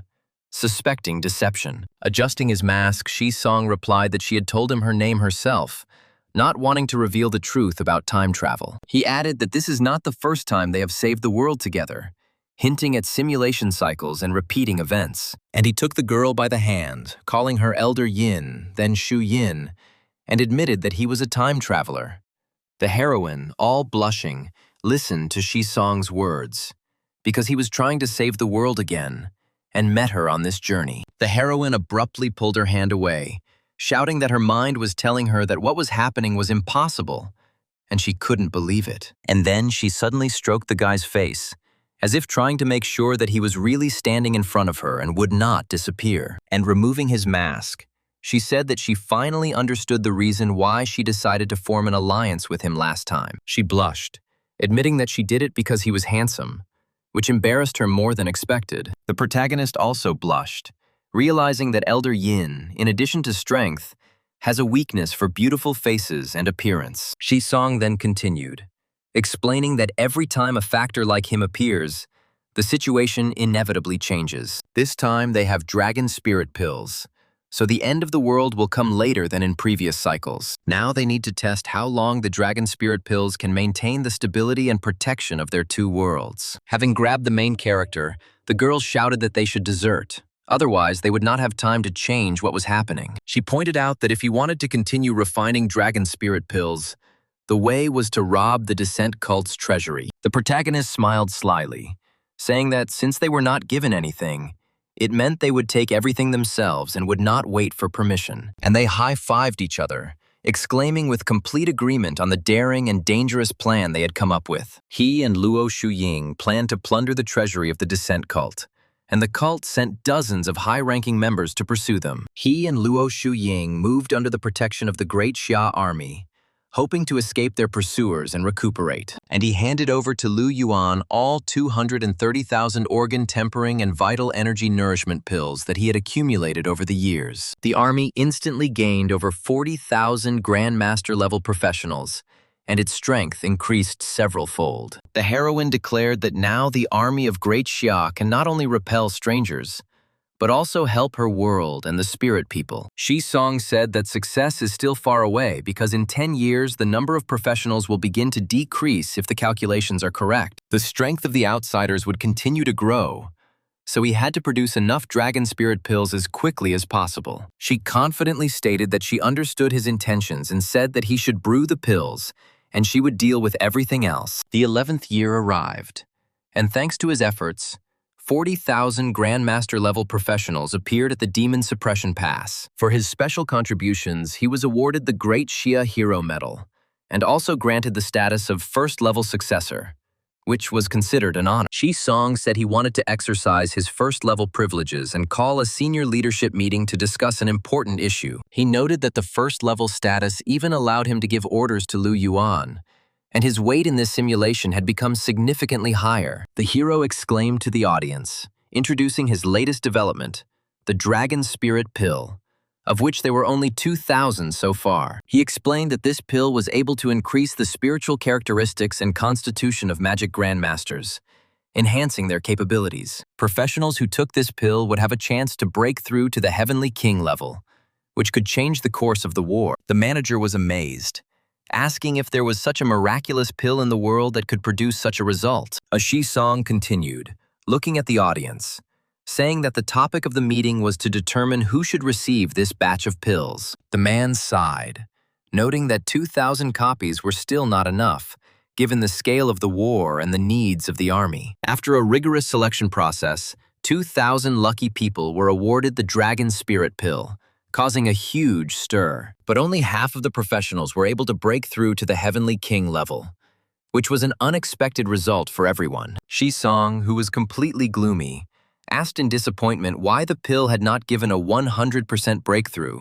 since he had expected a perfect result. The manager consoled him, saying that such a percentage was already very good, and reminded him that he had done enough for the world and deserved a rest. The 14th year had arrived, and in recent years his cultivation had still remained at the peak of the golden core, without moving any further. He felt that progress was becoming increasingly difficult, and the main reason was the lack of spiritual energy in the surrounding space. Even after taking one dragon spirit pill a month, he still couldn't break through, which left him feeling extremely frustrated. Sighing, the protagonist said that cultivation is a path against the heavens, and if force doesn't work, one must strengthen one's spiritual consciousness. Spiritual consciousness represents the inner consciousness of a cultivator, which determines his ability to perceive and control energy. The stronger a cultivator becomes, the wider and more powerful his spiritual consciousness becomes, allowing him to reach new heights. The beetle in the field said that he was tired of eating cabbage and wanted to try something else.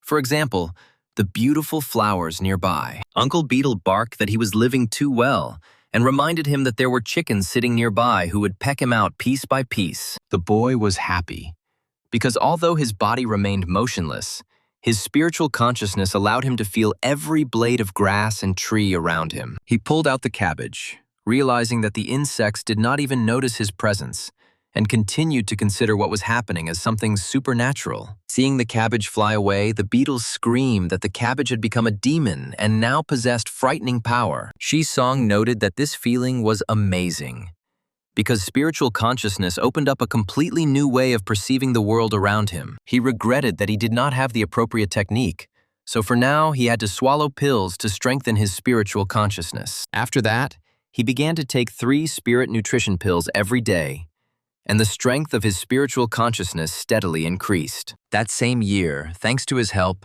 the Great Xia Army gained another 150 Heavenly King-level professionals. The chick couldn't understand why, whenever he came here, a mysterious hand still grabbed him, because this had never happened before. They went to the Demon Suppression Pass with the Grandmasters, and in his 16th year, he continued to train his spiritual consciousness. The protagonist thought that the spirit nutrition pills were too slow, and he needed to create a new, more effective pill. An explosion thundered, and Shi-song, who had fallen to the floor, admitted that the spirit concentration pill was indeed very difficult to brew. Suddenly, a portal opened, and its bright glow filled the room, causing the hero to become alert and stand up. And the guy, hearing his name, entered it, realizing that he was being urgently called and the situation was becoming critical. The girl stated that the Demon Suppression Pass had been breached, and Commander Lu ordered her to lead him out of the danger zone. Shi-song frowned, thinking, realizing that this moment he had wanted to delay as long as possible was coming again. And he resolutely told the heroine to go with him,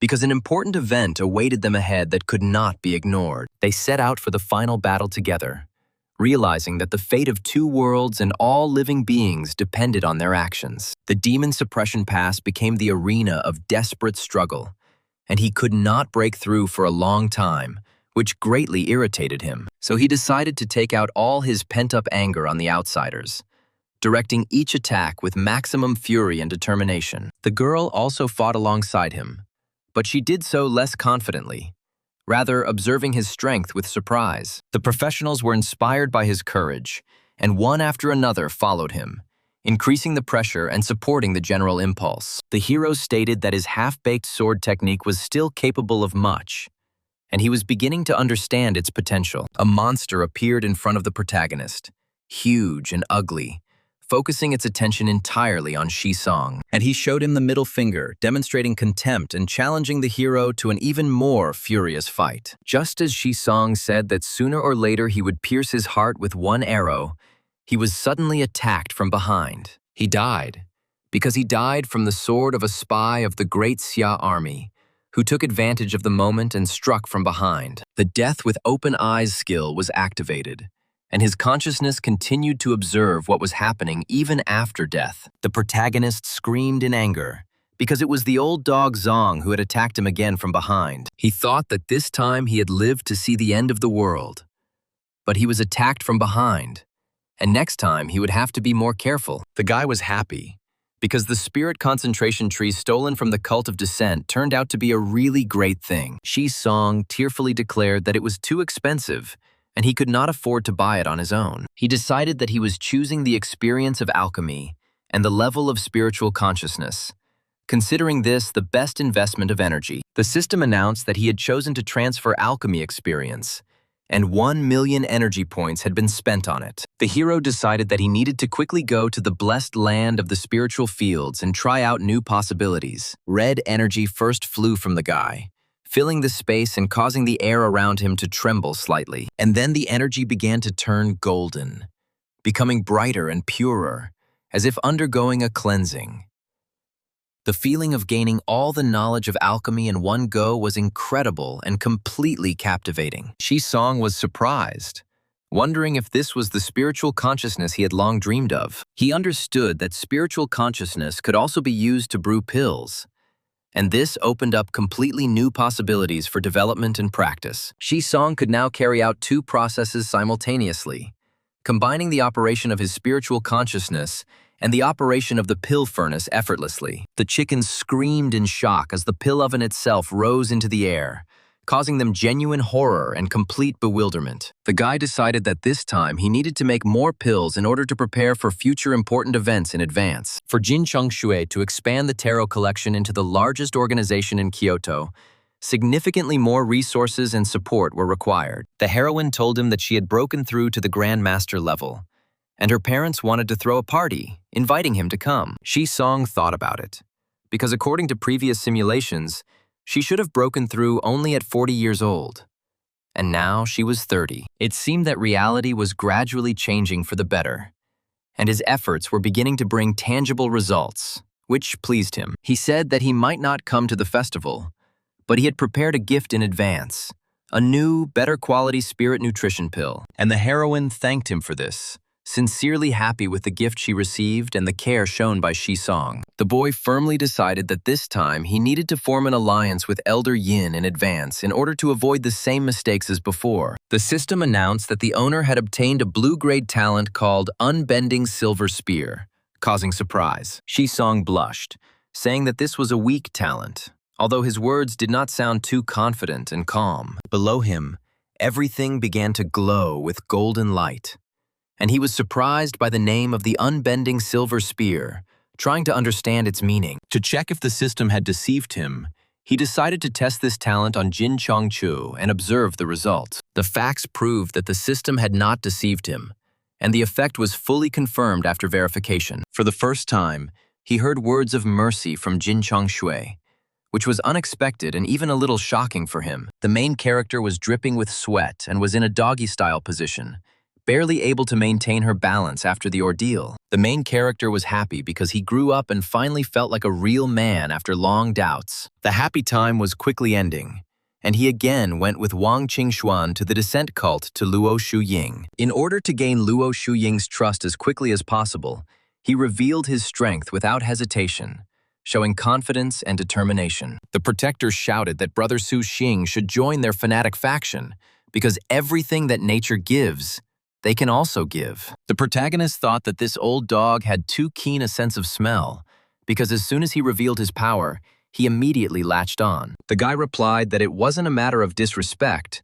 It was just that Elder Yin wasn't human, and the situation was too complicated. In order to refuse the old dog Zong without making an enemy, he decided to act as carefully and thoughtfully as possible. He played the role of a young man in difficult circumstances, evoking sympathy and avoiding direct conflict with Zong. The girl screamed that she had gone out of her way for his benefit, and even wanted to ask the leadership to make him an elder. And then she was outraged that he was spreading rumors that she was sucking yin out of him to feed yang and practicing demonic techniques. Shi Song exclaimed that he had never said anything like that, and was surprised at what old dog Zong had managed to come up with. He thought he wanted to win Elder Yin's trust, but in the end, he only insulted her and made the situation worse. The heroine snorted indignantly, asking why he was still here, and whether she hadn't made herself clear enough for him. But the guy understood that he had a trump card that could change the situation and restore Luo Shuying's trust. Pressing the girl against the wall,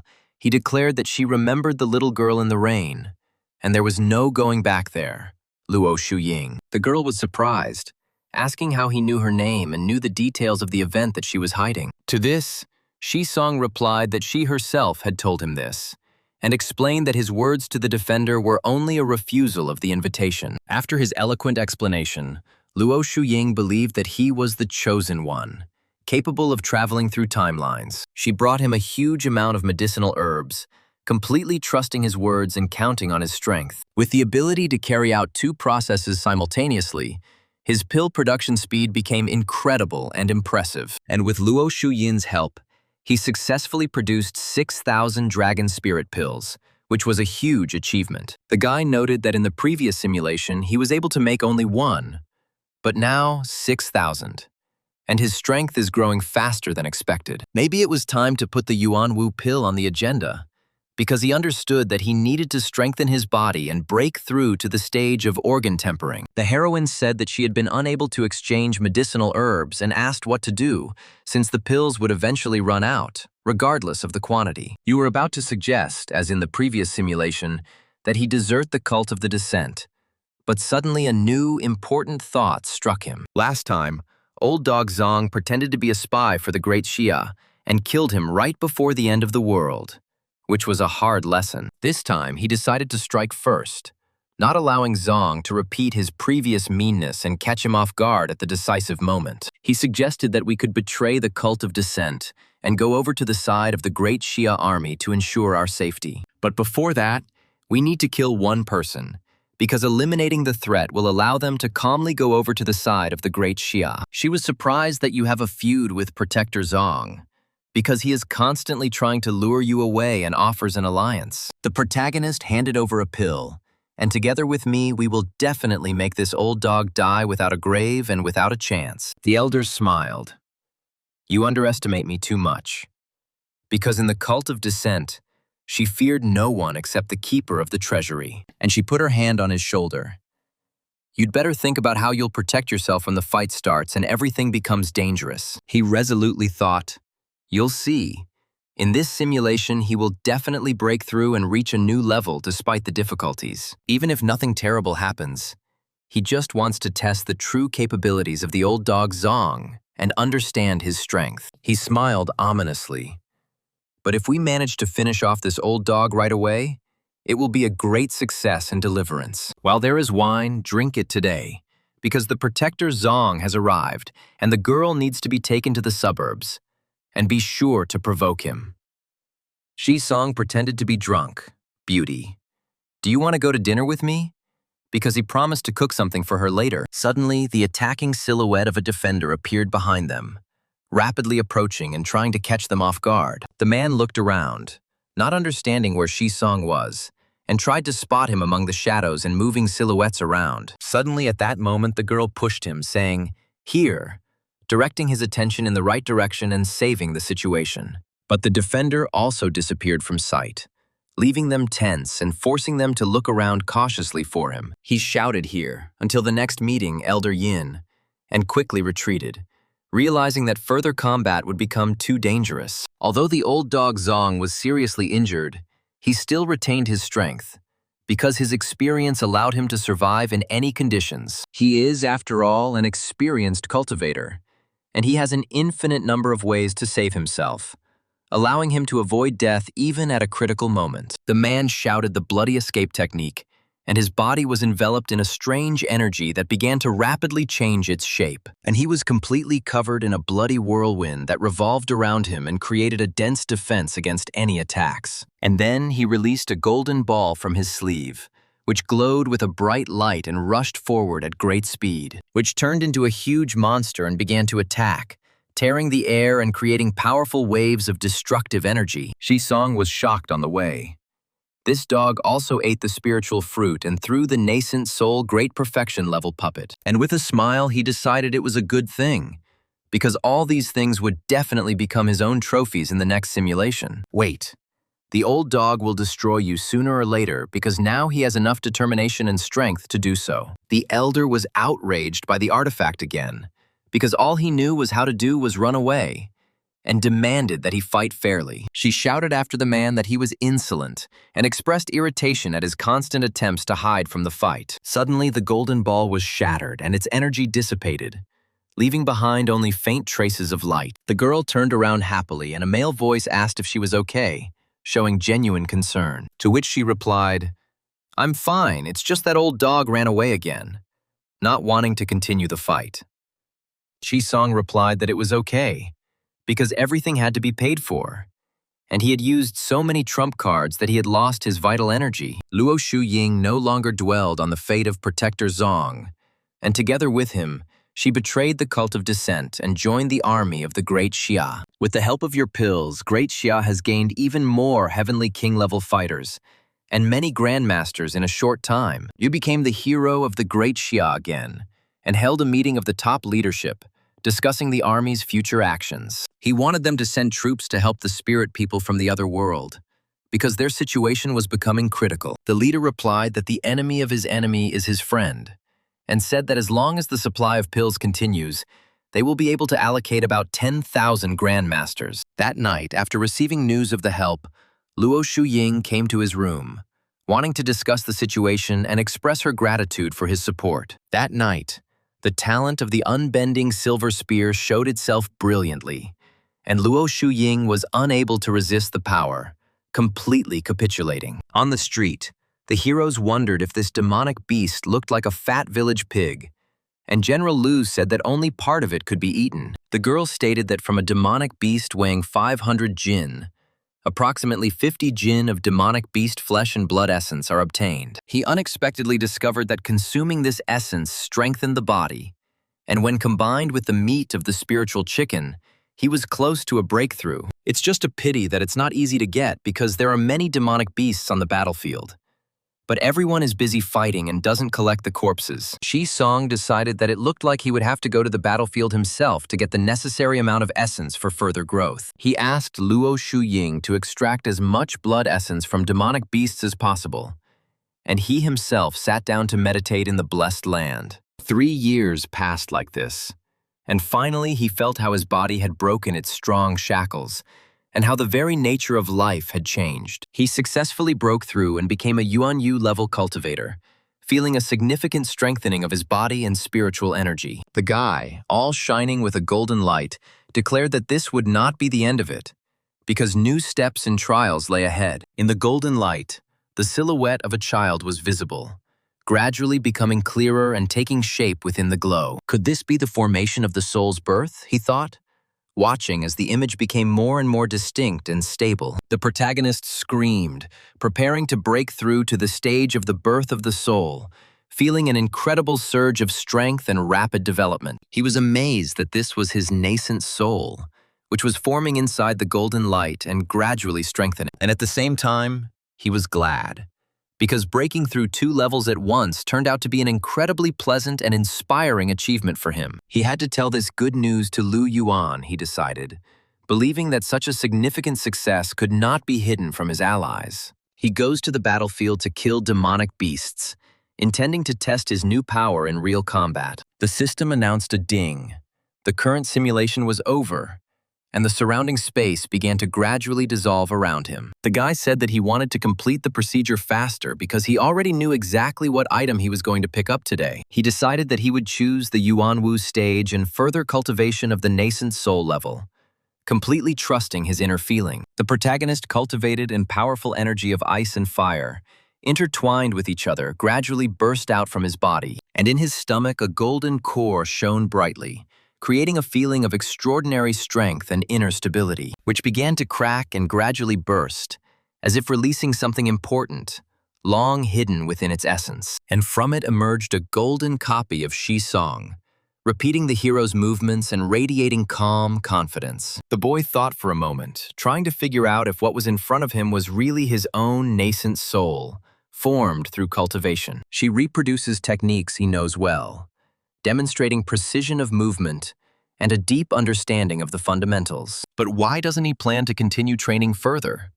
because development requires constant effort and attention. Although yes, since he started cultivating, he has hardly practiced martial techniques, constantly brewing useful pills. Actually, in the previous simulation, he was going to go to the battlefield to kill enemies. But the end of the world came too early. Next time, you can't just sit in the blessed land of the spiritual fields and brew pills without a break. Shi-song decided that he needed to go outside to test his own strength and gain new experience. He fought the monsters single-handedly, demonstrating confidence, endurance, and the ability to adapt to unexpected situations. The girls admired him, considering him incredibly handsome, especially when he moved calmly and confidently during the fight. Although he had never seriously trained in combat techniques, he still knew how to kill enemies thanks to experience. Seeing the girl, the protagonist wondered if Wang Qingxuan was really planning to drop out now, which seems strange. The heroine asked that she had previously seen a very rich older sister from the academy come to him, and when Shi-song replied that her name was Jin Song Shui and that she was their graduate, Qingxuan's eyes sparkled brightly, and she, with a smile, asked the elder to lend her some money, promising to return everything very quickly and carefully. The girl smirked, hinting that the issue could be resolved differently, although her voice sounded soft and her gaze remained confident. Looking at the seductive heroine, Shi-song shouted that he would give her the money right away, if only she would not use such methods. She bowed and thanked the elder, promising that she would never forget the kindness and timely support shown. I wonder what happened to her if she needs money so much and looks so worried about what is happening. Okay, when she herself wants to talk about her problems, then he will calmly ask and listen to her attentively. Waving his fists, the guy shouted that in this simulation he was going to fight and finally test his own strength. Suddenly, the system announced that the owner had received a blue talent called, "I can't be the only loser." Shi-song yelled that bad luck would get stuck between his teeth, and his misfortune would affect those around him, gradually bringing them trouble. But the system window just smiled and informed me that this talent was completely non-refundable and non-exchangeable. He sighed and decided to first see what would happen in the simulation, since it would not affect reality in any way. In the blessed land of the spiritual fields, he realized that he was inside a simulation created entirely by the system, and he began to brew a new batch of beauty pills and healing pills for a week, after which a loud explosion occurred. Shi-song was covered in ash and smoke, barely understanding what exactly had gone wrong during the preparation. The protagonist was shocked because he successfully brewed dragon spirit pills, but ordinary pills always failed. This talent of bad luck turned out to be truly terrifying, causing him to doubt his own skills and abilities. After his failures in alchemy, he decided to do something else to distract himself and restore his inner balance. At first, he accidentally mutilated the flowers that collected spiritual energy, completely ruining their shape and depriving them of their original beauty. Then he choked on the spiritual rice, barely able to stand and try to catch his breath after the unpleasant incident. The protagonist wheezed and asked for water, feeling very weak and trying to recover from a series of failures. But suddenly, a huge chicken shouted at him to defend himself, creating chaos and causing him to instantly tense up. And she began to strike the guy, acting quickly and confidently, forcing him to retreat and cover his head with his hands. Enraged, he chased the spiritual chickens for a whole day, without stopping for a minute and completely forgetting about his own rest. The protagonist received a call saying that they had been having a lot of bad luck lately, so expanding their tarot collection would have to be postponed. Shi-song replied with a smile that there was nothing to worry about, and that everything could be done at a comfortable pace without worrying too much. It seems that this talent of bad luck affects a large area, because even Jin Chongshu suffers, although they only communicate online. And if he joins the cult of dissent, or even betrays the great Xia by going over to outsiders, the consequences could be unpredictable. To test his guess, he went to the dissent cult again with Wang Qingxuan, carefully observing what was happening. His outstanding alchemy skills once again captivated everyone in the dissent cult, and he became a respected pill elder. The heroine asked the pill elder to turn the materials she brought into pills, relying on his skill and precision. She also admitted that recently there had been an especially large number of wounded in the cult, which caused her great concern. Out of curiosity, he checked the list of the wounded and found that most of them had taken the pills he had made. But he was told again that the healing pills were out of stock, so the pill elder was asked to speed up production as quickly as possible. Fortunately, no one connected the two facts. Although in the year following his accession, the cult's strength noticeably declined. The guy decided that he needed to go outside before anyone suspected anything, and started asking unnecessary questions. The Luotian Assembly dungeon was about to open, which provided an excellent opportunity to leave and change the scenery. He left enough pills, said goodbye to Elder Yin, and went to Kyoto, hoping to get into the dungeon. But the man told him that all the places for this month were booked, so he only needed to come next month. Only one person could log in at a time, and only once a day, and the next entry would not be available for another month. A month later, he successfully entered the Luotian Assembly dungeon, hoping to obtain rare rewards and useful resources, and he got nothing. So Song was indignant, considering this talent of bad luck disgusting and extremely unfair. The protagonist screamed, indignant that he had received nothing but memories, and did not understand why an important moment had been missed. And he told the system that if it needed energy points, it should say so directly without any hints. Okay, if you don't spend energy points, they will remain just numbers, so you need to save them wisely and in a timely manner. And he received a notification that an intensive simulation had been activated, and 100,000 energy points had been spent. Song stood frozen at the portal, trying to collect his thoughts and decide whether he should enter immediately. And from behind they shouted at him to come in faster and not hold up the line, because people had already been waiting for quite a long time. He thought, wondering what he would get this time, and hoped that he would not be left with nothing again. Looking at the mountain and the river, Song inhaled, noting how clean the air and pleasant the atmosphere was. A man approached him and said that his nephew from the Luo school had broken through to the nascent soul stage, and was considered a young genius. Wait, there was still a top-grade gold core in his body, which meant Luo Xiaochuan's level changed along with the visitor. The man said that Luo's nephew should not stand there like a pillar, since the mentor had instructed him to bring him to the Luo Tian meeting. The boy thought, looking at the mentor, who was a master of alchemy and cultivation of spiritual plants, and decided to take advantage of the opportunity. Song said that he had recently become very interested in growing plants, and would like to ask some questions. He said that he had obtained 3 spiritual energy-gathering flowers, but they were only of average quality despite careful care. The spiritual energy-gathering flower was considered a gift from heaven, was extremely capricious, and took ordinary people 10 years to cultivate. When growing, you need to carefully monitor the water and sunlight, otherwise the plant will quickly lose quality. It is said that flowers that collect spiritual energy are male and female, and are distinguished by the presence of a yellow dot in the stamen. On the day when the flower accidentally reaches maturity,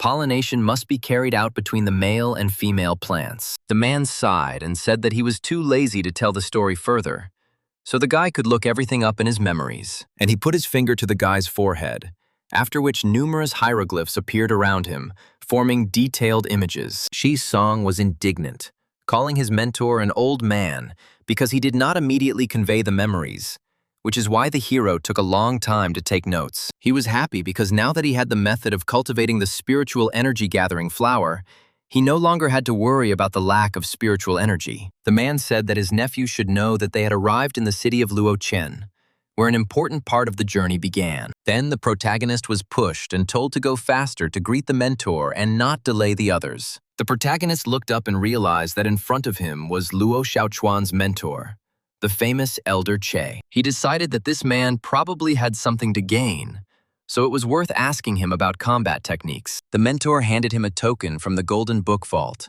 saying that he had found what the boy had asked for earlier. The guy smiled because according to Luo Xiaochuan's memories, the repository of golden books contained all the knowledge of the cultivation world. The main character screamed indignantly when he saw the huge number of books and did not understand how he could study them all. Then he suddenly noticed a book called The General Canon of Sword Art, which piqued his interest. Although the title sounded simple, this book was written by the famous immortal swordsman Lu Dong, who became famous tens of thousands of years ago. It can be said that, having fully grasped the general canon, it will become much easier to study any higher sword techniques in the future. The canon of sword art divided worldly swords into 3 levels, and by mastering the human sword, one could defeat any enemy. The sword of earth borrowed the power of heaven and earth, forming a sword of creation capable of changing natural phenomena with a single blow. The last stage was called the Sword of Heaven, and by mastering it, a person could enter the path of the immortal sword. If he perfects the human sword, he will be able to fight against the spirit transformation at the nascent soul stage. If everything is really as stated in the canon, then having mastered the first part of the sword art, he will be able to defeat the old dog Zong. In his 9th year, after his failed attempt to create the divine power pill, he focused on training and studying the canon. By the 11th year, after 10 years of training, he had completely mastered 4 categories of techniques and brought dozens of techniques to perfection. For 10 years, he sharpened one sword and was no longer satisfied with basic fencing, because now he wanted to master the sword of murder. At his insistent request, the hero joined the army of the Demon Suppression Outpost, becoming a border warrior under the protection of the strongest fighters. Their order was simple. As long as they were alive, nothing should happen to the hero. So he began the path of an ordinary soldier. In the 2nd month after joining, he killed many demonic beasts of various levels, demonstrating strength and growing combat confidence. In the 3rd month, thanks to his military merits, he became a 1,000-man and received command of 1,000 soldiers, strengthening his own status. He began hunting demon kings, and his success attracted the attention of outsiders, who sent 3 kings to destroy him. As he attacked, Shi-song declared that villains die because they talk too much, and continued to strike confidently. With a bloodthirsty smile, the guy declared that he had finally waited for the moment when he could demonstrate his accumulated strength in battle. 10 years at the Demon Suppression Outpost had tempered his spirit, strengthened his sword technique, and made his aura frighteningly bloodthirsty. But even with all his efforts, the hero was unable to change the outcome of humanity's defeat. Watching the world fall, the sword was no longer his comrade, for it had become an instrument of murder, having lost its former meaning and intrinsic value. This had already deviated from his original intention, as he had once wanted to hone the way of the sword for the sake of perfection. One day, when he was almost on the verge of being possessed by a demon, he was killed by an assassin from the cult of the Descent and was unable to resist. The current simulation ended, and his talent to die with his eyes open was activated, ushering in a new stage of development. In the pupil, he saw the old dog Zong, and promised that one day he would use the art of the sword to sharpen his blade on it. The protagonist thought about it, because the art of the sword turned out to be incredibly powerful and allowed him to kill many demon kings. He understood that sooner or later he would kill the old dog and inherit his property, becoming strong enough to fight. The system announced that he had chosen to transfer the human sword cultivation experience by spending 3 million energy points. Shi-song thought about it, because this talent, if used correctly, could create a huge problem for enemies requiring caution. It is possible to create a huge problem for one's own people. So the hero decided not to choose for now in order to avoid dangerous consequences. The protagonist finally gained the offensive talent of sword art, and now all he needed was a suitable weapon. Lying on the bed, the hero asked if Sister Shu could get a quality sword, since he had recently started training with the sword. She replied that a sword that suited him might not be available, but she would definitely help him look for one. He thanked her with a smile, and stated that Sister Shu was worthy of respect, so he bowed respectfully to her. A week later, the girl had already found a suitable weapon, demonstrating amazing speed and a serious attitude towards the hero's request. The guy was happy, because in the next simulation, he would be able to go out onto the battlefield with this sword, which was very useful. This sword was called Mo Bing, and was one of the top 10 weapons of the Great Xia, striking in its power. The protagonist was amazed because Sister Shua was able to obtain such a rare sword that it seemed almost impossible. When he held the sword in his hand, it seemed to him that he was standing among icy snows, feeling the cold breath of steel. The system asked if he wished to exchange the discovered heavenly treasure for 30 million energy points. Shi-song was shocked, because 30 million seemed like a huge price, which confirmed the incredible power of the sword. The heroine stated that the sword was indeed excellent, but the divine weapon had a spirit that required long-term recognition from the owner. Suddenly, the sword began to glow, and the girl was surprised, because Mo Bin recognized the hero as the master, which happened extremely rarely. She admitted that she did not expect such quick recognition, since even professional swordsmen needed many years to achieve it. The boy thanked Kongshu for bringing Mo Bing and promised to use the sword with dignity, without disgracing her efforts. While tending to the flower, he said that he would marry Xiao Ju to Xiao Ling, so the flower should bloom as best as possible. He dreamed that one day he would plant the entire ravine with flowers that collected spiritual energy, creating a beautiful place of power. Shi Song happily exclaimed that the update was finally complete, and he could start a new simulation faster. Suddenly a notification arrived, and the hero was surprised, because he considered himself the savior of the apocalypse, and not a person with such talent. He decided that it was better to have such a talent than not to have it, since, like the bad luck buff, it could rarely work. In the blessed land of the spiritual fields, new spiritual rice grew, and the hero thought that more time was needed to train the sword. The hero understood that he couldn't eat that much spiritual rice, so he decided to sell it through the tarot collection, strengthening the great Xia. The plan worked, because in this way, he could indirectly delay the onset of the apocalypse, gaining additional time to prepare. Thanks to the support of the Jin Trading Company, this batch of spiritual rice sold very well, attracting great interest from buyers. At first, professionals perceived it only as a tasty additive, unaware of the hidden potential of spiritual rice, until one girl bought 10 jin of rice, and within a month her strength increased by 2,000 jin, making her a silver professional. The hero returned to the cult of descent, intending to continue his own plan and test new possibilities. This time, he decided to join the cult through the way of the sword, demonstrating confidence and strength. He immediately recited the code word and successfully contacted Luo Shuying, confirming his participation in the joint action. Luo Shuying asked if they would continue with the previous plan, first devastating the descent cult, and then moving on to the Great Xia army. And the protagonist replied that this was the only way to delay the end of the world, saving time for further development. Protector Zong appeared at the door and announced that he would like to exchange some spiritual rice, offering to discuss the price. The hero remembered that in the previous simulations, without Mo Bin, his strength was weak, so Zong simply robbed him without hesitation. The boy said he didn't need money and asked Elder Zong if he had any snow jade ginseng to exchange. He hoped that a trace of the snow jade ginseng would finally appear, since old dog Zong might know its location. But his ambitions were not limited to this, because by killing the old dog and inheriting the property, he would receive enormous benefits. With the 10,000 li pursuit technique, he could easily find Zong, but to kill him with one blow, he needed enhancement. This spirit-focused pill had an astonishing effect on the spiritual race, and he assured Xu Yin that she would become legendary. The girl exclaimed that the power of the legendary level felt incredible, as if the whole world was really beneath her feet. The guy declared that his next step would be to enter the spirit transformation stage, and old dog Zong would be his next target. And clenching his fist, he said that the old dog must die.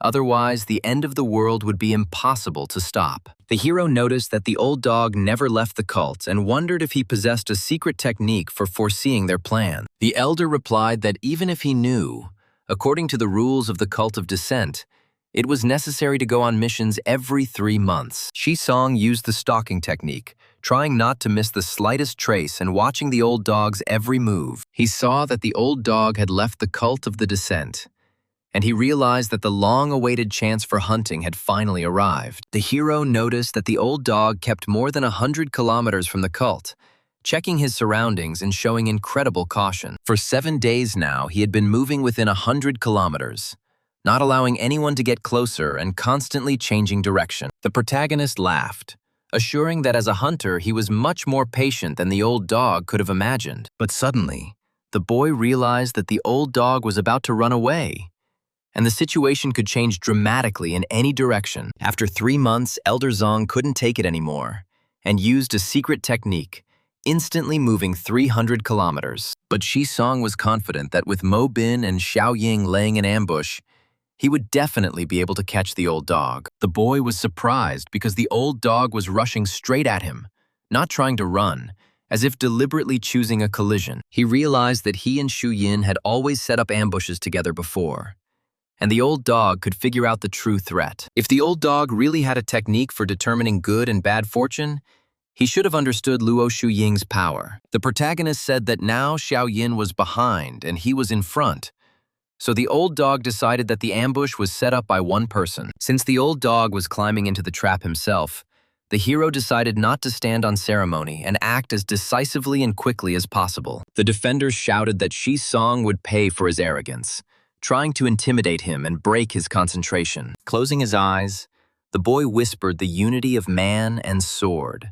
fully concentrating on the technique and his own intention. And then his eyes suddenly opened, showing that he had reached the right state and was ready for the decisive blow. A multitude of swords appeared around him, reflecting his intent and power, creating an impenetrable attack field. And these swords surrounded the defender of Zong, leaving him no escape route and preparing the final blow. The man grinned and said that the hero was quite interesting, watching his actions and assessing his strength with unexpected attention. He summoned a sword of bones and declared that the hero was still too weak to withstand such a weapon. The boy was amazed, because the old dog's sword looked frightening, radiating dark energy and an oppressive presence. The skulls on the sword screamed, asking why the hero wanted to kill them, filling the air with anxious voices. The protagonist screamed, trying to understand how the old dog could even forge such a sword filled with horror. The man claimed that his bone sword contained 49 vengeful souls,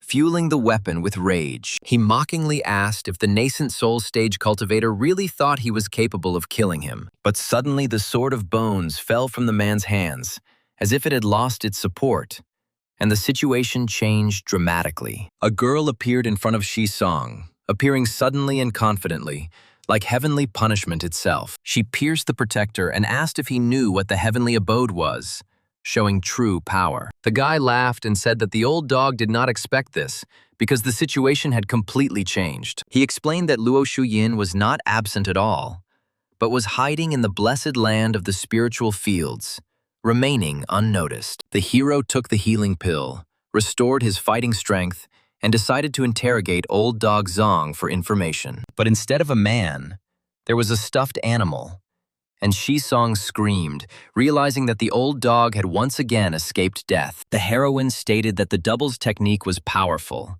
but it drained a lot of energy, so the pursuit needed to continue. With the 10,000 Li pursuit technique, they easily found old dog Zong's hideout without wasting any time. The man clenched his teeth in anger, realizing that he was being followed, and that it was becoming increasingly difficult to escape. As he attacked, he shouted that he had many more trump cards than they thought, trying to intimidate his opponents. The girl was suddenly bound by dark energy, depriving her of the ability to move and suppressing her spiritual power. She croaked that this black energy was absorbing life force, warning Shi Song of the danger. Shi Song smirked, saying that what lay before him was merely the yin energy of vengeful souls, causing him no fear. And the flames around him began to cleanse the space, burning away the remnants of dark energy and suppressing vengeful souls. The defender's gaze turned angry, and he shouted that Shi Song himself had forced him to reveal his true strength. Old dog Zong lost his composure,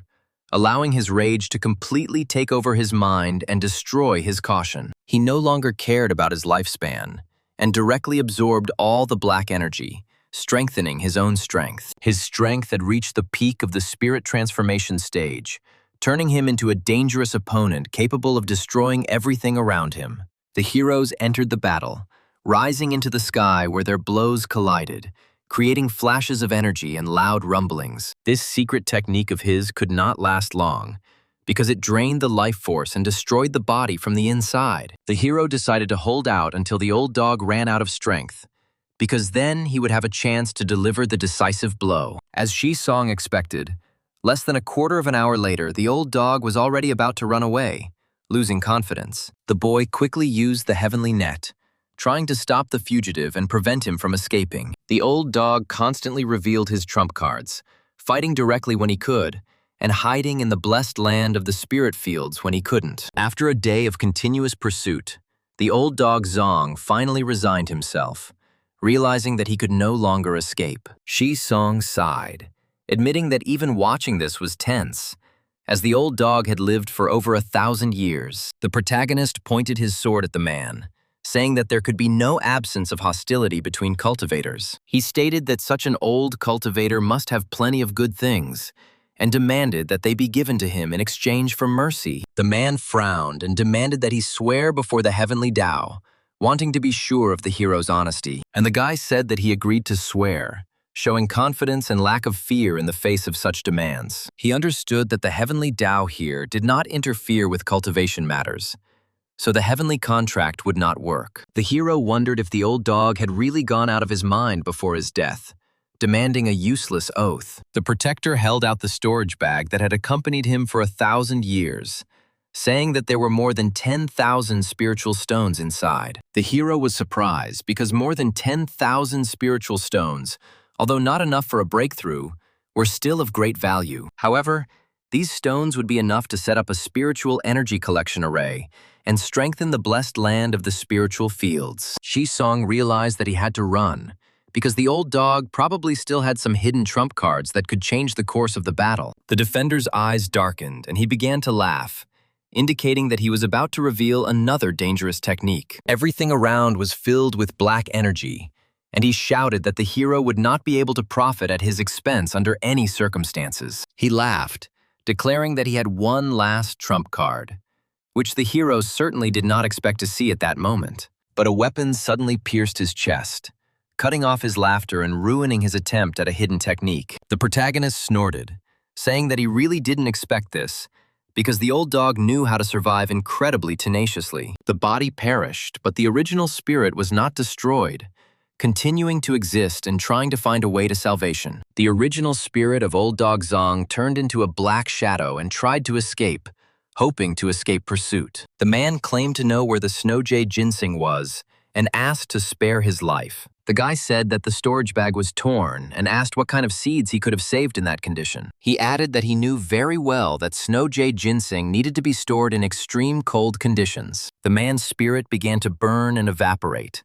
losing its form and gradually disappearing into the air, as if dissolving into the void. Shisong sighed, admitting that the old dog was indeed difficult to kill, since he had both puppets and the original spirit. A girl ran up to him and said that in the torn storage bag of the protector Zong, she found half of a jade tablet. He sent his divine sense there and discovered that the tablet contained a secret technique of cultivators related to calculating fate. The hero realized that the art of calculating fate explained the old dog's ability to predict good and bad luck, although the tablet was only half of it. Then Shisong asked the girl if there was anything else, and she replied that she had found a whole jade tablet that looked like a diary. The boy raised an eyebrow, wondering who kept diaries anyway, since the old dog really did have some strange and unusual habits. But he understood that the diary might contain important information about the cultivation world that was of great value. Shisong exclaimed that he wanted to use the immersive simulation function to quickly study the found records. The heroine stated that they needed to hurry,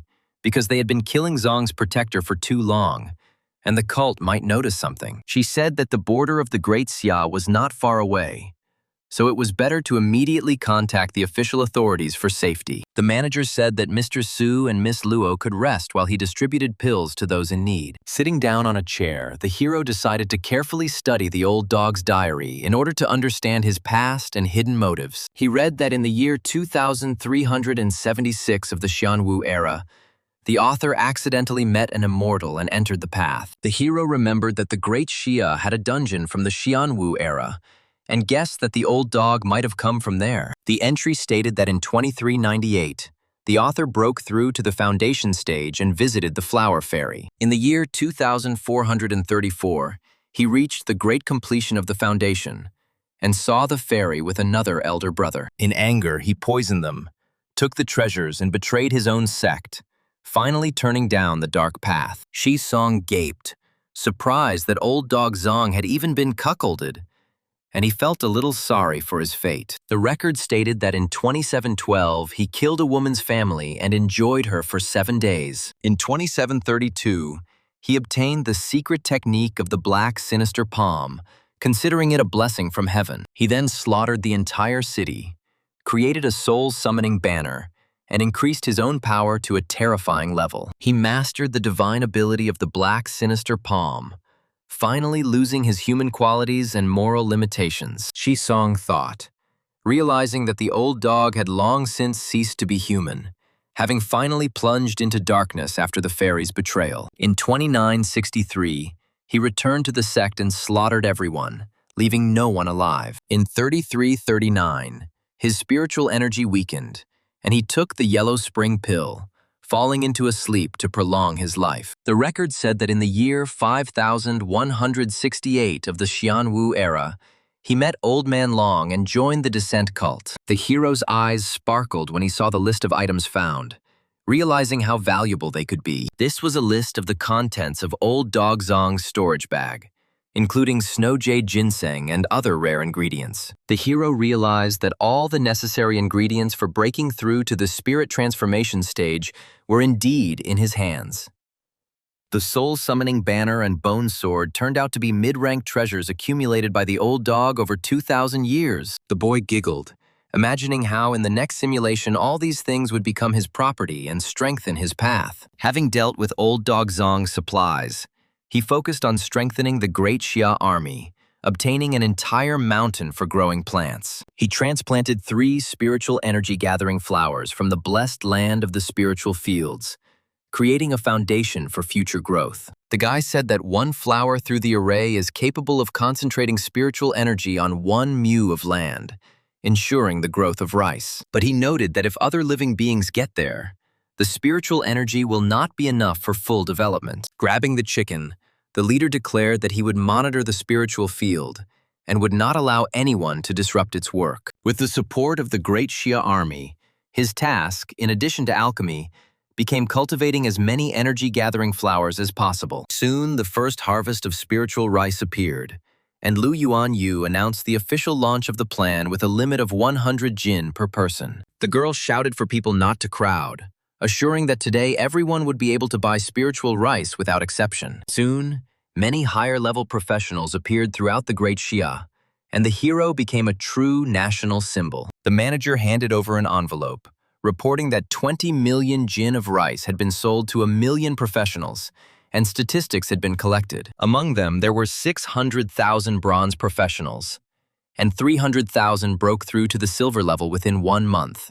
The man smiled as he said that the overall probability of a successful breakthrough had exceeded 99%, which was a record. Shisong thought about it, realizing that spiritual rice grown in reality was no worse than rice from the blessed land. He calculated that in the next 10 to 20 years, the number of silver and gold professionals would at least double throughout the country. More professionals meant more grandmasters and heavenly kings would emerge, which greatly strengthened the human race. For the overall strength of humanity, this represented a colossal boost, capable of changing the balance of power in the coming war. After the success of the spiritual rice plan, the hero focused on training his divine consciousness, seeking to expand his own capabilities. After many years of practice, his divine consciousness reached 1,000 zhang, opening up new horizons of perception of the world. He led the people and launched a counterattack against the alien races, using his accumulated experience and strengthened army. For the 25th year, the end of the world was postponed for a whole 10 years thanks to their joint efforts. The hero noted that the spiritual rice, pills, and his breakthrough to the nascent soul stage allowed him to last for 25 years. The protagonist showed his middle finger, recalling that after 25 years and 3 months, the fortress of demon suppression fell. He chose to transfer the 1,000 zhang divine consciousness and 25 years of alchemy experience, strengthening his own potential. His body became covered in golden energy, indicating that the power transfer had been successful and had resulted in a significant boost. He felt that learning the methods of making hundreds of pills at once was incredibly enjoyable and inspiring. The hero decided to test the power of the 1,000 zhang divine consciousness in order to understand the limits of the new state. He flew into the dining room and asked if there was stewed pork today, wanting to test the perception. The boy became indignant, telling his aunt that his divine consciousness had grown,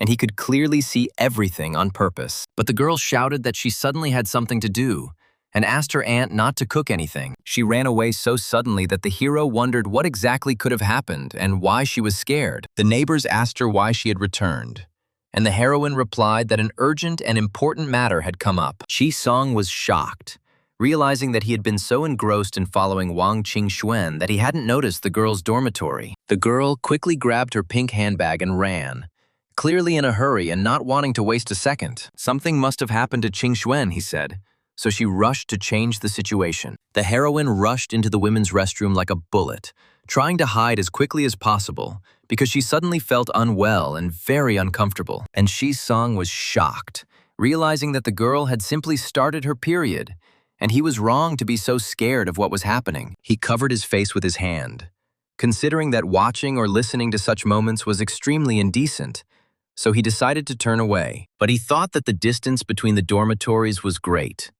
Yet his divine consciousness still reached there without the slightest effort. He wondered how terrifying the radius of his divine consciousness would become at the spirit transformation stage, as its capabilities would increase many times over. Moreover, among the people of the blue planet, he is the only cultivator, so professionals are unable to notice his consciousness, which makes him stronger. The girl said with disappointment that she had planned to go to see the elder Su Xing later, but the guests had arrived too early and disrupted her plans. Song was indignant and said that it had nothing to do with him, because her thoughts seemed completely strange and incomprehensible to him. Sitting on the bed and yawning, the guy asked Sun Shui if she was ready, because they needed to have time to complete their planned tasks. He didn't understand why it was taking Sun Sui so long to get ready, since he still had to return to the university to continue the simulation. And, letting out his breath, the guy decided to check what she was doing in order to understand the reason for her long preparation and possible anxiety. The heroine wondered what type of appearance Song might like, because it was difficult for her to choose a suitable image for the meeting. He realized that before each weekly meeting, Chong Shui really prepared very carefully, trying to look as neat as possible. Kong Shui came out beaming and said that she had just changed her clothes, so she was a little late and did not have time to come out right away. She asked why there was so much to do this week and noted that Su Xing's strength had increased again, as she expected. She said that she had received the pills and suggested that they continue the work that they had planned to do together in the near future. The protagonist gently placed his hand on her shoulder and asked her to rest a little to regain her strength before work. Falling onto the bed, the heroine said that he looked unusually collected and confident today, which surprised her a little. And the guy said that she worked hard, so he learned a new relaxation technique and wants to help her recover. The girl began to stroke his hand and asked why he decided to take such care of her, wanting to understand his true intentions. She calmly sat down next to him on top of the bed, trying to maintain her balance and continue the conversation without rushing. He was invisibly protected by luck,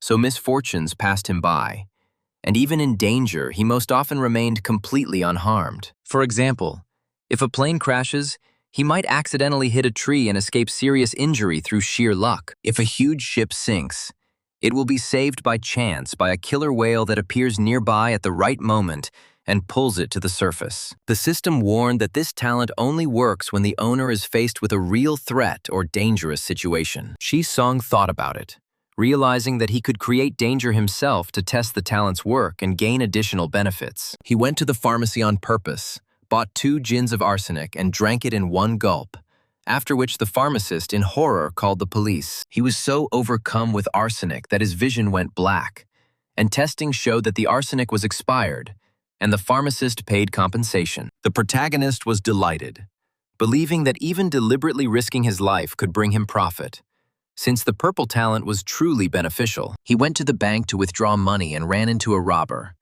but he forgot to load his gun, and the hero neutralized him in one move. He then went swimming in the river and was bitten by a non-venomous snake, which turned out to be a species that had been extinct for 2,000 years, earning him a reward. After numerous confirmations, he realized that seeking out danger really did bring benefits.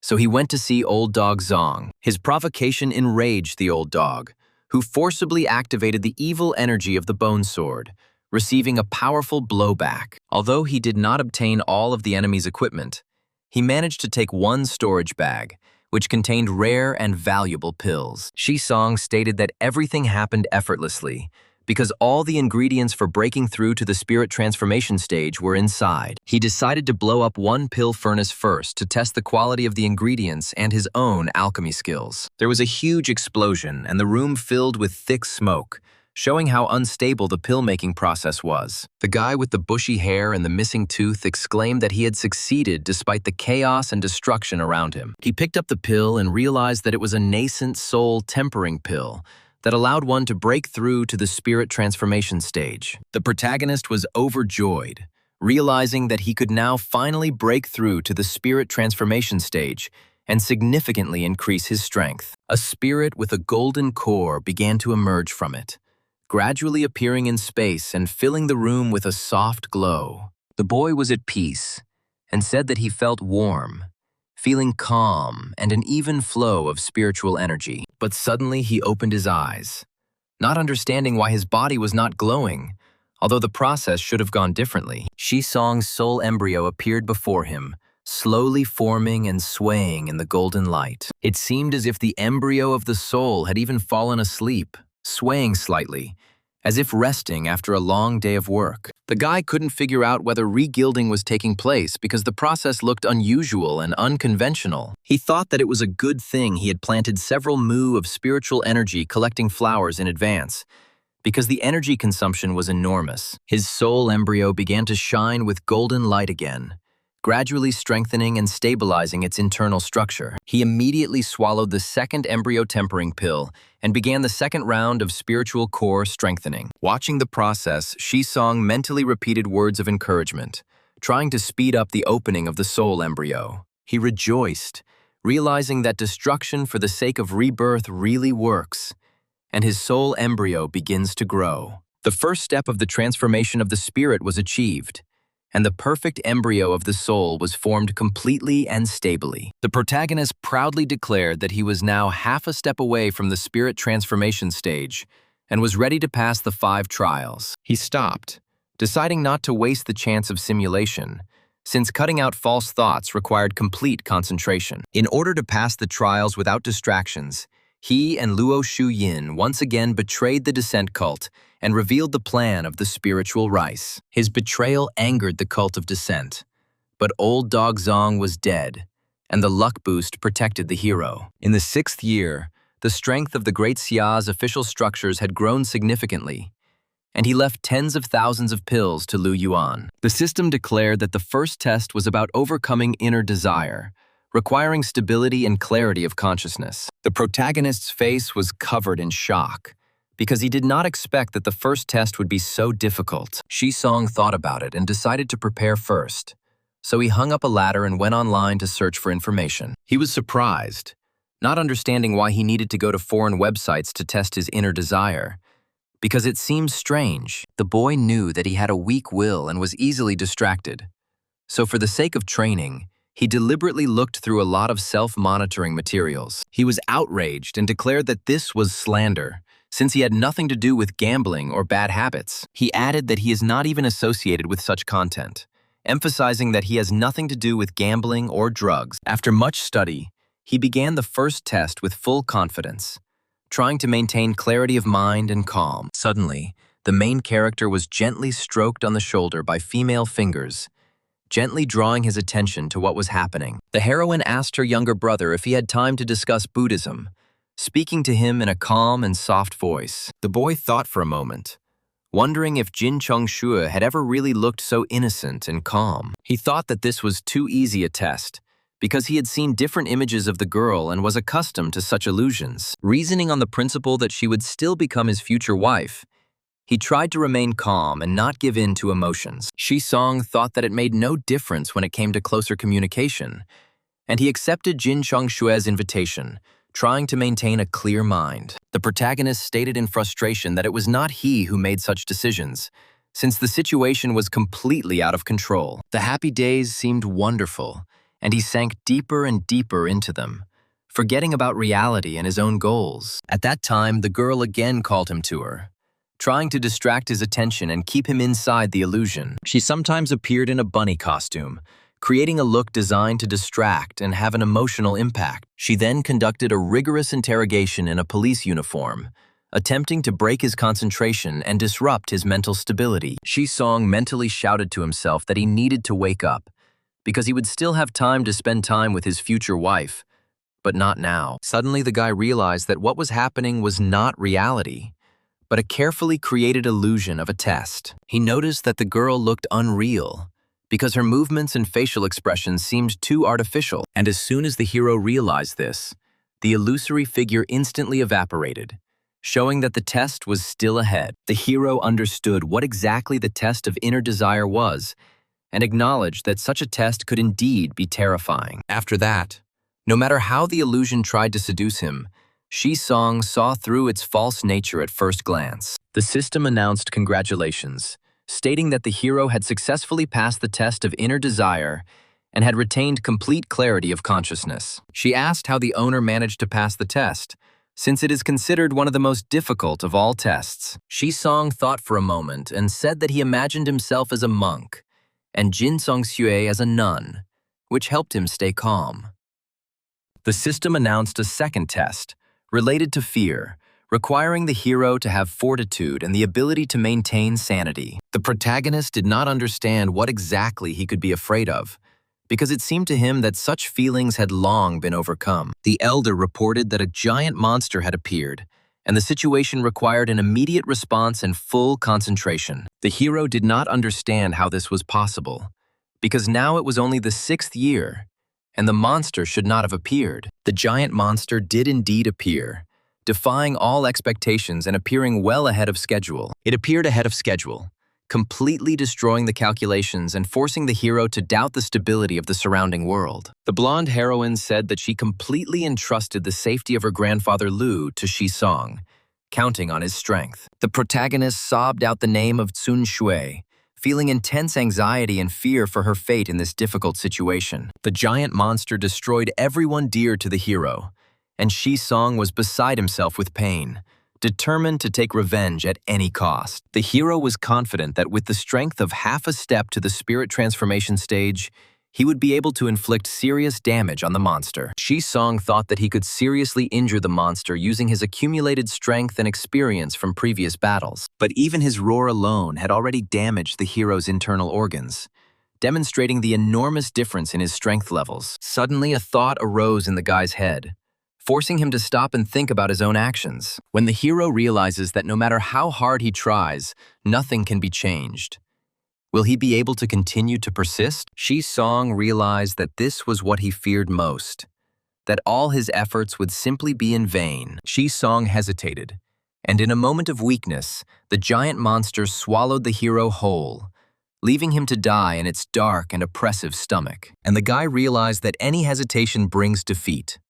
So he decided to face each challenge head-on, confidently, and without unnecessary doubts. And the hero chose to attract luck, avoid disaster, and cultivate at the half-step level to the spirit transformation stage. He noted that his control over spiritual energy had become freer, allowing him to create a vortex of any size, completely subordinate to his will. He was surprised by the emergence of a new sensation, because he had not previously experienced other levels of cultivation or deep internal insights. Then Shi-song realized that the memories of going through the trials of lust and fear were surfacing before him. The 5 trials of the spirit transformation stage were a direct confrontation in illusion with the deep part of one's own essence. This allowed one to understand the true inner self and to come closer to the completion of the complex and demanding stage of spiritual transformation. The guy exhaled and admitted that the simulator served as a cheat, because without it, he would have failed the first of the 5 tests. So the hero continued selling pills,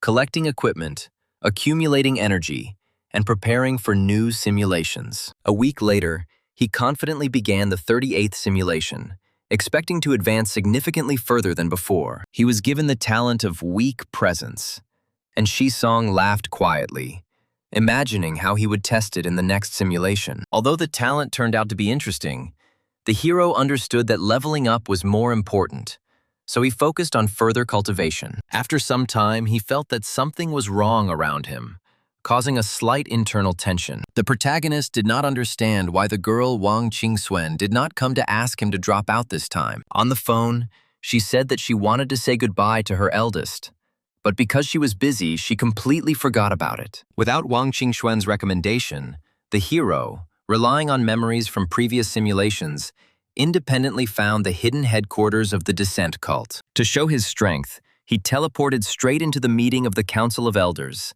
But no one present noticed him. Shi Song was shocked, because the Grandmaster-level elders had not noticed the hero's intrusion, which seemed completely impossible. But finally, one of the elders noticed the hero and sternly asked who he was, how he got there, and why he dared to invade. After such a public display of power, the Cult of Descent was pleased with the hero's abilities and warmly welcomed his official accession. But after the meeting, no one allocated a room for the hero to live in, as if his presence had completely disappeared from everyone around him. Shi Song was upset because the talent was powerful, but the side effect was too strong and could lead to disaster. But there was also joy, because now the robbery of the treasury should go much easier thanks to the peculiarities of his talent. In the third year, the hero, together with Luo Shuyin, robbed the treasury, and thanks to the talent of a passerby, the people of the Descent cult did not notice the betrayal. At the same time,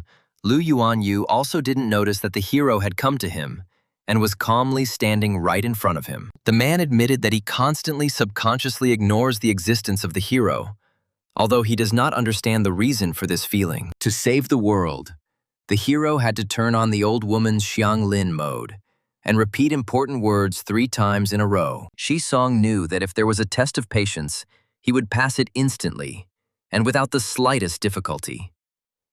The hero shouted that he was ready to face his fear and was no longer going to retreat before his inner demons. And with one movement, he cut the monster's face apart, demonstrating the determination and confidence accumulated over many years of preparation. Having experience from the previous simulation, the hero successfully broke through the test of fear, completely overcoming internal doubts and hesitations. Even if the body dies and the path dissipates, the hero will not regret it, because a real man should fall only on the battlefield. Shi Song exclaimed that after understanding the test of fear, he was no longer afraid of death and was ready to move on. The next test was one of greed, so the hero needed careful preparation to avoid giving in to his inner desires. The hero returned to the real world and, thanks to the successful implementation of the spiritual rice plan and the pill plan, became a national hero. To better pass the test of greed, the hero decided to release the evil desires hidden deep in his heart. The hero began to madly collect all the treasures he ever wanted,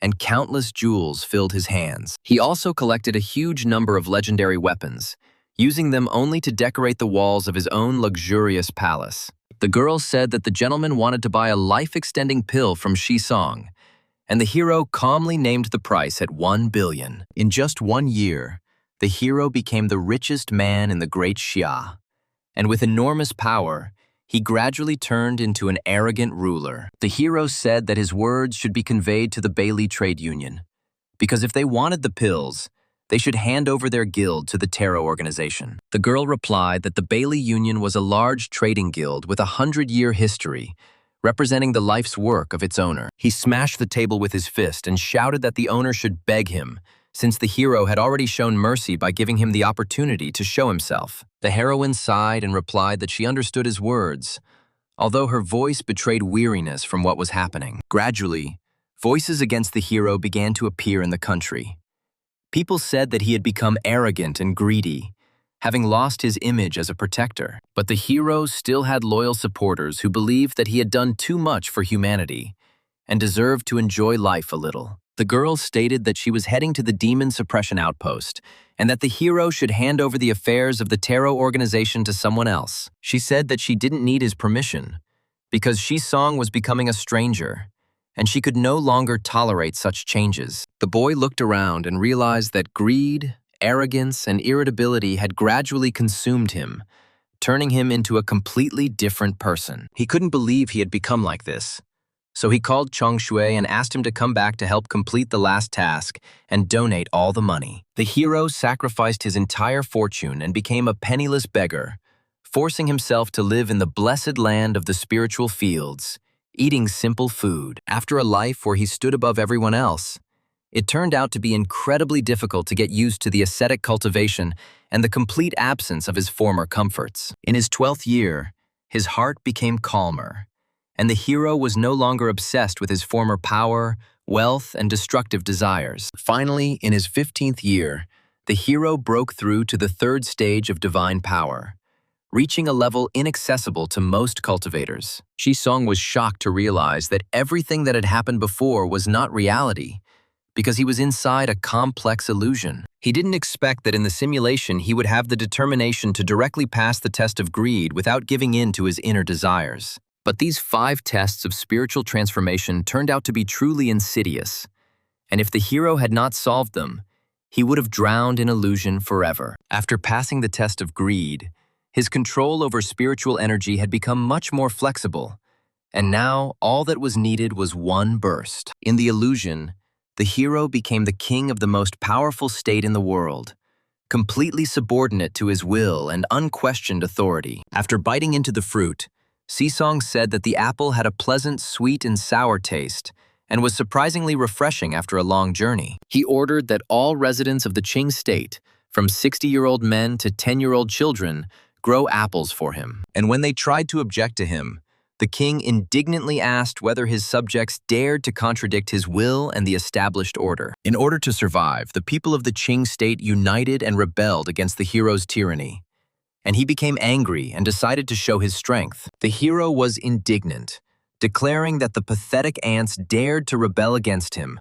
forgetting their place and purpose. Countless citizens died by his sword, for the hero had no intention of showing mercy to those who defied him. The Qing state was littered with dead bodies, and the hero easily conquered this weak country, suppressing all resistance. Shisong was frozen in shock, realizing that he was the one who did all this, and he couldn't believe his own eyes. His heart was pierced by a sword, and a cry was heard demanding that the tyrant pay with his life for the atrocities he had committed. The boy asked why he was betrayed, since he had given power, money, and a position above everyone except himself, appointing a servant as the main manager. And the servant replied that he wanted to serve the king, and not a tyrant who destroys the fate of the state for his own whims. Shisong's crown fell, and he realized that he could decide the fate of the country with a single command, becoming an arrogant and cruel ruler. There remained the last test, the test of anger, and the hero felt that it would be the most difficult and dangerous. The girl announced that she was leaving school, said goodbye to her senior, and no longer wished to stay with him. And when the hero ran after her, the heroine said that the elder one had better think about how not to be expelled himself. She added that with his current strength, he would only become cannon fodder if he decided to follow her. He did not understand because he considered himself half a step away from the stage of spiritual transformation, and he could not accept what was happening. Everything around darkened, and the hero realized that there was not a drop of spiritual energy in his body. Trying to understand what was happening, he desperately called the system, but no matter how much he called, it did not answer, leaving the hero completely alone. The hero realized that the system had disappeared, and not believing it, he went into the forest where he met Jin Chong Shui, hoping to enter the Qing Yun Spiritual Fields dungeon. But nothing worked out, and soon the hero learned of the death of his sister and the fat man Yuya, which finally broke his spirit. A few years later, the hero was expelled from the university, and then a giant monster appeared, blocking the sky and the sun with its enormous body. Shisong shouted that he had become useless and worthless, asking where the system that should have belonged to him was. The protagonist snorted and told him to wake up, because everything that was happening was a lie and a created illusion. And then the guy looked at his hand, trying to figure out what exactly about what was happening seemed wrong. Having become fully aware of what was happening, he realized that everything around him was an illusion created to test his mind. And flying away into space, the hero repeated that everything that was happening was not real and had no relation to reality. The hero exhaled, realizing that his real thoughts could influence him in the simulation. Otherwise, the test would be too difficult. After passing the 5 trials, the speed of his Dantian spiritual energy absorption increased sharply, and his soul embryo changed. His soul embryo evolved even further and turned into a fighting divine version of the hero, possessing immense power. At the same time, his divine consciousness expanded to 2,000 jang, and the whole of Kyoto came within the range of his perception. Now the hero needed to introduce the original spirit into the soul embryo in order to complete the most important stage of the transformation. The golden light grew brighter, gradually filling the space around the hero and strengthening his inner strength. The hero realized that even if the physical body perished, as long as the divine consciousness did not dissipate, he would be able to continue to exist. If a suitable body is found, the hero can be reborn, occupying someone else's shell and restoring his lost form. Now it has become clear why everyone strives to reach the stage of spiritual transformation, because it literally gives a second life. Finally, the hero fully grasped all the insights and officially entered the stage of spiritual transformation, completing a long journey. In the dry field, Shisong froze, not understanding where his flowers, which were supposed to grow here, had disappeared to. They turned back into ordinary chickens, as the spirit transformation had completely depleted the spiritual energy needed to maintain their form. The boy chuckled, because although he no longer had the spiritual stones, old dog Zong still had them, and in the next simulation he was going to shear the wool. After breaking through to the spirit transformation stage, Shisong himself went to the battlefield at Demon Suppression Pass and destroyed the enemies. And he said that he wanted to know how many years his spirit transformation stage power could delay the end of the world. His fearless will inspired the professionals of the Great Xia, and thanks to their joint efforts, humanity was given a chance to survive. In the 25th year, hundreds of legendary demonic beasts invaded the Demon Suppression Pass, where countless human soldiers perished. The hero noted that the end of the world had been postponed for 10 years. And during this time, the Great Xia would become even stronger. He successfully advanced his cultivation level to the 4th stage of the Divine Power Realm by spending 30 million energy. The first stage of Divine Power, then the 2nd, 3rd, and finally the 4th stage was reached, significantly strengthening his body. The main character gained enormous muscles as he went through 3 transformations from the 1st to the 4th stage, almost doubling his strength. At low levels, body and energy cultivators had different advantages, although the physical strength of body cultivators was always higher. But the energy cultivators' techniques allowed them to attack from afar, and ordinary body cultivators could not get close to them. Now, at the Divine Power stage, the growth of the body cultivators' strength allowed them to put energy cultivators in their place. The boy muttered that his divine consciousness had reached 3,000 jang, which was significantly higher than his previous levels. If you convert this into modern units,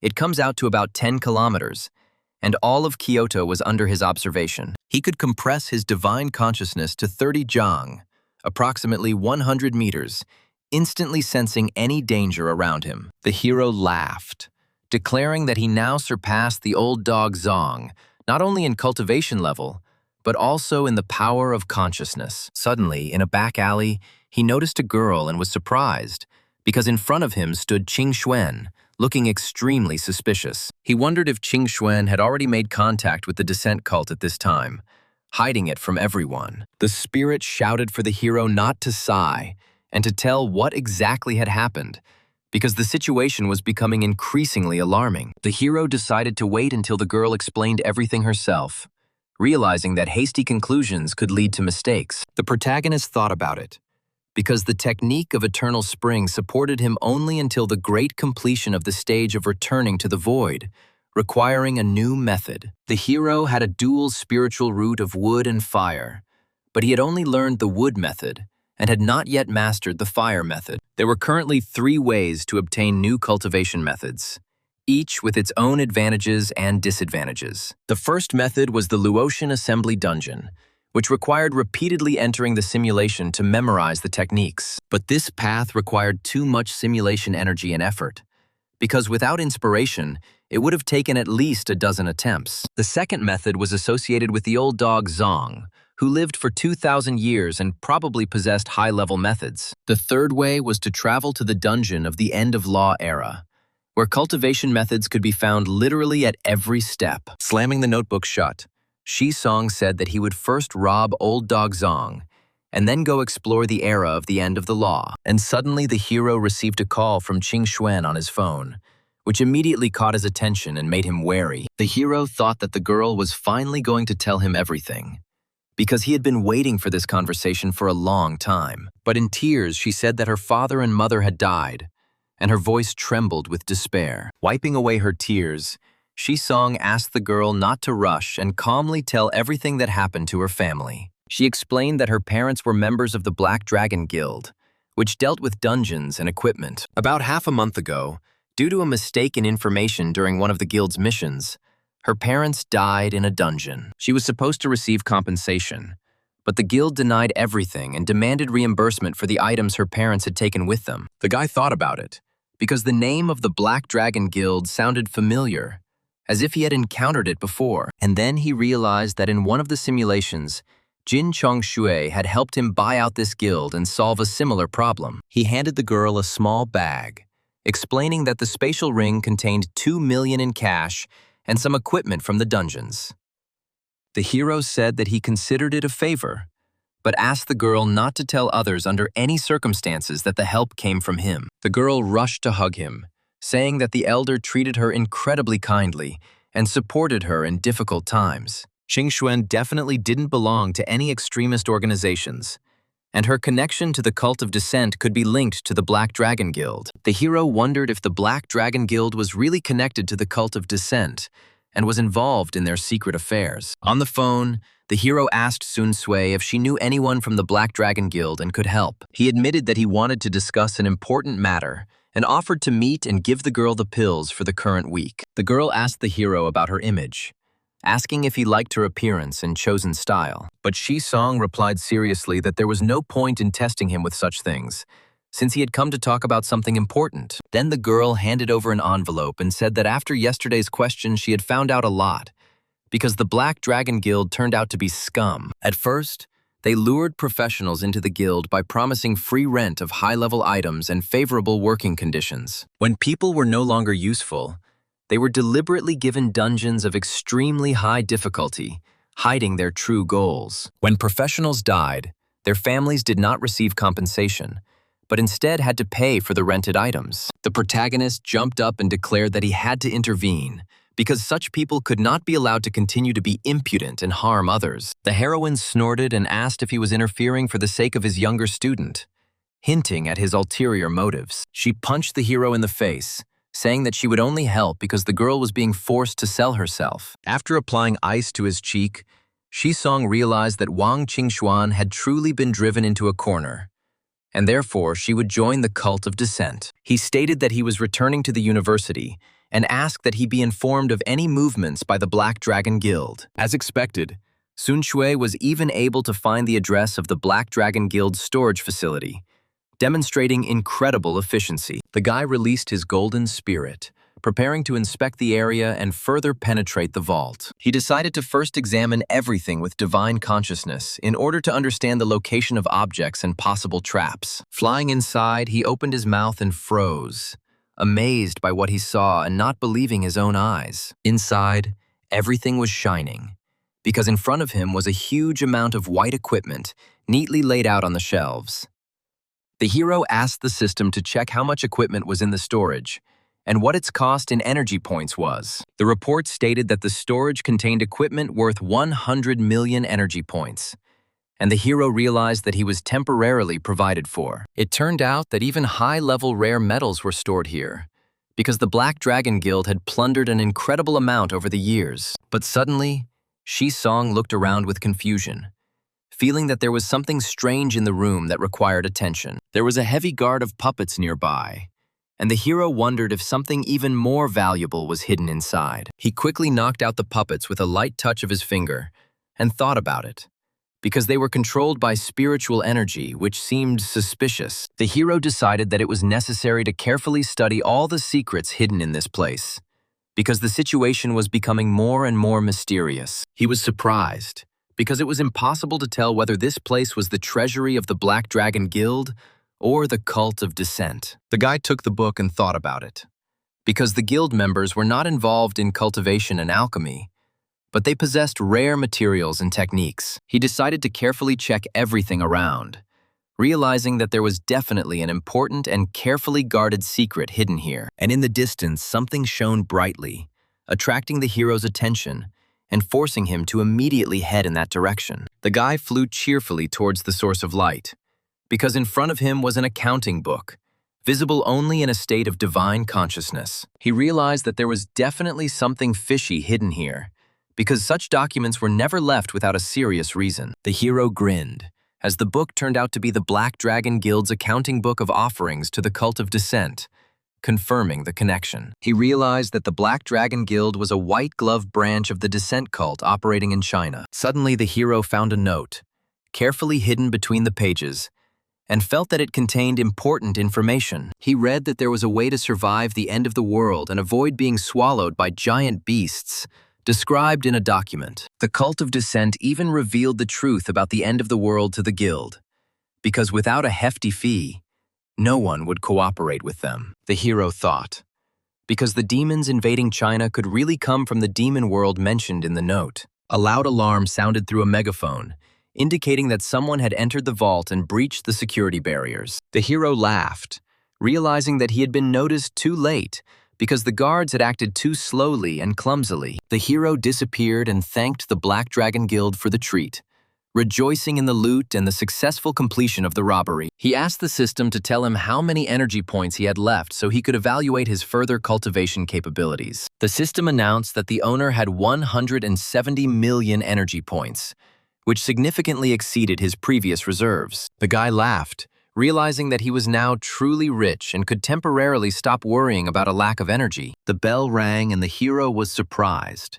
because he had already handed over the pills and rations, so he did not expect a call from Sun Shui. The girl was indignant, asking if it was he who robbed the Black Dragon Guild, since everything pointed to his actions. She asked who he thought she was, since his overconfidence could lead to trouble, and the guild was already actively looking for him. The Black Dragon Guild has announced a reward for a martial emperor-level master capable of carrying off an entire vault. The hero raised an eyebrow when he learned that the reward was 100 million, and realized how seriously they were looking for him. He fell onto his bed, deciding that it would be better not to leave the university for a while to avoid possible danger. And I started thinking that someone might have special artifacts to search for. And so, I decided to immediately launch a simulation. Although such situations might seem like any man's dream, the hero reminded himself that this was the end of the world, not a romance. The system responded that the owner should objectively evaluate his luck, since it does not interfere with the choice of talents. The hero snorted and said that his goal was to cultivate and let talents fall to chance. He decided to try to escape through the demon suppression outpost into the demon world in this simulation to test the possibility of saving humanity. To reduce the likelihood of the Black Dragon Guild finding him, the hero quietly meditated in the spiritual land for a whole month. All this time, Jin Chengshu had been relaying news to him, maintaining contact and monitoring the situation around the guild. A scream came from the receiver, demanding that they stop hiding, because the guild had already taken down the reward notice and was expecting the pills in a week. After meeting with Jin Chengshu, the hero realized that the situation had stabilized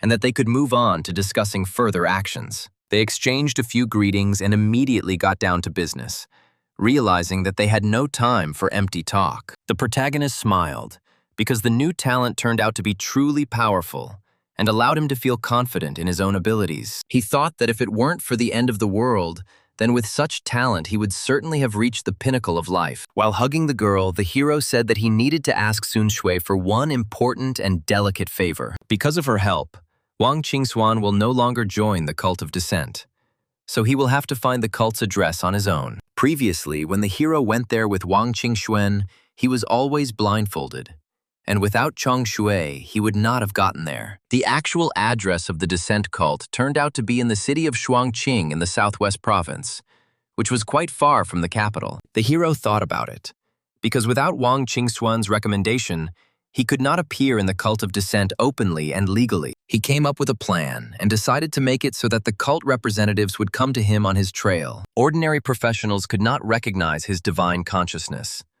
but the highest ranks of the descent cult would definitely feel its power. The hero remembered that he had never used divine consciousness outside the capital before, and decided to try it now. Suddenly, behind him, he saw a purple glow that was rapidly approaching and clearly indicated the arrival of guests. The hero joyfully exclaimed that they were coming, because this was exactly what he had been trying to achieve by attracting the attention of the cult of dissent. A man wearing a hood and mask appeared before him, hiding his face and radiating strong spiritual energy. The protagonist began to defend himself with flames, creating a fiery barrier around himself and preparing for a possible attack. And then he rushed towards his opponent, intending to test his strength and understand the stranger's true intentions. They began to fight with swords, and each blow was accompanied by flashes of energy that reflected the level of their skill. At one point, Shi Song wounded the man, showing that his strength far exceeded his opponent's expectations. Then the enemy acknowledged that the hero really had a good level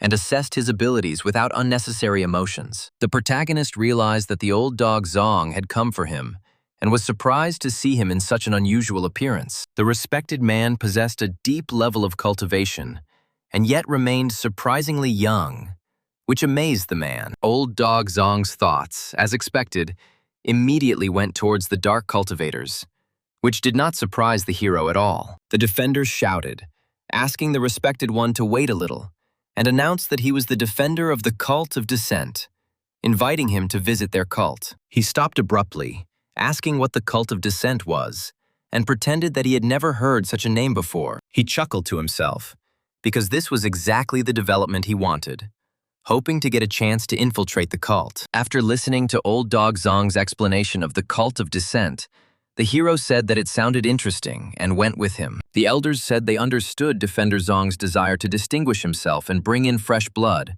but they considered his actions hasty. They were hesitant, as picking people up right off the street seemed too risky and could arouse unnecessary suspicion. The man shouted that there was no rush, because this gentleman was a great master of body capture techniques and possessed rare knowledge. Since old dog Zong had created too high an image for the hero, he had to get a suitable pill to earn his trust. Everyone was shocked, because in front of them was a life extension pill that could extend life by 100 years, regardless of level. The protagonist proudly declared that the elders were well versed in such things, and were able to appreciate the rarity of the pill. He said that he only got this pill after 99 exploding cauldrons, and mentally scolded old dog Zong. He was told that he had been officially accepted into the cult, and was now free to attend their meetings and participate in their affairs. After joining the cult of dissent, the hero, on the one hand, fraternized with the old dog Zong, maintaining friendly relations.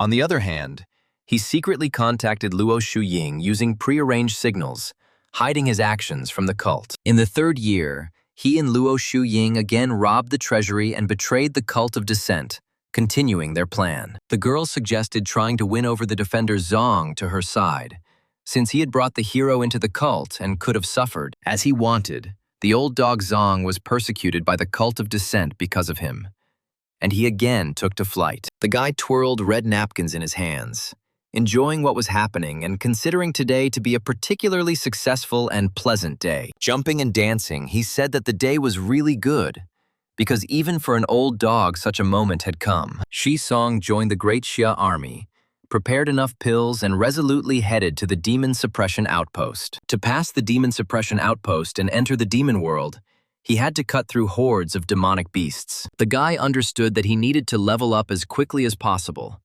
Otherwise, he wouldn't be able to withstand the upcoming difficult trials. Suddenly, he saw a black, frightening shadow that moved quickly and caused a strong tension in his heart. He screamed that the beginning of murderous intent was in front of him, feeling the space around him become denser. Shi Song approached the monsters, but as soon as they sensed his aura, they began to run away in fear. He decided to find higher-level demonic beasts to temper his own killing intent and strengthen his spirit. The guy defeated all the opponents around him, but never met a single truly worthy opponent. He wondered why he had been killing for so long, but still couldn't see the border of the Demon Suppression Outpost. A menacing roar was heard behind him, and he realized that something much more dangerous than the creatures he had previously encountered was approaching. A rhinoceros monster appeared before him, emitting powerful energy and looking much stronger than the other demonic beasts. He attacked swiftly, his huge muscles making every movement incredibly dangerous and destructive. As he flew back,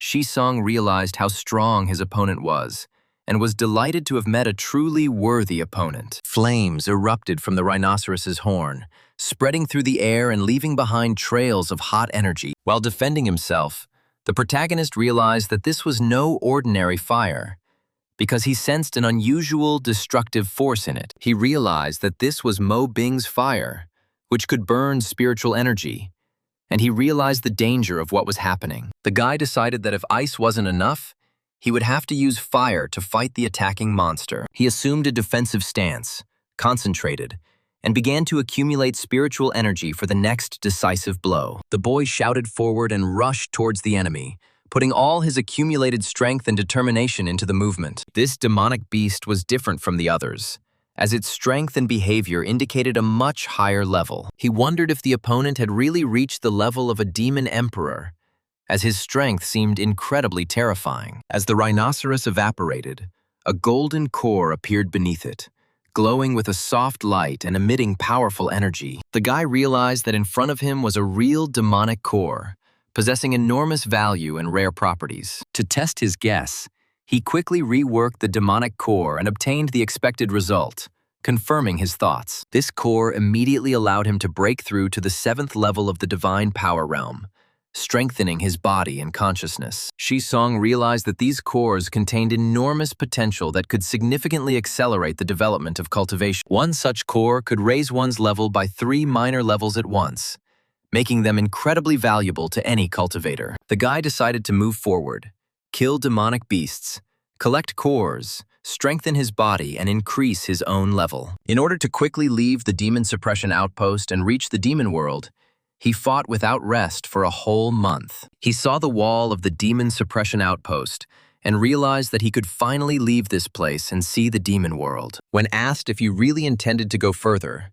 he heard a warning about numerous dangers. The guy replied that he absolutely had to watch it, because otherwise he would never know the truth about the demon world. He saw the skeleton of a huge monster lying among the rocks and felt how cruel this place was. Shisong realized that everything was much more severe than he imagined, because there were traces of ancient battles lying around. Before him lay a veritable graveyard of demonic beasts, filled with the remains of creatures of various sizes and shapes. This bloody moon gave him an eerie feeling, as if it was watching his every step and weighing on his mind. He wondered if the demon world was supposed to be a place where demonic beasts lived, not an endless graveyard. The guy was surprised why there was nothing but a cemetery here, because he expected to see living creatures, not dead remains. The elders said it was a slaughterhouse, where the blood moon awakened the beast's rage, causing them to think only of killing. He warned the girl that if she went with him, she could die,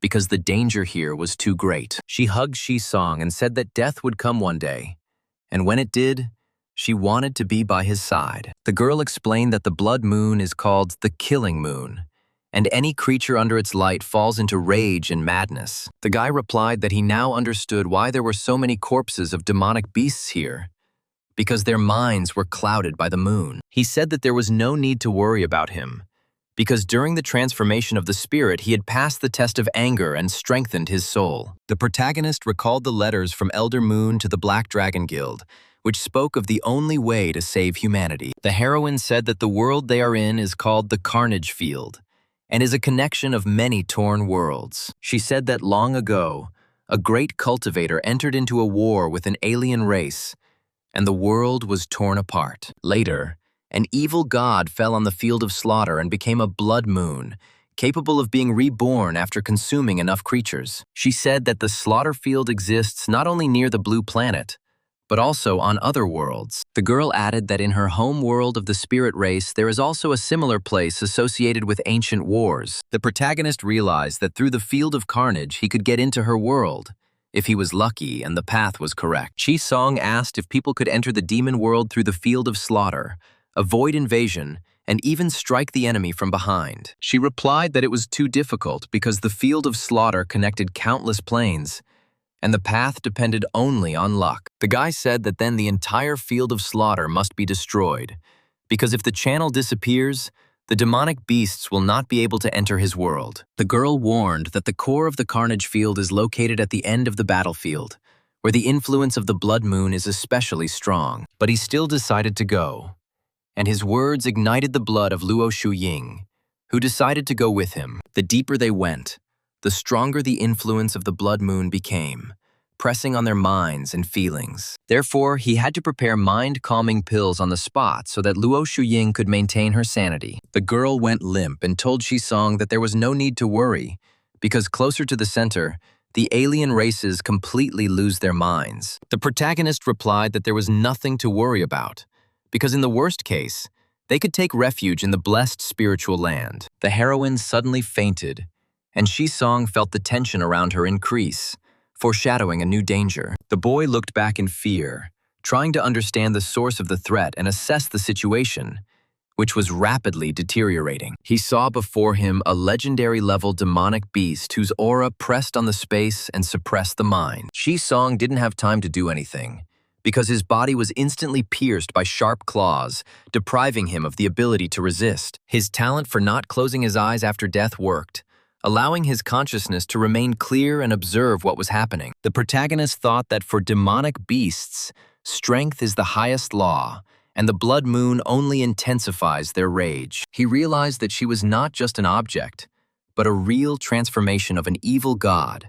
capable of influencing the world and creatures. The boy admitted that his strength was still insufficient, as his encounter with the legendary beast ended in instant death. He decided that when he reached the peak of the spirit transformation stage, he would definitely return to explore this dangerous place. The reward received included a cultivation level of the 7th stage of the divine power realm and 20 years of combat experience. Shisong happily stated that he felt as if he had returned to the demon suppression outpost again, experiencing the familiar sensations. All the memories came alive, and he clearly felt every detail of the past experience, as if everything was happening right now. The guy confidently stated that he had fully absorbed the knowledge he had received, and his mind had become much calmer and more collected. He thought that the increase in level was manifested in better control of the vortex of spiritual energy.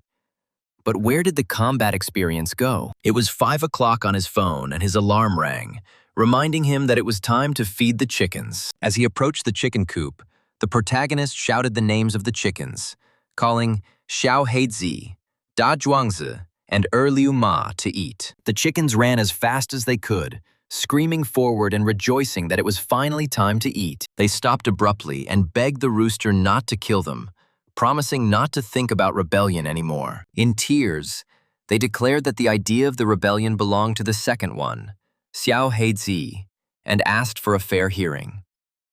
Shisong was taken aback, as he had no intention of killing the chickens, and asked them not to add unnecessary drama. He couldn't understand what exactly he had done, since they began to foam at the mouth with fear and behave so strangely. The guy realized that the culprit was the germ of murderous intent that he had unknowingly released. He realized that combat experience manifested itself in just this way, because even strong enemies could be intimidated by aura alone. As expected, everything the system gives as a reward is a real treasure that can significantly enhance development. He decided to accumulate more energy points and level up as quickly as possible in order to receive 3 rewards at once. The boy approached the house of the Bailey II family, whose wealth was comparable to that of the influential Jin family. He stood on tiptoe and thought that perhaps this very place was the home he needed. He was sharply asked what business he had come for, whether he wanted wealth or whether he had come for someone's life. Shisong replied that he did not need wealth because the old man would die soon anyway,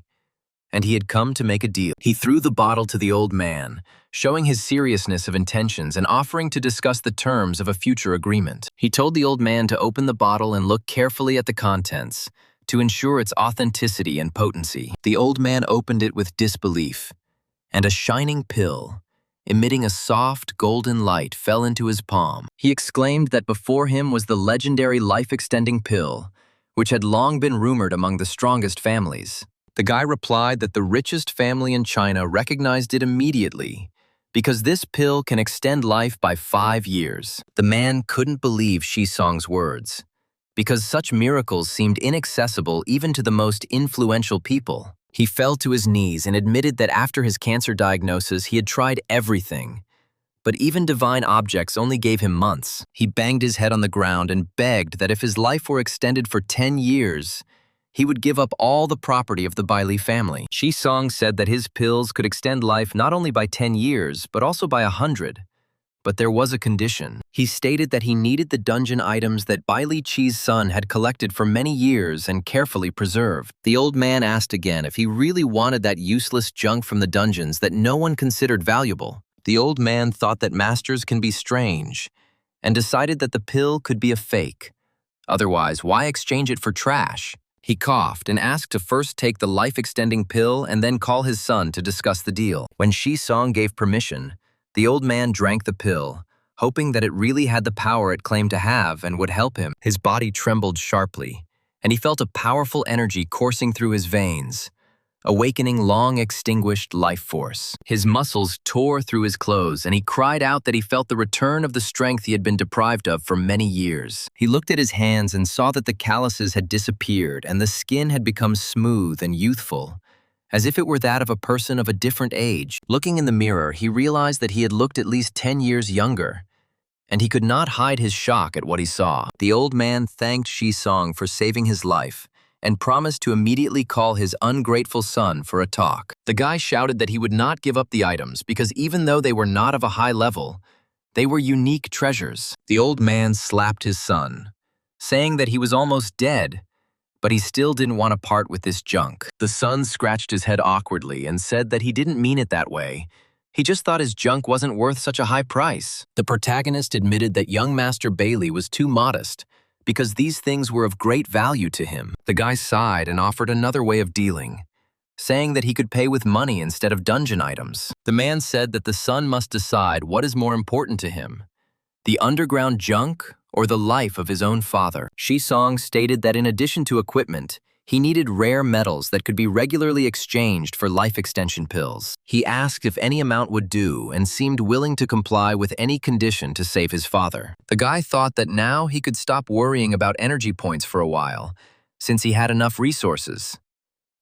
The son cried and asked the elder to take care of them properly, realizing that he no longer had any other choice. Song said he would come next week, and the second life extension pill depended on their efforts. Suddenly, the old man ordered Fubo to follow him and be sure to find out who he was and where he came from. The boy told his father not to complicate things, because his objects contained tracking devices that would allow him to find out everything automatically. He said that his son had finally done something worthwhile, and for the first time, he seemed pleased with his actions. The full moon shone in the sky, illuminating the city with a soft light and creating a sense of calm after a busy day. And Song flew around the city and asked the system to calculate how many energy points he would get this time. The system reported that energy objects have been detected, and their total value is 480 million points. He was shocked by such a huge amount and did not expect to receive such a significant reward at one time. The guy happily stated that he knew that getting rich overnight was nice,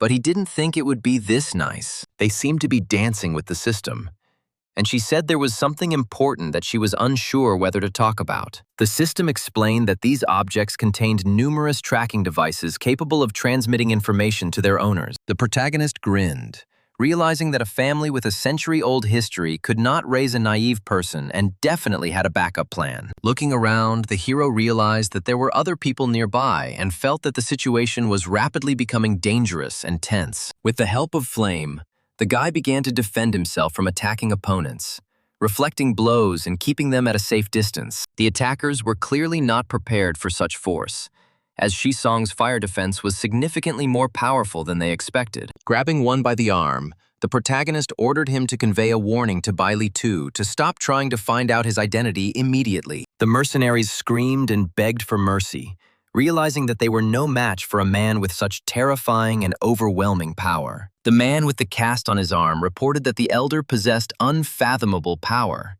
and the Bailey family could not become his enemy. He said that all of his subordinates were martial emperor-level masters, but none of them could withstand even one blow. The old man thought for a moment and decided that this man's level was already close to legendary, and was surprised by his appearance in China. The boy ran into the room and told his father that all the tracking devices in his subjects had stopped working at once. The man told Fu Bo that the Bailey family could not offend such a person and ordered them to urgently purchase rare metal ores. The system announced the start of the simulation and reported that the main character had received the purple talent of a blacksmithing genius. The guy was pleased, because this talent could bring in money and open up new opportunities for future development. Shi-song lay on the bed and regretted that he did not have the knowledge to create artifacts and the appropriate manuals to teach him. After the simulation began, the hero was about to go to the blessed spiritual land, but suddenly received an invitation from Fatty Yu. The fat man said that Shi-song shouldn't sit in the dorm because graduation was coming soon,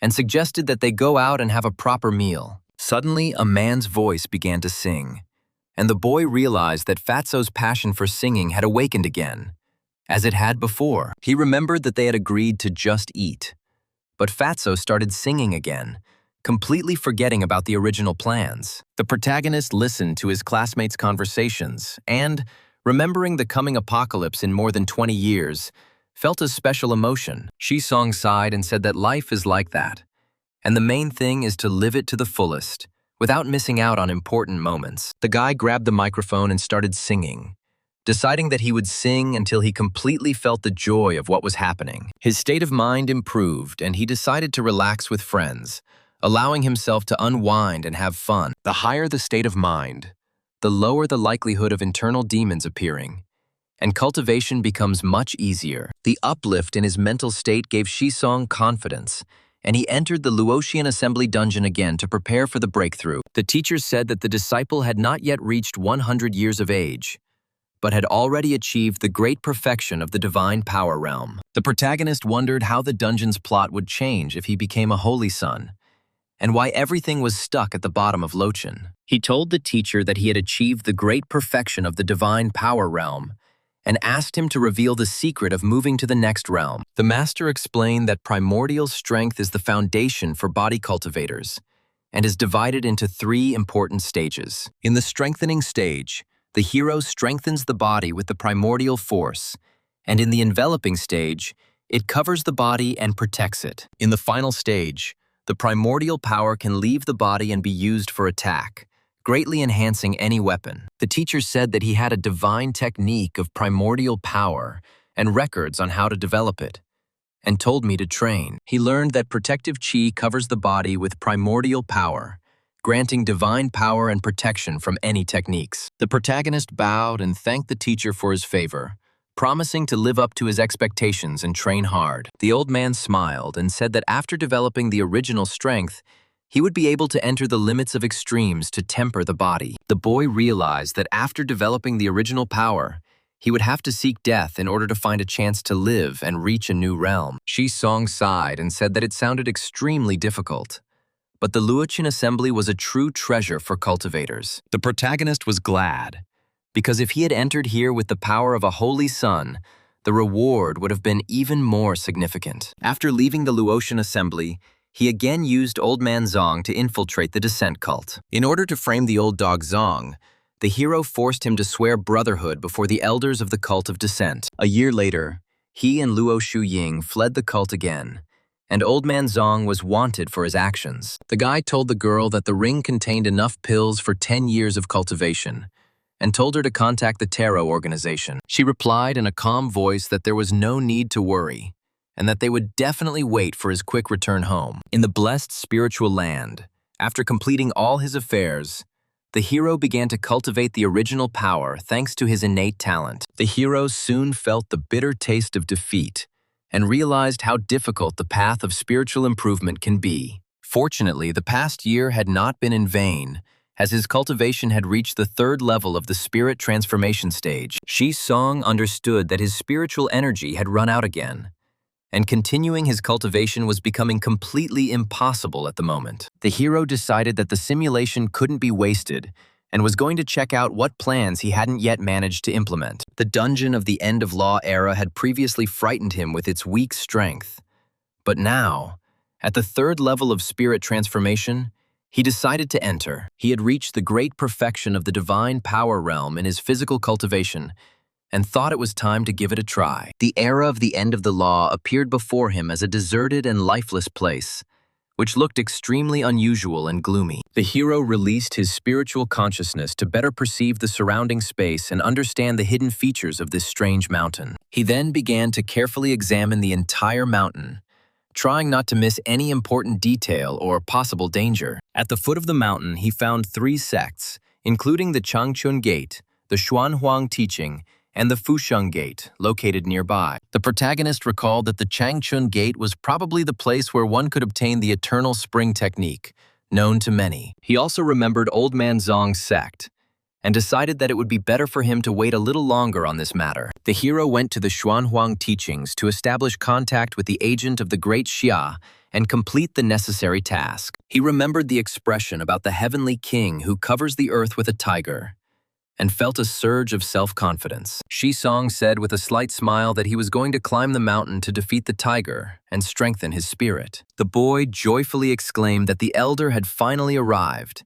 and asked if the organization had sent him specifically for him. Shisong awkwardly admitted that he was just passing by and didn't expect to be drawn into such a situation. The hero calmly asked the elder what instructions he should follow and what was required of him at the moment. The protagonist said that he wanted to know if the Xuanhuang Teachings had techniques for cultivating primordial power, and the guy confirmed it. Shisong asked whether the interlocutor could independently make decisions and manage such techniques in the teaching. The guy confidently stated that he occupies an excellent position in the Xuanhuang Teachings and is able to solve many important issues. He said that he is now the deputy head, since the head is in seclusion, and manages the entire teaching. The hero was surprised, realizing that the guy had almost become the boss, and therefore wanted to return to the organization to confirm his status. Through Wang Xiaowu, the hero received a suitable technique for cultivating primordial strength and learned important news about spiritual energy. The guy said that the spiritual energy in this world was completely depleted, and its disappearance was connected to the ancient ruins. Shisong looked around and realized that in front of him was indeed the ancient ruins he was about to explore. The hero felt a bad premonition and realized that what was happening around him was causing him serious concern. Suddenly, strange sounds were heard behind him, which made the hero become wary and turn around to check the source. The protagonist looked back and saw a sword, shrouded in purple energy, rapidly approaching him. The defenders screamed that the scoundrel had set him up and expressed intense rage directed at the protagonist. He claimed that the old dog hid in the dungeon, and that is why the cult of dissent could not catch him for a long time. The hero thought that it had been a long time since there had been a real fight, and decided to strengthen the nascent intent to kill within himself. As he attacked, the boy shouted to the old dog to prepare for death and not try to hide any longer. The battle was about to begin, and the tension around was becoming increasingly palpable.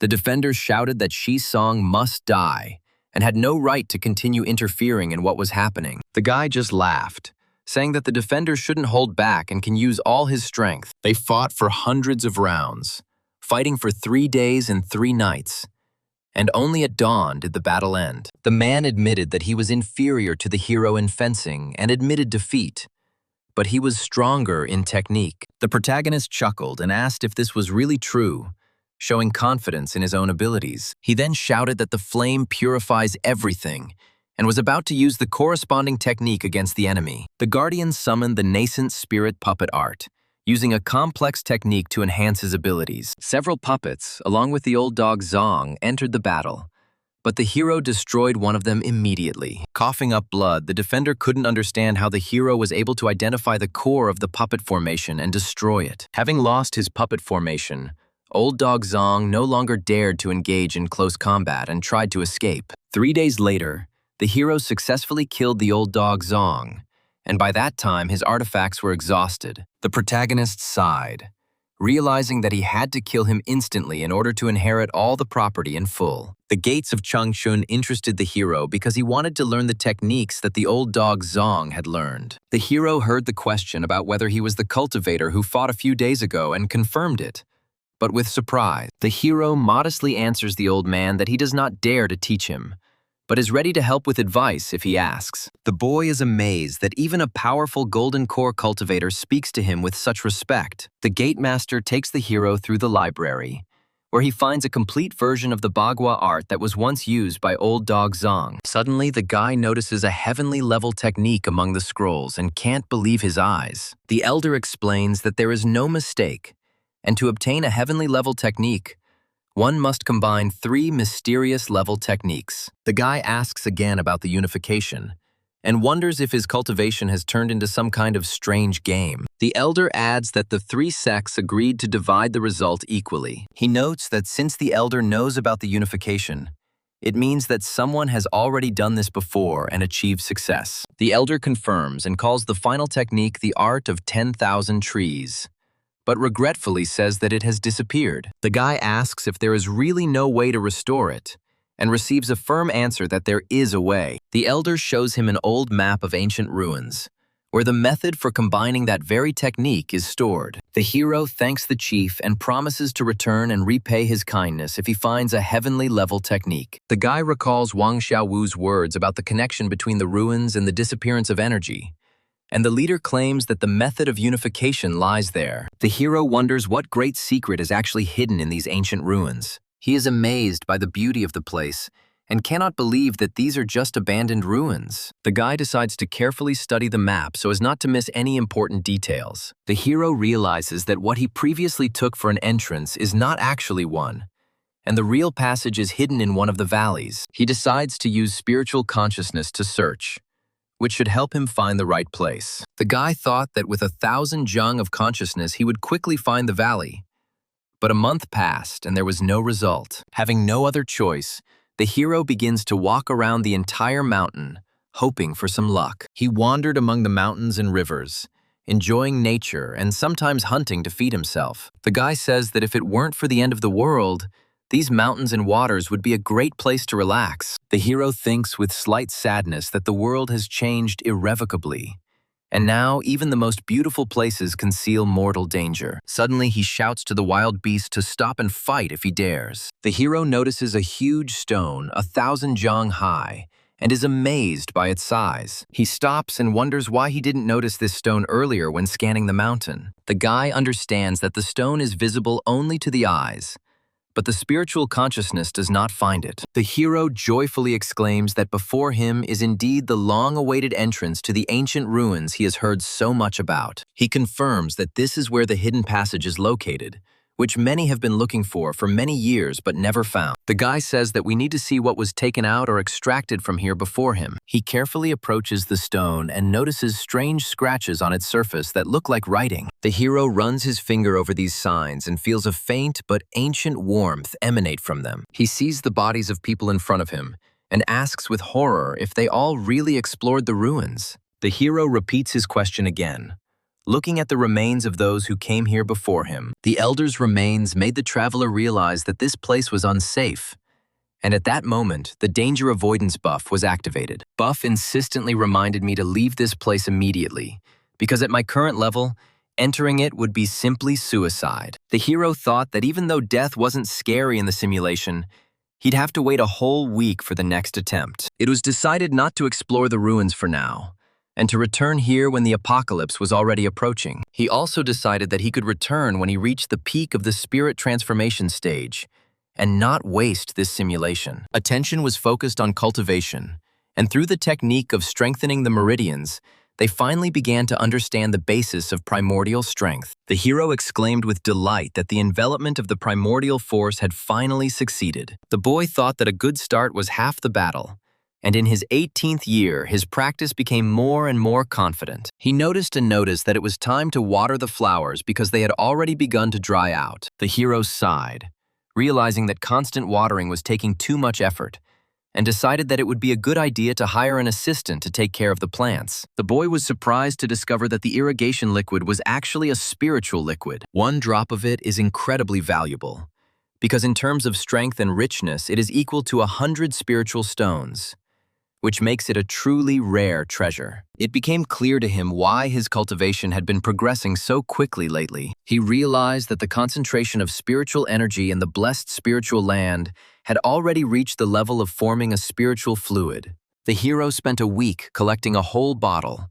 He decided to try the power of this liquid and drank it. The moment the spiritual liquid was drunk, A powerful stream of spiritual energy struck the hero. It became clear to him that it was absorbed better than spiritual stones, filling the body with energy faster and more evenly. He became confident that with this resource, he would be able to reach the peak of the spirit transformation stage before the apocalypse. In the following years, the boy repeated the cycle of collecting liquid and cultivating. And finally, in his 25th year, he regretfully concluded that the peak of the spirit transformation stage was not so easy to break through. Although there was no breakthrough, under the influence of the spiritual fluid, his strength increased significantly. Seeing that the apocalypse was near, the hero decided to explore the ancient ruins again. He noticed that after so many years, the bones still glowed. The hero realized that before his death, this man was at least at the great perfection of the nascent spirit stage. The boy mentally said that cultivation was the path against the heavens, and wished the elder to rest in peace. Suddenly, he let out a frightened cry of surprise, accompanied by a sharp curse. The hero screamed in horror, losing his footing and rapidly falling into a deep abyss, feeling the cold wind tearing at his clothes. He recognized this flame of Li and smiled bitterly that in our time it was impossible to be a good person. The guy repeated to himself that in such moments it was impossible to be a good person. Otherwise, he simply would not survive in such circumstances. He muttered something unintelligible, confused, trying to comprehend what he had seen and understand how everything that had happened was even possible in reality. The hero realized that this was a pit of 10,000 bones, and he thought deeply about what had happened here. He noticed the extraordinary density of these bones and was amazed. The guy realized that they all belonged to void destruction stage cultivators. He wondered what these ancient ruins might hide, and why there was such an unsettling silence around them. The hero was surprised to realize that even cultivators of such a high stage had died here, leaving behind only traces of despair. Suddenly, the protagonist felt a faint spiritual energy, barely noticeable but still different from the surrounding emptiness. He realized that the energy was weak, but this was not a drawback at all, but rather a feature of its nature. The boy realized that this meant the presence of a spiritual vein that had somehow survived in the ruins to this day. The boy exclaimed with relief that he had finally found what he was looking for, and discovered a source of weak but pure energy. The hero cautiously asked who was there when he noticed a slight movement to the side, as if someone was watching him. To his surprise, he realized that before him stood a puppet that had remained active despite the dilapidated state of the ruins. The guy saw ancient scrolls in front of him with methods to destroy Mo Beach and began to study them carefully. He realized that this required at least the power of the void destruction stage, and this made him very wary. The guy decided that this was a great moment to test his original strength fist in practice. He took a deep breath, gathered all his energy into his fist, and delivered a powerful blow to the puppet. However, after the blow, the hero realized with disappointment that his attack had not produced any results. As expected, the puppet didn't even flinch, and he himself felt only the return of his own efforts. He admitted that the void destruction stage puppet had dealt him one blow, causing him to die instantly, ending the simulation. The guy thought that these ancient ruins were full of hidden secrets and probably full of treasures. When he becomes stronger, he will definitely return there again to finish what he started and reveal the secrets that still remain inaccessible. From the rewards, the hero chose the 4th level cultivation of the spirit transformation stage and 2,300 flowers of spiritual energy collection. He calculated that nearly 3,500 of these flowers would be enough for the spiritual land to evolve into a cave sky. A friend came to the guy and said that he had found an apartment, asking when he could move in. The protagonist was surprised and asked again why he needed to move at all, since it seemed to him that the current place was quite sufficient for a quiet life. A friend explained that graduation was coming soon, and freshmen would be moving into his room, and he probably wouldn't want to live with a stranger. The hero remembered that the fat man did not repeat a year, but firmly decided that Peking University was the safest place in all of China. He asked the fat man if the university could give him a separate room. His friend replied, unless he became an employee. This idea about an employee seemed brilliant to the guy, and he exclaimed that he could definitely get a job as an employee. He asked his friend to help him find some simple job at Peking University. He explained that the school year would start in September, and he absolutely did not want to live with younger students. The girl agreed to ask her friends, but put forward one condition in response. The hero was surprised and asked again what this condition was. The girl demanded that he leave the door open every night, even if he himself did not come. The hero reluctantly agreed, but set a counter-condition, that she first find him a job. Soon a message arrived with news about the job, and an offer to meet for dinner to discuss the details. The hero thought that if he went now, he would lose a lot of time, and decided to first conduct another simulation. After completing the simulation, he was congratulated on acquiring a process talent called Green Fort Mash. He regretted that he didn't have any books on formations yet, and he didn't feel any particular need for money. Therefore, he decided to keep this talent for formations in reserve for now. In the new simulation, he decided to start with collecting spiritual liquid. He once again used Old Dog Zong to enter the cult of descent, trying to exchange spiritual liquid for resources. As expected, the old dog remained an old dog. Not only did he not give him what he needed, but he also slipped him a bunch of dark cultivator techniques. He said goodbye to Old Dog Zong and focused on cultivation. With the help of spiritual liquid, by the 11th year, he finally mastered the release of primordial power. His control over his primordial power had become even better, and he noted this achievement with pride. He exclaimed with delight that this was the release of the original power, and his power increased. Having received the task of destroying the enemy, he carried out the order without hesitation and easily destroyed the enemy with one powerful blow. He was surprised because in front of him was a 4th-level foreign metal, which usually can withstand much more serious attacks. The hero wondered what would happen now if he entered the lotion assembly again, and what changes might await him inside. The teacher praised him for his talent and said that he was not mistaken about it. And the hero modestly replied that it was all thanks to the teacher. The teacher said that since he had already mastered the envelopment of the primordial force, it was time to give him a real weapon. And the hero thanked the teacher. He thought to himself that he knew it. The higher the level, the better the attitude. The teacher explained that this was an axe of primordial power, the so-called Yuan weapon. The hero noticed and told the teacher that this axe looked like an ordinary axe for chopping wood. The teacher replied that he was not mistaken in this, because Yuan weapon begins with the most ordinary weapon, enveloped in primordial power. The hero clarified whether this meant that the method simply consisted of constantly enveloping the axe with the primordial force. The teacher confirmed that this was indeed the case, and the hero thanked him for his instructions. The teacher passed on to him the method of cultivating Yuan weapons, and also gave him the Ruyi contemplation method, the 1,000 flame art, and the destruction pill. He was glad that the 1,000 flame art made up for his lack of fire techniques. The Ruyi contemplation method will help develop spiritual consciousness, and the void destruction pill will help break through to the next realm. With a pile of treasures, he returned to the blessed spiritual land and began diligent cultivation. With the support of the spiritual liquid,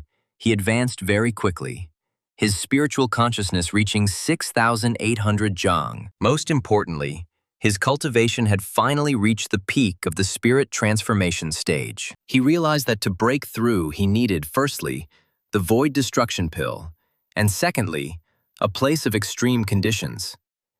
To make the pill, he went to collect pure spring dew, knowing that only it had the power to create a quality medicine. He knew that pure spring dew is the first drops of rain on Jingzhi Day, and it is they that preserve natural purity and special energetic saturation. To collect the dew, he hid in the clouds beforehand and was subjected to lightning strikes of 100,000 volts. He exclaimed with annoyance that this rain had started too quickly and had disturbed him. To catch the drops, he dived into the deep sea, enduring enormous water pressure. He dove into a red-hot volcano, enduring an endless sea of fire and monstrous temperatures that would have incinerated anyone else. Although it was a difficult test, it was not in vain, because he managed to gather everything he needed, overcoming the heat and pressure. To avoid wasting the dew he had collected, he began to develop spiritual consciousness, reducing the complexity of alchemy as much as possible. At the same time, he continued to fight in the Blood Moon region,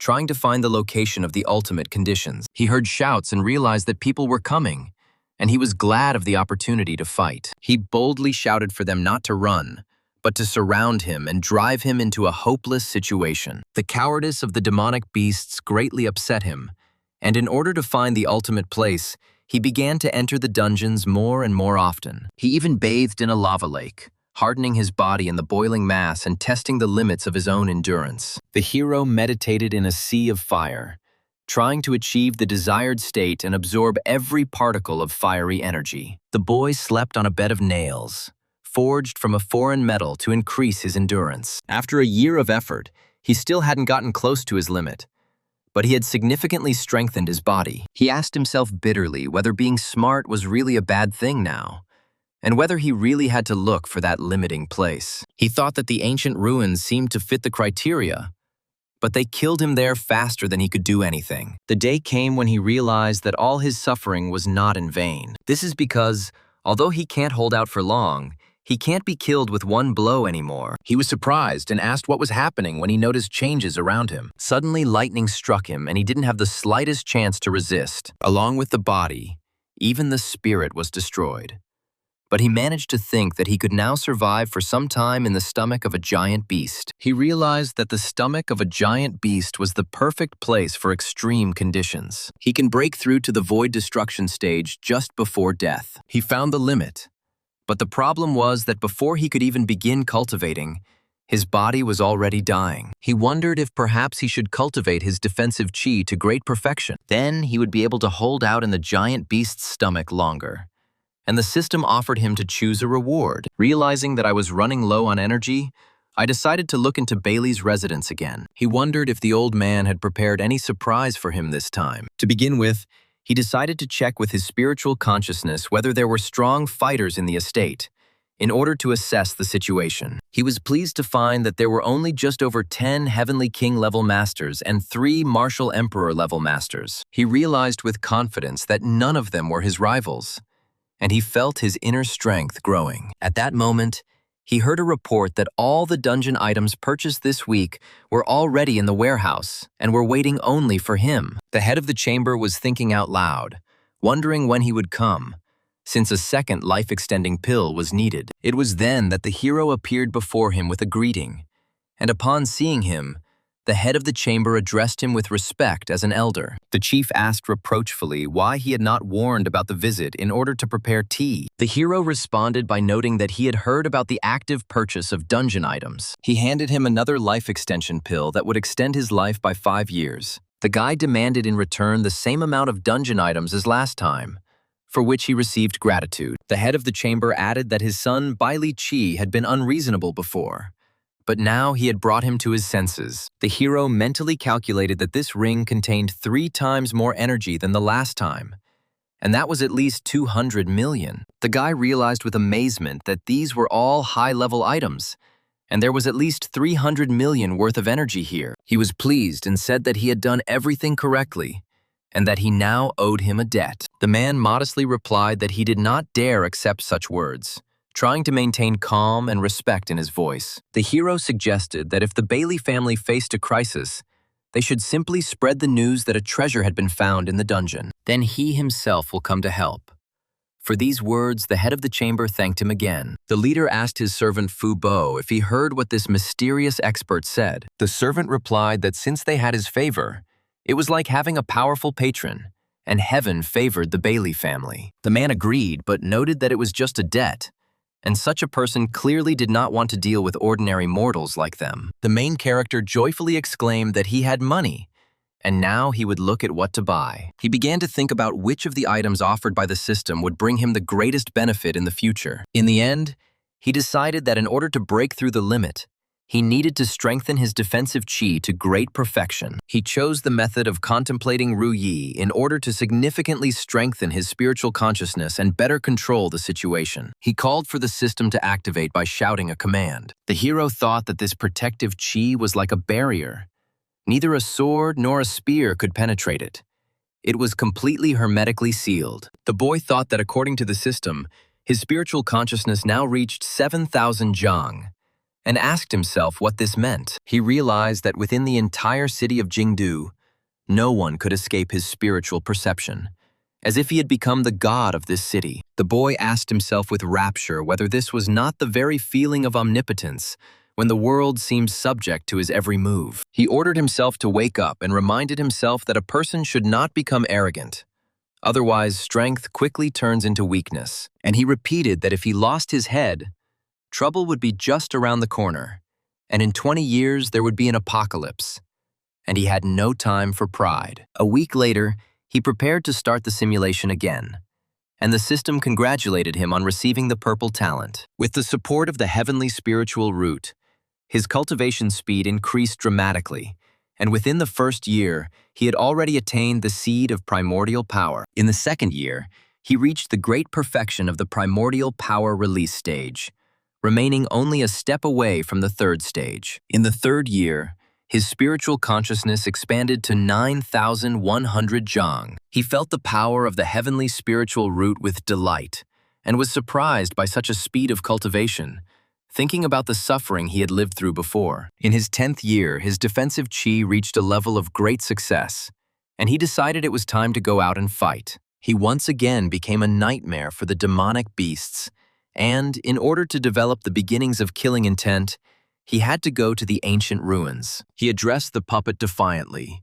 saying that they hadn't seen each other for a long time, and urged her to attack. The good news was that with the release of the original power and defensive qi, the puppets could no longer harm him. The bad news was that he couldn't do anything to them either, and he wondered why he even bothered fighting these dummies. He stopped and corrected himself, saying that his goal was not to fight, but to get into the tunnel of ancient ruins. He realized that he simply needed to choose the right moment to make a breakthrough.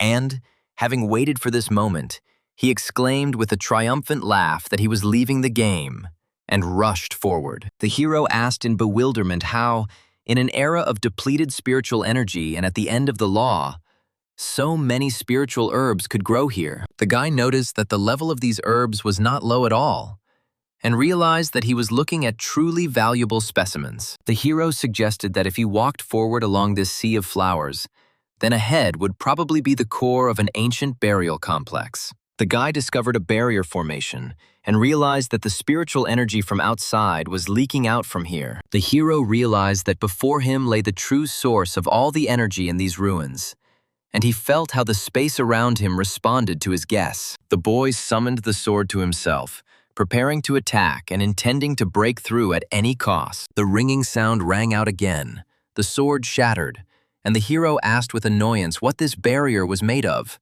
if even his power left no trace on it. The puppets were already catching up, and there was no time left to think. It was necessary to act immediately. The boy used his fist with primordial strength in a desperate attempt to break through the barrier. The hero succeeded, and the barrier collapsed, crumbling under his blow like a dried-out shell. The guy immediately saw where exactly the spiritual energy was coming from, and felt how it gently swayed the space around him. But the puppets caught up with him, and the hero shouted that he was leaving and would not play with them anymore. The guy panicked and exclaimed where he had ended up, finding himself in a new place that was completely different from the previous ruins. The hero asked himself if he was still in these ruins, trying to understand if his energy had transported him somewhere deeper. The boy recognized the supreme Lingzi, the rarest treasure among the heavenly materials, and felt his heart speed up. It usually grows only in places with extremely high concentrations of spiritual energy. The hero remembered that the highest ginseng also grows exclusively on spiritual veins. This meant that there must be something special here, since energy of this level could only arise near a rare source. If the guy's guess is correct, then there really must be something important ahead that can change the entire course of his path. The hero was amazed to see a spirit vein, and a legendary dragon spirit vein at that. It is said that when the concentration of energy in the highest spirit vein reaches a certain level, a creature, the spirit vein dragon, is born. Where there is a spiritual dragon, spiritual energy becomes inexhaustible. But the hero wondered if such a treasure had appeared in the era of the end of the law. Why had the world fallen into decline in the first place? The guy heard a strange sound and cautiously asked who was there, feeling the tension growing with each passing moment. The hero repeated his question, looking around carefully and trying to catch at least some movement. The voice told the boy to look up, sounding calm but not tolerating any objections, and he asked the hero to remove the coffin, as if it were something self-evident. The boy realized that this blue coffin was suppressing the dragon's spiritual vein, and it was because of it that the spiritual energy had almost disappeared. The hero offered to help break the coffin, and in return asked to recognize him as his master. The voice replied that it was necessary to break it first, as if hinting that without destroying the old, the path to the new would not open. The boy realized that it was not so easy to deceive even at a young age, and he would have to show real strength. The hero once again used his fist of primordial strength, bringing down a blow on the coffin and feeling the space tremble from the power released. The boy looked at the blue coffin and thought, trying to understand its nature and purpose. The hero guessed that this was the core of the formation of this ancient kingdom, since the energy around it clearly converged towards this point. A voice from the coffin ordered the boy to continue, as if testing his determination and patience. The hero was indignant, shouting who dared to call him Su Xing, because he did not expect to hear his name in such a place. The guy noticed that his blows were starting to have an effect, and he realized that the coffin was finally yielding to his strength. A menacing voice came from the coffin, asking who dared to disturb the sleep of this true one. The hero realized that even void destruction stage cultivators didn't dare call themselves that. The man in the coffin turned out to be a great fusion stage practitioner, a being whose power had long since gone beyond ordinary understanding. The practitioner introduced himself as True Wanmu, and reported that by sacrificing all his spiritual veins, he had indeed given birth to a dragon. The boy asked in horror, so it was he who destroyed all the spiritual veins and turned the entire cultivation world into the era of the end of the law, depriving everyone of a future. True Wanmu replied that since the boy had managed to wake him up, he had already earned the right to hear the truth. He even said that the path of cultivation is the path against the heavens, and ascension requires the destruction of the world. Otherwise, the heavens will never allow one to rise higher. He added that not only the entire cultivation world, but even the hero himself would become fuel for his ascension. For such is the law of power. The boy's soul was completely destroyed, and the simulation ended, cutting off as abruptly as it had begun. The hero indignantly called the old bastard a creature who repaid good with evil, and felt everything boiling inside. But he admitted that he was simply still too weak, since fusion stage practitioners live for at least 7,000 to 8,000 years and possess unimaginable power. At first, the guy decided to choose the rewards, making sure to take the heavenly spiritual root of the two elements to strengthen the foundation. The second one he chose was the third stage of the original power at the level of great perfection, seeking to strengthen his combat potential. As expected from the heavenly spiritual root, the speed of spiritual energy absorption doubled, making every breath rich. The hero felt within himself the seed of primordial power, like a quiet source that was gradually awakening. The boy realized that releasing the primordial force gives enormous power,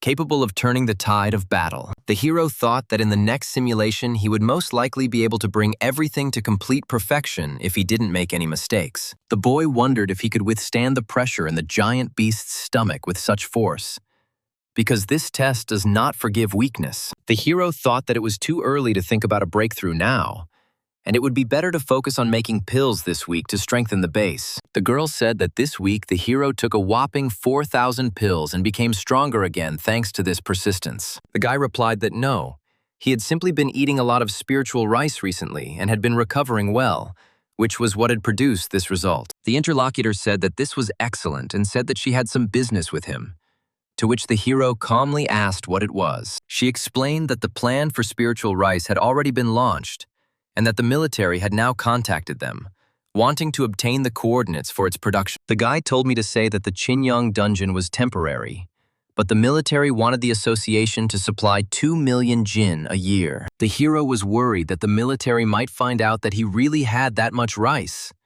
and this would create additional problems. He was told that in exchange they were willing to grant him the rights to purchase 4 first-tier mines, which sounded too generous. The guy asked in amazement about the 4 mines and immediately asked the system how much energy the ores from the first-level mine produced. The system responded that it was impossible to estimate precisely, but conservatively, it was about 100 million energy from 1 mine, and the hero agreed to the exchange. The guy told himself that without risk you can't catch prey, and with his current strength you can take the risk.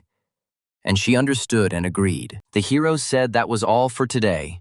He had things to do, and they would contact in a week, after which he said goodbye. The guy was surprised that she let him go so easily today because it was not like her, and he suspected that she was hiding something. The hero set himself a small goal in this simulation: to break through to the void destruction stage in order to get closer to the top. The simulation began, and the boy, without wasting any time, quickly found the old dog Zong and joined the cult of descent. The hero then contacted the people via a pre-arranged signal, robbed the cult's vault, and defected to the military, changing sides without hesitation. The boy then went into seclusion, using the resources of the military and the cult, and so 8 years of continuous training passed. As expected, progress cannot be achieved without real battles, and training alone in solitude will not get you very far. The hero was about to head to the demon suppression outpost, but in the capital he encountered the old dog Zong, which came as a surprise. Old dog Zong shouted indignantly that the guy had ruined his whole life and looked like he was ready to pounce. The hero wondered if he could kill him with one blow, assessing the difference in strength. As expected, no. This old dog proved too hard to kill, and he got away alive again. The boy took out all his anger at not being able to take his legacy on the demonic beasts at the outpost, without holding back. Suddenly, someone called the guy's name, and he turned around, ready to fight. The hero joyfully exclaimed that the fat man was alive, and was surprised at his success, because he looked much stronger than before. The fat man boasted that he had already become a fighter at the level of the Heavenly King, and the boy mentally rejoiced that he hadn't run the simulations so many times in vain. He started to tell his story, but the hero stopped him, saying that if he didn't want to tell it, then he didn't have to. The fat man thanked the guy for these words, clearly feeling relieved, as if a heavy burden had finally been lifted from his shoulders. The story with Yu Yan reminded the hero that simulations have already changed the destinies of many people, and the responsibility is growing. The boy thought that his youngest was still at school and would go to the outpost in a year, and rice alone would not be enough to save her life. In order to strengthen humanity, the hero developed the rebirth pill using the blood of demonic beasts as the main ingredient. The rebirth pill improves physique and accelerates development, and the guy immediately decided to select people for testing. The effect of the pill was powerful. After taking it, the masters permanently increased their strength by 30,000 jin, which was astonishing. The hero thought that if he used the blood of a demon king, humanity's strength could increase tenfold. Then, perhaps, the guy will be able to withstand the invasion of the legendary beasts in 20 years when their turn comes. In his 18th year, the hero felt a change in his original strength, as if something had awakened inside him. The seed of primordial power began to restore energy twice as fast, and both the strength and the total amount of energy increased twofold. The guy felt excited that he was finally breaking through, and his heart began to beat faster. The hero announced that he had reached the full completion of the 3rd stage, taking a huge step forward. Now his original strength was enough for 3 days of battle, and his protective chi could last for 10 hours without interruption. But the guy realized with bitterness that this was still not enough to break through to the limit, where the demands were much higher. The hero set out for the demon suppression outpost again, determined to seek new opportunities for growth. He was stopped by Lu Yuanwu, who said that the boy had already become a legendary fighter, and there were things he should know. The hero calmly asked which ones, feeling that the conversation would be very important. Lu Yuanwu asked why the limit of humanity's strength was the emperor level, and why no one rose above it. The guy confirmed that he had indeed always heard about the existence of emperors at the outpost, but had never seen them. He said that 1,000 years ago, humanity had not only emperors, but also beings higher than them, on the level of saints and almost gods. But in one night, they all disappeared. And the hero asked in horror, "They disappeared? And what force could erase such creatures?" The hero explained that it was unknown what had happened, But all the strongest on Earth had disappeared, and those who were in the dungeons had not. He added that the demon suppression outpost is essentially a dungeon of an alien race that hides its secrets. However, they are not sure if this will help, so they avoid contact with people on Earth so as not to interfere. Lu Yuanwu said that this was precisely why he was telling him this, and he directly asked the hero if he was ready to enter the world of the strongest. The hero asked whether, after so many years, they still hadn't found a way to preserve the strongest people, since the disappearance of such masters seems strange. The guy was told that now the Huaxia emperors are forced to suppress their development, just to avoid disappearing. Song noticed that there was an invasion of the demon suppression outpost in front, and the mysterious disappearance of the strongest people behind him. And there was clearly a conspiracy. The protagonist understood that everything ahead was shrouded in fog, but he still devoted most of his energy to battles and cultivation. The boy firmly decided that no matter what lay ahead, he had to become stronger. Otherwise, the coming storm would simply sweep him away. The hero saw how, on the 25th year, the outpost fell. A giant beast descended, and he himself flew into its mouth, having no other way to approach. Song activated his defensive chi to survive inside the monster, feeling the pressure trying to crush him. The protagonist felt the long-awaited feeling of reaching the limit and realized that the moment had come, and there was no longer any retreat. The boy summoned his primordial strength and rushed forward to break through, putting everything he had accumulated over the years into the dash. The hero continued to fight fiercely inside the beast's stomach, repelling every attack and resisting the monstrous environment.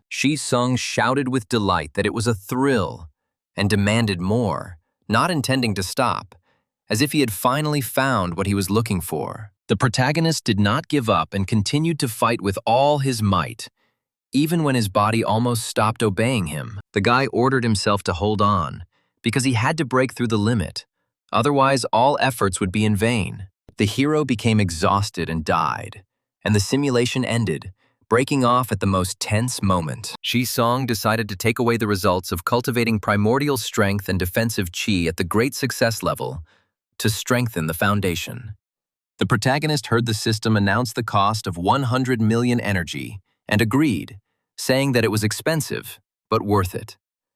The guy heard a sudden phone call and asked if they had tried to persuade him to drop out yesterday, recalling a recent conversation. The hero answered the call and asked what else was needed, not hiding his irritation. Song heard Teacher Liu exclaim that if he had told earlier that he was related to Vice Rector Liu, the faculty would not have allowed him to graduate. The protagonist was surprised to hear the name of Vice Rector Liu and immediately guessed that it was Kun Shui who helped as before. The boy was informed that Rector Liu personally called the management and said that his relative should be given the position of head of the library. The hero replied ironically that he was only a repeater and did not dare to bother such an important person, and refused help. Song silently called Teacher Liu a sycophant and a hypocrite, feeling disgusted with him for such servility. The protagonist heard Teacher Liu, without giving up, say that he knew he wouldn't want to bother him, so he came himself, trying to curry favor. The guy found out that he even prepared luxury furniture from famous brands for him,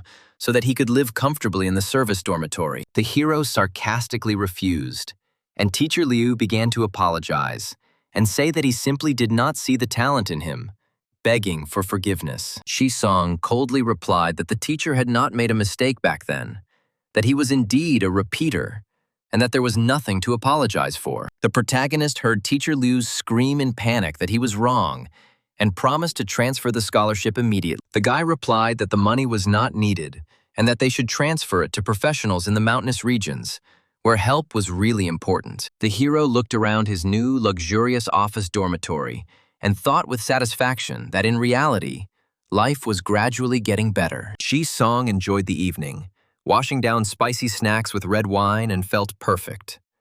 Relaxed for the first time in a long time. The main character suddenly heard a suspicious noise in his room, as if someone had moved. The guy became wary and asked menacingly who was there, and ordered them to come out, preparing for a possible threat. The hero realized that someone really was there, and was outraged that someone dared to sneak into his room, violating his personal space. Song repeated threateningly that someone had dared to break into his place and was ready to act. The protagonist stepped forward decisively, ready to use force at any moment to teach the impudent offender a lesson. The boy was surprised to recognize the guest and asked if it was Sun Shui, not believing his eyes. The guest indignantly replied that he couldn't wait until she went out, since she wanted to give him a surprise. The hero sarcastically asked what other surprise required hiding in the bathroom, and apologized to her, realizing the awkwardness of the moment. Shi-song heard her playful laugh when she said that the change of location made everything more interesting. The protagonist protested, reminding them that this was a university and that something like this could cause problems. The guy heard an inner voice urging him to hold on, reminding him that their goal was to become stronger, and women only slowed down the speed. The guest asked again if he was sure he wouldn't approach her, as if testing his resolve. The hero hesitated and could not utter a word, torn between duty and temptation. Shi-song decisively cast aside his doubts and said that it didn't matter. First the sword and then talk, choosing the path of strength. The protagonist let out a cry and rushed at the girl in a fit of passion, succumbing to his emotions. The guy noticed that under the girl's mocking gaze, his confidence wavered slightly. But he didn't stop. The next day, the hero heard the girl say that he would not have time that week and asked him to simply leave the pills at the Tarot Association. Shi-song briefly replied that it was fine, and that was the end of the conversation. The protagonist noted that with the spiritual rice, Sun Shui's progress was also very fast, and next time he definitely needed to hold on. The guy announced that it was time for the simulation again, and this time he would definitely break through. The hero heard the system congratulate him on receiving the purple talent called Master of Success. Shi-song asked what kind of talent it was, and the system explained that his speech had amazing persuasiveness and charisma. The protagonist enthusiastically declared that he would give 1 million to those who betrayed him, and several million to those who would remain faithful. The boy was warned that the consequences of this talent were impossible to predict, and that he needed to be careful. The hero thought with relief that he knew it. The talent is not that imbalanced, and it has limitations. Shi-song started the simulation, and, in order to test the effect of the Success Master, he randomly stopped a student at the entrance to the campus. The protagonist hesitated and said that there was something he had long wanted to say while trying to create a drama. The guy heard the student answer with bewilderment that they were seeing each other for the first time. The hero, with a serious face, declared that he was actually his mother, from whom the boy had been separated many years ago, testing the boundaries of his talent. Shi-song continued to insist and asked about the red birthmark on his buttock, to which the student called him crazy. The protagonist saw the student turn around and leave, shouting that he was crazy, not wanting to listen further. The guy realized that even with this talent, he couldn't talk complete nonsense and couldn't ignore objective reality. Half an hour later, the hero chose a student passing by and told her that he was her half-brother, lost in childhood. Shi-song heard her indignantly reply that this was nonsense because her mother only had one daughter. The main character asked her to listen and told her in detail the story of how her neighbor cheated on her father and how her mother got pregnant. The guy described everything in such detail as if it really happened. And in the end, the student completely believed him. The hero heard her sympathetic cry about how much he had suffered, and for a moment, he felt her sincerity penetrate him deeper. Shi-song then found a heavenly king-level teacher at the university, deciding to test the talent's effect on someone far stronger and more experienced. The main character told the teacher that his father had just died and he had come to report it. The boy heard the teacher gratefully reply that he was going home right away. The hero concluded that if he doesn't go too far and builds a logical story, the probability of success is very high. Shi-song staged a similar scene in Shuangqing City, posing as the father of one of the cultivators. The protagonist stated with pain that he had been searching for him for thousands of years and had finally found him, explaining in detail the reason for the separation. The boy saw that the old dog Zong half believed him, although he had doubts. The hero heard Zong answer with a grin that his father could not have looked for him. Shi-song feigned offense and asked if he believed him, pretending that his words had truly hurt him, although inside he was only testing his interlocutor's reaction. The protagonist heard Zong's cold reply that from the day he entered the path of cultivation, he had killed all his relatives, especially his parents. The guy calmly replied that on the path of cultivation, one must cut off worldly knots, because only in this way can one get rid of weaknesses. The hero praised Zong for being able to resist his innate talent and said that the cult of descent was truly worth it. After joining the cult, the boy declared in front of everyone that he had long admired it and wanted to join the alien race to prove his sincere devotion. He announced with pathos that he had walked thousands of li to come here and bring prosperity to everyone. The cult members enthusiastically vowed to follow the hero to death. His speech lasted for 3 whole days, and many cult members were touched and completely believed the guy. Some even secretly contacted him and proposed creating a 4th faction within the cult. The hero noted with pleasure that he felt like a fish in water. As expected, the guy didn't even use a password, but convinced everyone with one story, demonstrating incredible charisma. To better supply him with ingredients for alchemy, the hero was even given a separate structure. The guy wondered with surprise why the hell everyone in the cult of descent was so gullible, as if they were just waiting for the right moment to believe any beautiful word. 3 years later, the hero and his people fled to the capital, and news of their betrayal quickly spread. Many did not believe that the Elder of Medicines, who had made a huge contribution, could betray, and considered it slander. They shouted that Su Xing was only a gifted talker, and were jealous of the people's support for the Elder. The cult of descent split into 2 factions: Su's supporters and those who demanded his execution. Some members believed that the boy had been slandered and that he was on a secret mission,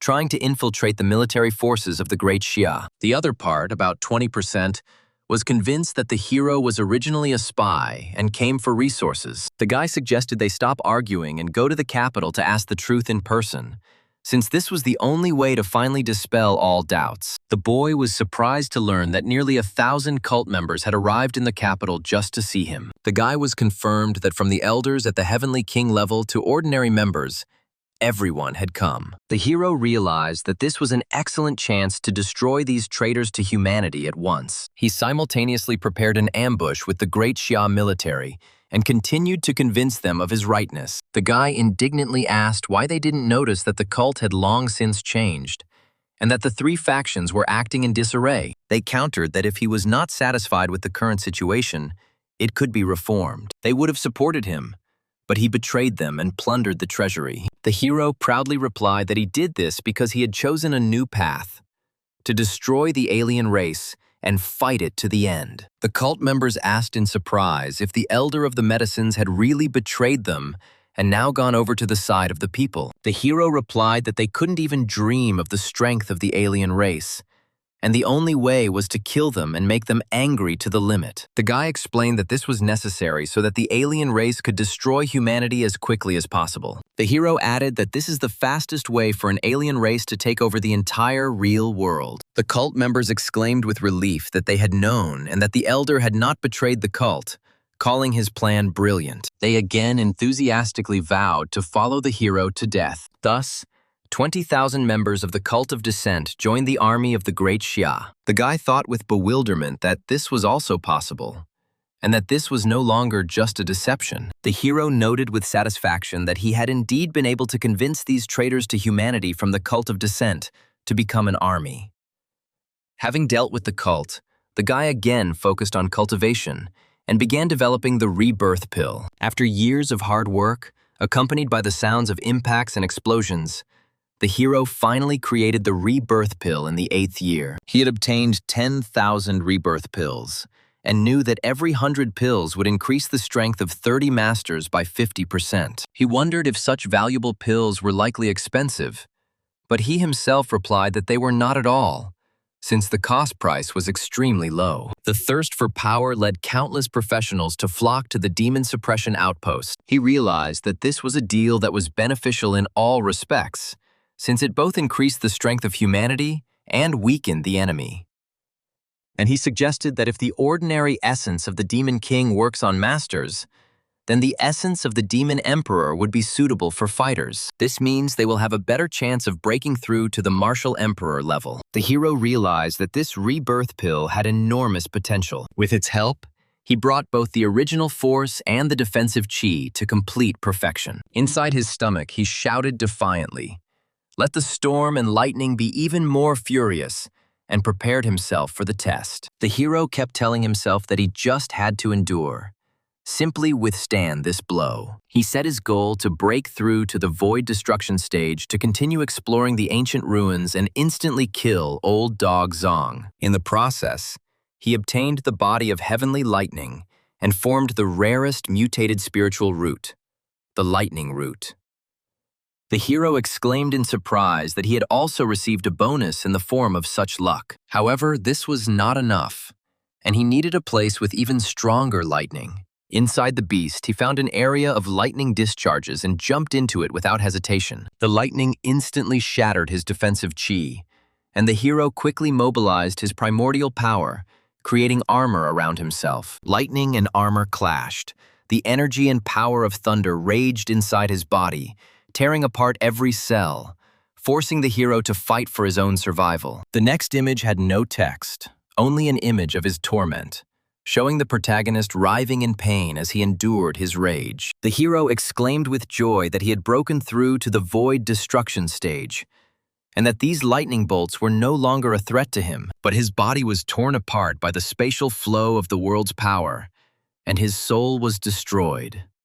And he died. The hero happily said that the simulation was successfully completed, despite death. He chose the first level of void destruction as a reward, and also decided to take something else. He thought that the Master of Success was strong, but it was only a purple talent, and when he opened the gold one, then he would take it. In the end, he chose the first level of void destruction and the body of heavenly lightning. The system demanded 400 million energy from him, and the hero indignantly asked why the dirty thing was charging such prices. She confirmed that, yes, those were the prices.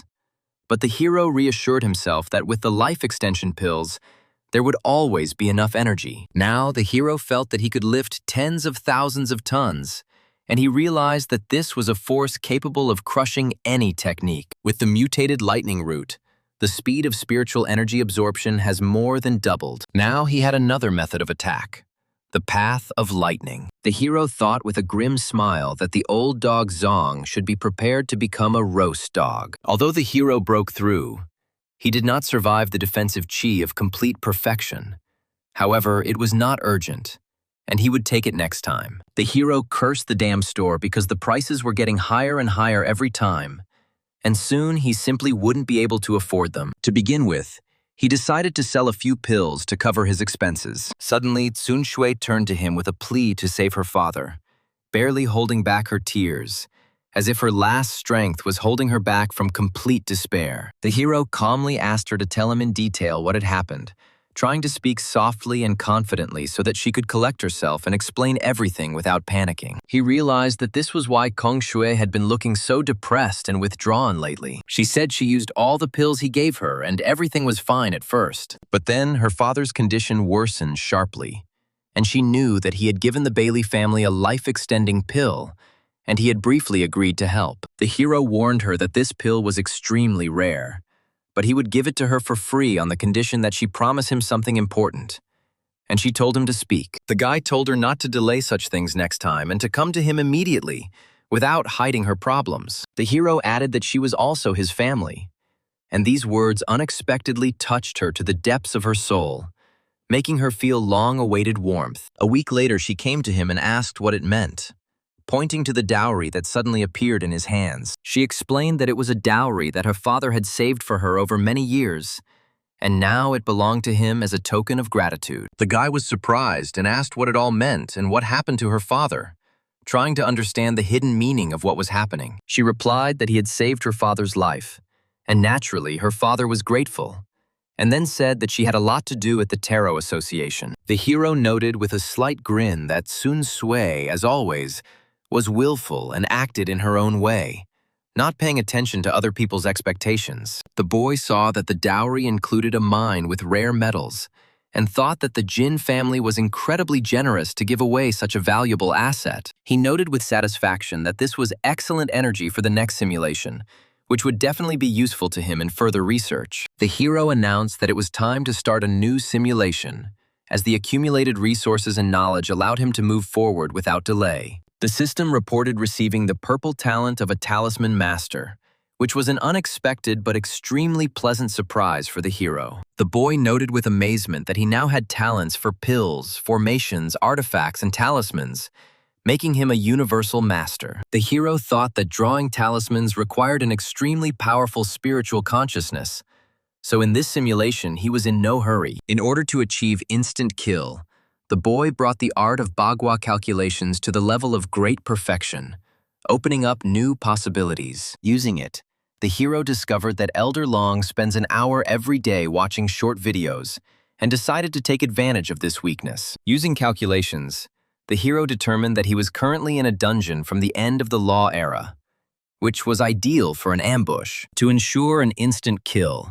the guy hit his luck immediately after entering using the bagua technique, completely erasing any traces of his presence. As expected, Old Dog Zong hid in the Changchun sect, disguised as an outside disciple, hoping to avoid persecution. The hero realized that his caution was at its highest level, and he couldn't get too close, otherwise he would immediately sense danger. The boy had an idea, and told his elder that there was no need to bother, as he could handle the task just fine himself. The interlocutor noted approvingly that the hero at least had some sense, and for the first time expressed a slight respect for his determination. The boy thought that all of Changchun's outer disciples were foundation level, which made the old dog's disguise quite logical. With the caution of an old dog, he will be sure to play the role to the end, not allowing anyone to suspect his true identity. This meant he would definitely come to eat, and this was the perfect moment for an ambush, allowing him to strike without the risk of being discovered. When the old dog approached the food distribution, the hero politely asked for one bowl, pretending to be just an ordinary student. They told him that it was fine, and the guy got his portion, continuing to behave as naturally as possible so as not to arouse suspicion. He looked with a slight grin at his stunned opponent, who stood motionless, not realizing that he had already been exposed. He smiled stupidly, not yet realizing that he had been lured into a trap, and now he had no chance of escape. Without wasting a second, the hero struck a crushing blow with lightning speed, putting into it all the power of his accumulated primordial strength. When the hero dealt the fatal blow, the old dog Zong spat out the food in surprise, not believing that he had been found here. He flew back a few meters, hitting the wall, and tried to get up, but his strength was rapidly leaving him. He croaked that it was the same man and tried to say something, but the words stuck in his throat and disappeared. The guy didn't pay attention to the stunned students, picked up his spatial bag and calmly left without looking back. The hero thought with glee that he would finally see how much this dog had accumulated over thousands of years, and he anticipated the prey. An immersive 24-hour simulation launched, and the guy became completely immersed in viewing the trophies. The hero was amazed to see that the spatial artifact had a volume of 3,000 cubic meters, which amazed even him. Even in the cultivation world, it was considered top-notch, while the Bailey family's ring was only 100 cubic centimeters, which looked ridiculous. The guy eagerly said that it was time to see what was inside, expecting to see incredible treasures and secrets. The hero saw that these were all techniques and was amazed by their number. He found Zong's diary and realized that these were records from 2,000 years. The hero thought ironically that the old dog was a real graphomaniac, and that it was a shame he hadn't written web novels, since he would have had enough material. But the guy realized that this was actually a plus, since there was definitely a ton of knowledge about cultivation there, and he decided to take it and study it all after the simulation. The hero discovered the blood-soul art, which required the sacrifice of hundreds of souls of infant girls, and was disgusted by its cruelty. The boy saw the blood-burning method, which required consuming the blood of girls under 18, and was once again horrified by Zong's atrocities. The hero exclaimed indignantly that this old dog could not store anything normal at all, and asked what kind of game it was. The guy didn't believe that there wasn't a single technique here that he could learn, and he continued searching, not wanting to give up. The hero found the art of formation with puppetry, a minor divine skill for shortening distances and sword control. The scene froze for a moment without text, as if giving the hero time to comprehend the scale of the treasure he had found. The guy said with satisfaction that this could already be practiced and suggested that there must also be something valuable in these chests. The hero opened one of them and saw the highest medicinal materials, shining with a soft light and emitting powerful energy. In the next chest, the guy found supreme pills, each of which could change the master's fate. The hero found the highest artifacts and was impressed by the richness of the collection, clearly collected over many centuries. The guy noticed that one chest looked new and had been opened often, so there must definitely be a treasure inside that was worthy of attention. The scene was again left without text, creating tension before the opening of the most important chest. Opening it, the hero was amazed to see a puppet made so skillfully that it seemed alive. The guy realized that this bastard had made a puppet out of the woman, and he assumed that this could really be the flower fairy, the legendary beauty. The hero mentally wished her rest in peace and promised that when he killed the old dog Zong in reality, he would send him after her. The boy was surprised to see paper that wasn't even afraid of his fire, and he wondered what kind of mysterious artifact it was that could withstand such a thing. The hero uttered an interjection in surprise, seeing something unusual in the space bag, which immediately attracted his attention. He realized with amazement that this was old dog Zong's personal mountain of spiritual vein, which he kept separately from the rest of his treasures. Now it became clear to the guy why there were no spiritual stones in the bag, because all the energy was in this huge mountain. The old dog simply had a whole mountain outside, and he carried only the most valuable things with him, not wanting to take any risks. Following the diary of the old dog Zong, the hero accurately determined the location of the mountain of spiritual stones, hidden from prying eyes. According to records, this place was the dream place of the five-element sex leader, who went into hibernation several hundred years ago. The boy thought that the ruins, the hibernation, and the ancient master sounded somehow familiar, as if he had encountered something similar before. He clearly understood that it looked like the true Wangmu from the ancient ruins, and wondered if he was not the only one who had fallen into hibernation thousands of years ago. The hero noted with surprise that there was a huge number of puppets on the map guarding the territory and hidden passages. According to the map left by the old dog, the boy successfully found a cache of spiritual stones hidden deep in the mountain. At the same time, the hero discovered the sleeping place of a powerful creature in the mountain of five elements, and the danger avoidance buff was activated. The instant killing of the old dog greatly lifted the hero's spirits, and upon returning to the dorm, he even opened a bottle of Lafitte. The guy realized that the old dog's legacy could be taken without spending energy, but the cultivation level could not, which was a little disappointing. The hero remembered that there was one dungeon where there was a small deposit of a high-level rare metal, ideal for his purposes. The guy found the Scarlet Lotus dungeon and realized that he didn't have the strength to explore it before, but now he can try. The hero decided to rest a little more and go there, and if the simulation goes well, he will go in reality too. The boy entered the Scarlet Lotus dungeon and immediately felt the hellish heat, as if the air itself was trying to burn his skin. The temperature rose to 80 degrees, and the hero thought that it was almost like bathing in lava,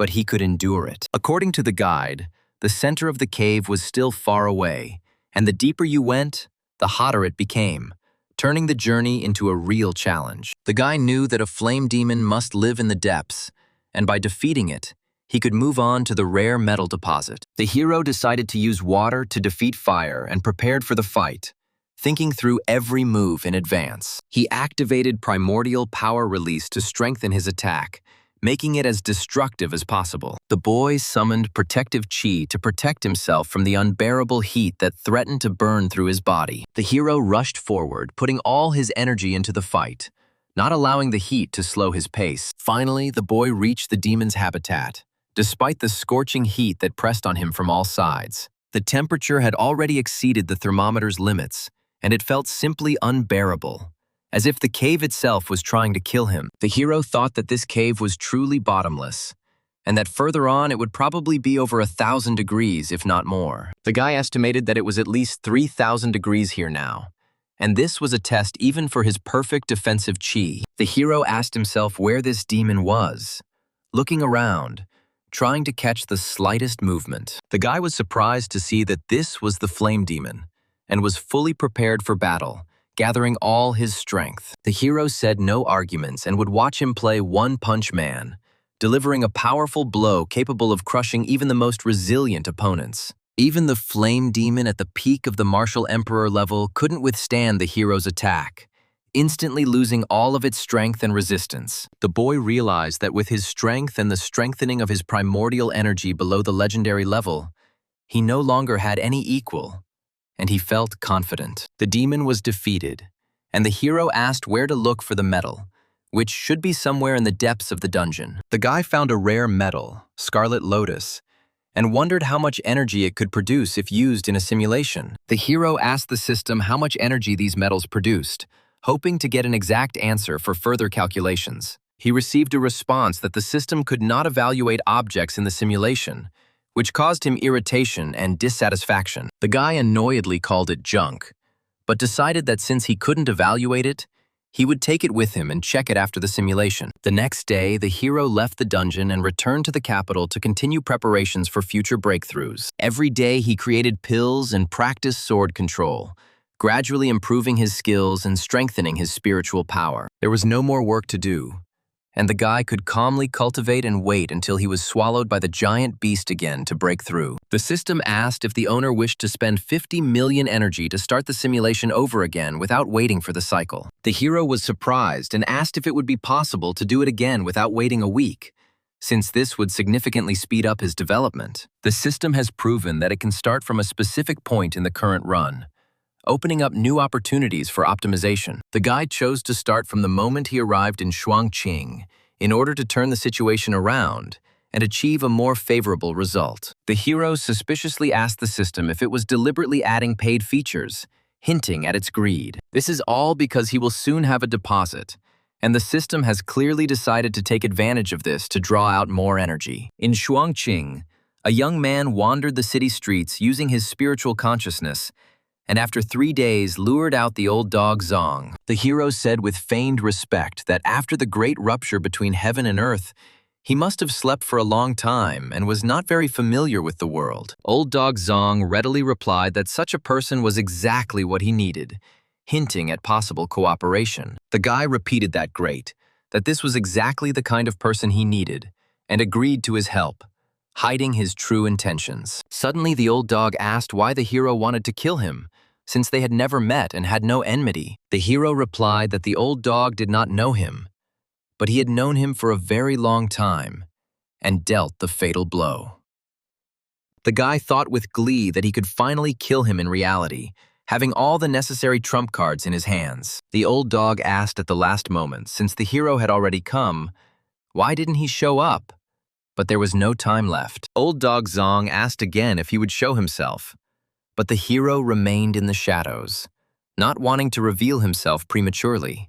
The guy realized that this man was not weak and was clearly somewhere nearby, but his spiritual consciousness could not determine the location. The old dog said with disdain that since he did not dare to come out, he should continue to follow him if he had the courage. The old dog defiantly asked if the hero had the courage to follow him to the capital, but the boy suddenly called out to him, ordering him to wait. The old dog indignantly asked why the hero attacked Zong's protector, not understanding the true motives of what was happening. The hero was surprised and asked if it was Lo Shu Ying, and she responded by wondering how he knew her name and past. The guy asked her mysteriously if she remembered the girl who cried all night in the rain and said that there was no turning back. Confused, she asked who he was and how he knew these words.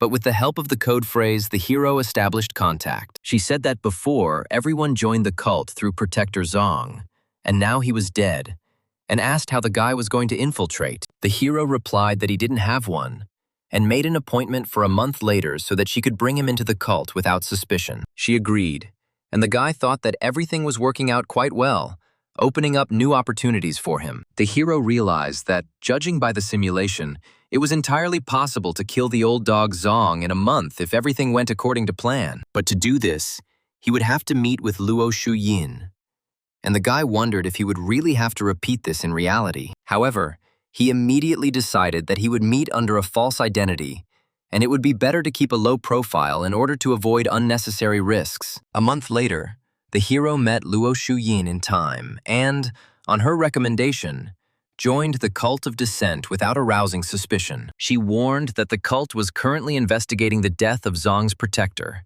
and it would be better for the guy not to go outside. The hero replied that he was not worried, since he had already hidden his fate, and even the protector of the moon would not be able to figure him out. The boy realized that the moon's protector was stronger than him, most likely at the peak of the return to the void stage, or even fusion. The hero remembered that it was the protector of Long who brought the old dog Zong into the cult, which explained their close connection. According to the diary, they met in the Valley of the Dragon, where something important happened for both of them. The boy thought about this protector of the moon and his origin, trying to understand who he really was. The hero speculated whether the protector of the moon was a descendant of dragons, given his strength and strange abilities. The boy thought with relief that it was good that he had the Bagua calculation technique, which allowed him to hide his fate from such creatures. Realizing that the moon guardian would do nothing to him, the hero focused on cultivation, preparing for future breakthroughs. As his strength grew, the boy needed increasingly higher-level pills, but Li Ho's fire level was no longer sufficient to create them, and bringing it to perfection was not a matter of one day, requiring a huge amount of resources and time. The hero decided that he would first visit the ancient ruins and take the spiritual stones from there in order to speed up his development. The guy knew that with resources, cultivation would go faster, and this would give him an advantage in future battles. The hero fought the puppets in the ruins for 300 rounds, and eventually defeated them all, proving his strength. Carefully avoiding the sleeping true Wangmu and the dragon spirit vein, the boy reached the end of the ruins. The hero summoned his primordial power and prepared to dash, intending to overcome the final obstacle. The boy made a powerful breakthrough, overcoming the last obstacles, and felt his strength rapidly growing. The hero was shocked by what he saw and could not contain his admiration, realizing the scale of the treasures that had been revealed. The guy realized that it was as if the floor was paved with gold. So rich were the resources found. The hero glanced at the piles of shining treasures and realized that this cave would become his main trump card in the coming battles. The hero said with a triumphant smile, "Welcome to his cave," as if greeting his own future. He promised that he would treat them well, hinting at upcoming events and his confidence in victory. Shisong said that if his guess was correct, there should be a similar field of spiritual stones in the ruins of the Five Elements Mountain. The guy went there again, defeated the puppets, and reached the central area of the destroyed ancient space, remaining cautious. The good news was that the layout was almost identical to the structure of the ancient ruins. Therefore, the hero found the central part without difficulty.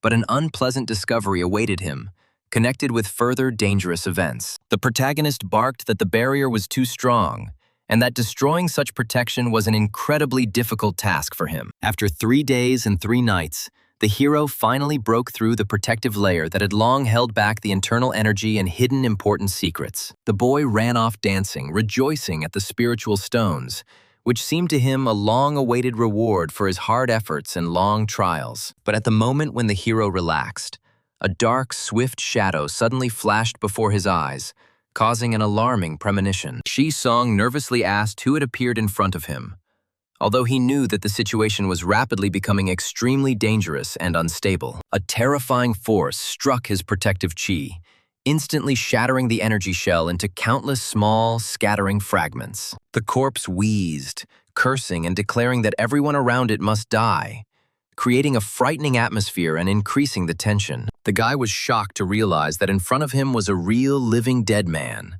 possessing frightening power and a terrifying presence. In life, this man was probably at the peak of the return to the void stage, so the hero decided to immediately flee. The hero wondered why the expected carpet of spiritual stones, which should have been found in such ruins, was missing in this place. He crawled and wheezed, uttering the word "die," creating a feeling of hopelessness and growing threat surrounding the protagonist. It's a good thing his legs were damaged. Otherwise, the hero wouldn't have had a single chance to avoid certain death. Suddenly, the boy saw light ahead, which seemed to him a possible salvation from the approaching mortal threat and growing horror. However, the hero died and the simulation ended, showing that avoiding such a danger was completely impossible under those conditions. As expected, it was impossible to escape, because a cultivator at the peak of Return to the Void was still too strong, even when injured. I wonder why the sleeping master from the Five Elements Mountain developed such strong hatred and cruelty towards the world around him. Could it be that he didn't fall asleep on his own,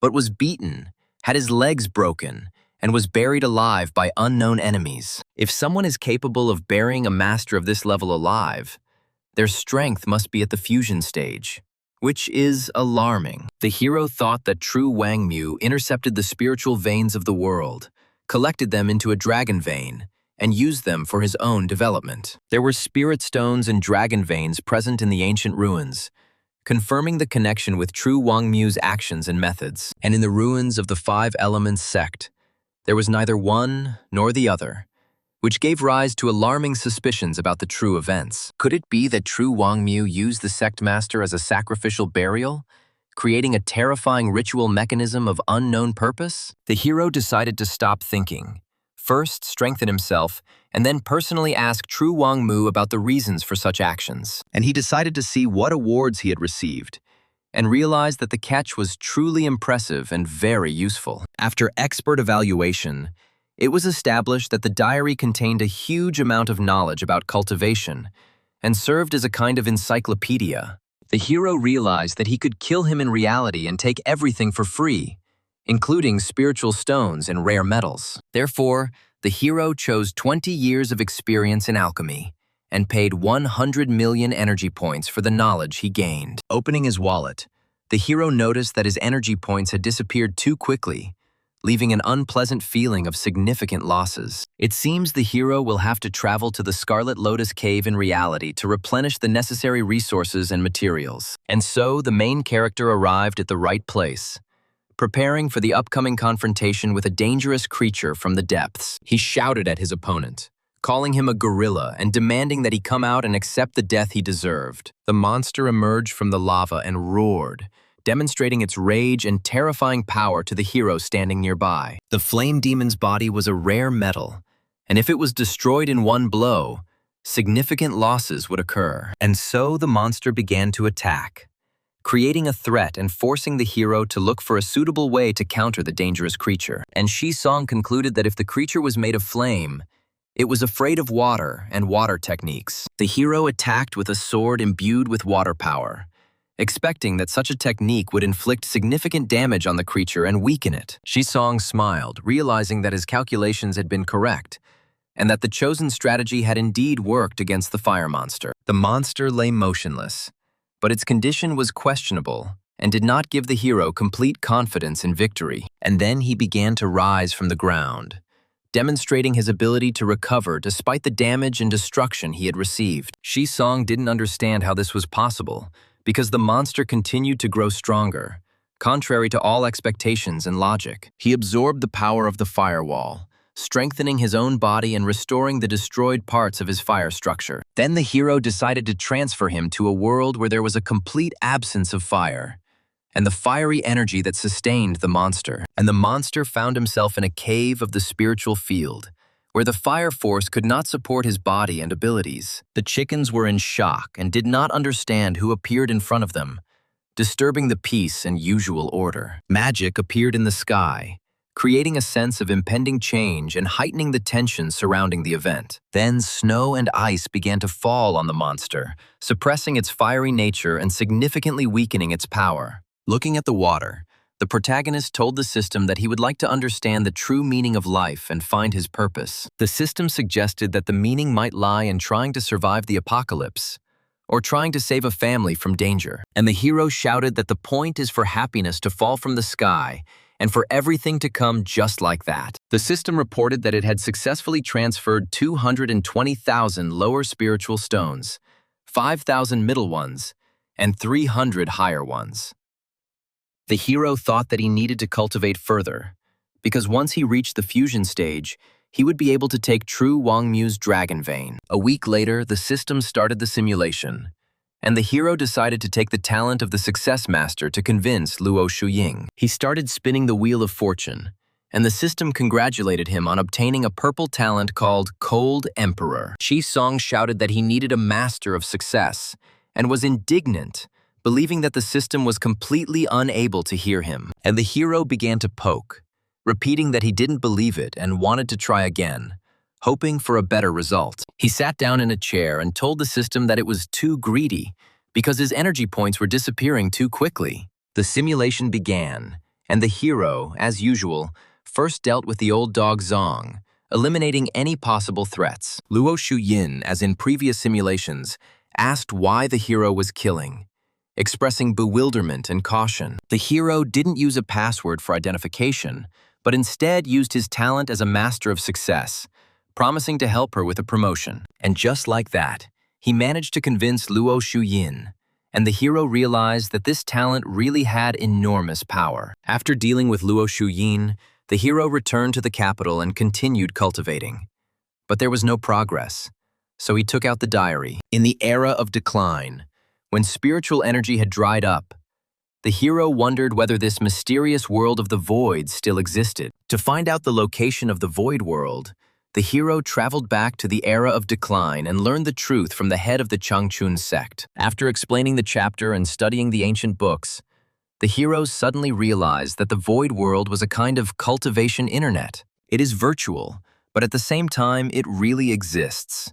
And only advanced, high-level users have access to it. Since there are records of the void world in the Age of Decay, there must be a way to get there. The protagonist joyfully shouted that he had found the necessary information that could lead him to an important discovery. The page depicted the void pill, and the hero realized that it was the key to the transition. The hero remembered that among the trophies of the old dog Zong, there really was such a rare and valuable pill. Since it was a simulation, the hero decided to try using the pill to test its effect and capabilities. The hero thought that the dog Zong did not throw away expired pills, and this could lead to unexpected consequences. After swallowing the pill, the hero felt his insides burning, and after a while, he broke through to the return to the void stage. Once there, the hero explored the space with spiritual perception. But all around was only endless emptiness without landmarks. The hero thought that, like in old messengers, perhaps he needed to enter something to fully enter. Magic began to shine in the space, creating a feeling of hidden powers awakening and opening up new possibilities for the hero. The hero's spiritual perception intensified, and he realized that this lightning had an unusual nature and significant impact. Realizing that lightning in the void strengthens consciousness, the hero withstood several blows, strengthening his spiritual power. The hero's spiritual perception doubled, and he felt a significant expansion of his capabilities and depth of perception. The hero realized that with his strength, he would not have been able to withstand such blows, which meant it was the effect of the pill. While the hero was hovering in the sea of lightning, an alien spiritual feeling approached him from the southwest, causing him to become wary. He looked around and realized that there were indeed other cultivators in this place who could sense his presence. The hero introduced himself to the man, saying that he had recently reached the Return to the Void stage and gave the name Zong Go. The man replied that he could be called Taoist Long and spoke calmly, without showing hostility. A look of surprise appeared on Shisong's face, as he didn't expect to meet such an important person in this place. The hero thought that this could be the same Elder Lun, known for his strength and experience. Fearing discovery, the hero immediately retreated and left the world of the void, not wanting to attract unnecessary attention. After this, the hero returned to his normal life, continuing his cultivation and participating in numerous battles. One day, a giant beast came, and the hero tried to survive in its stomach, using all available forces. But he found himself drawn into the space-time flow, and the simulation ended, offering him a choice of reward. The system offered several rewards, including success mastery, alchemy experience, initial stage of return to the void, and spiritual perception. The hero noted that he had reached the first stage of return to the void,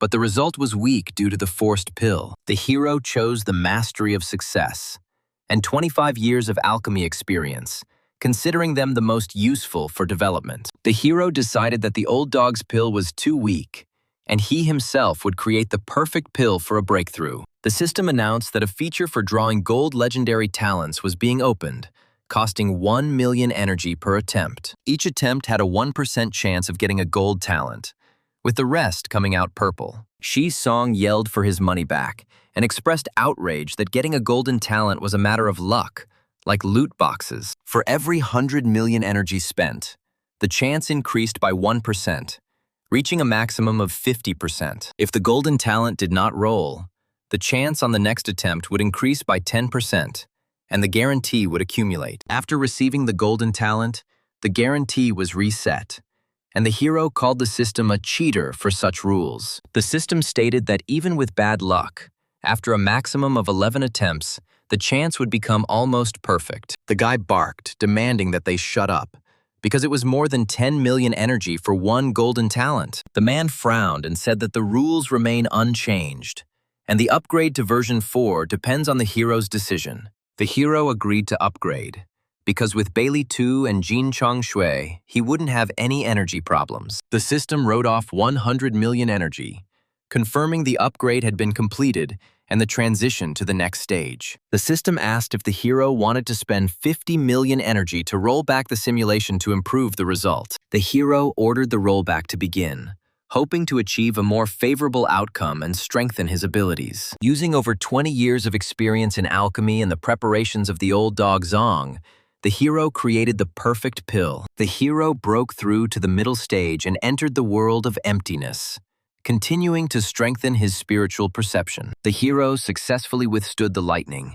increasing his spiritual perception to 29,500 zhang. This time, the hero decided to avoid the southwest direction so as not to meet Elder Luna again. The hero noticed a strange phenomenon that did not resemble spiritual perception, and felt the approach of an unknown force. The hero successfully absorbed the spirit of Taishu, increasing his spiritual perception to 30,000 zhang and strengthening his consciousness. One such spirit gave an increase of 500 zhang, and the hero realized that he could get rich, but he ran into Elder Long. The man noted that the hero was talented and offered to go with him to deal with the Zhuan-level Taishu spirit. From him, the hero learned that in the world of emptiness there are 4 levels of Taishu, differing in strength and meaning: heavenly, earthly, Xuan, and Huang, where Huang is the weakest and heavenly is the strongest, and the spirit of the Xuan level gives 3,000 zhang. The hero realized that the elder was clearly not a kind person, and his invitation probably concealed a dangerous catch. Understanding his intentions, the hero nevertheless agreed in order to better study the world of the void and gain new knowledge. Soon, the man led the hero to the dwelling place of the Xuan-level Taishu spirit, preparing him for the upcoming test. The man shouted that he would cover from behind, and the hero should go forward and engage in battle with the spirit. While fighting Taishu, the hero constantly kept an eye on the elder, fearing a sudden attack or betrayal. The hero said that he knew about the attempt to strike from behind, and prepared himself for a possible deception on the part of the elder. Ji Song clenched his fist, gathering strength and preparing to deliver a decisive blow that could change the course of the battle. And the guy hit the man in the stomach, trying to prevent betrayal and end the conflict in his favor.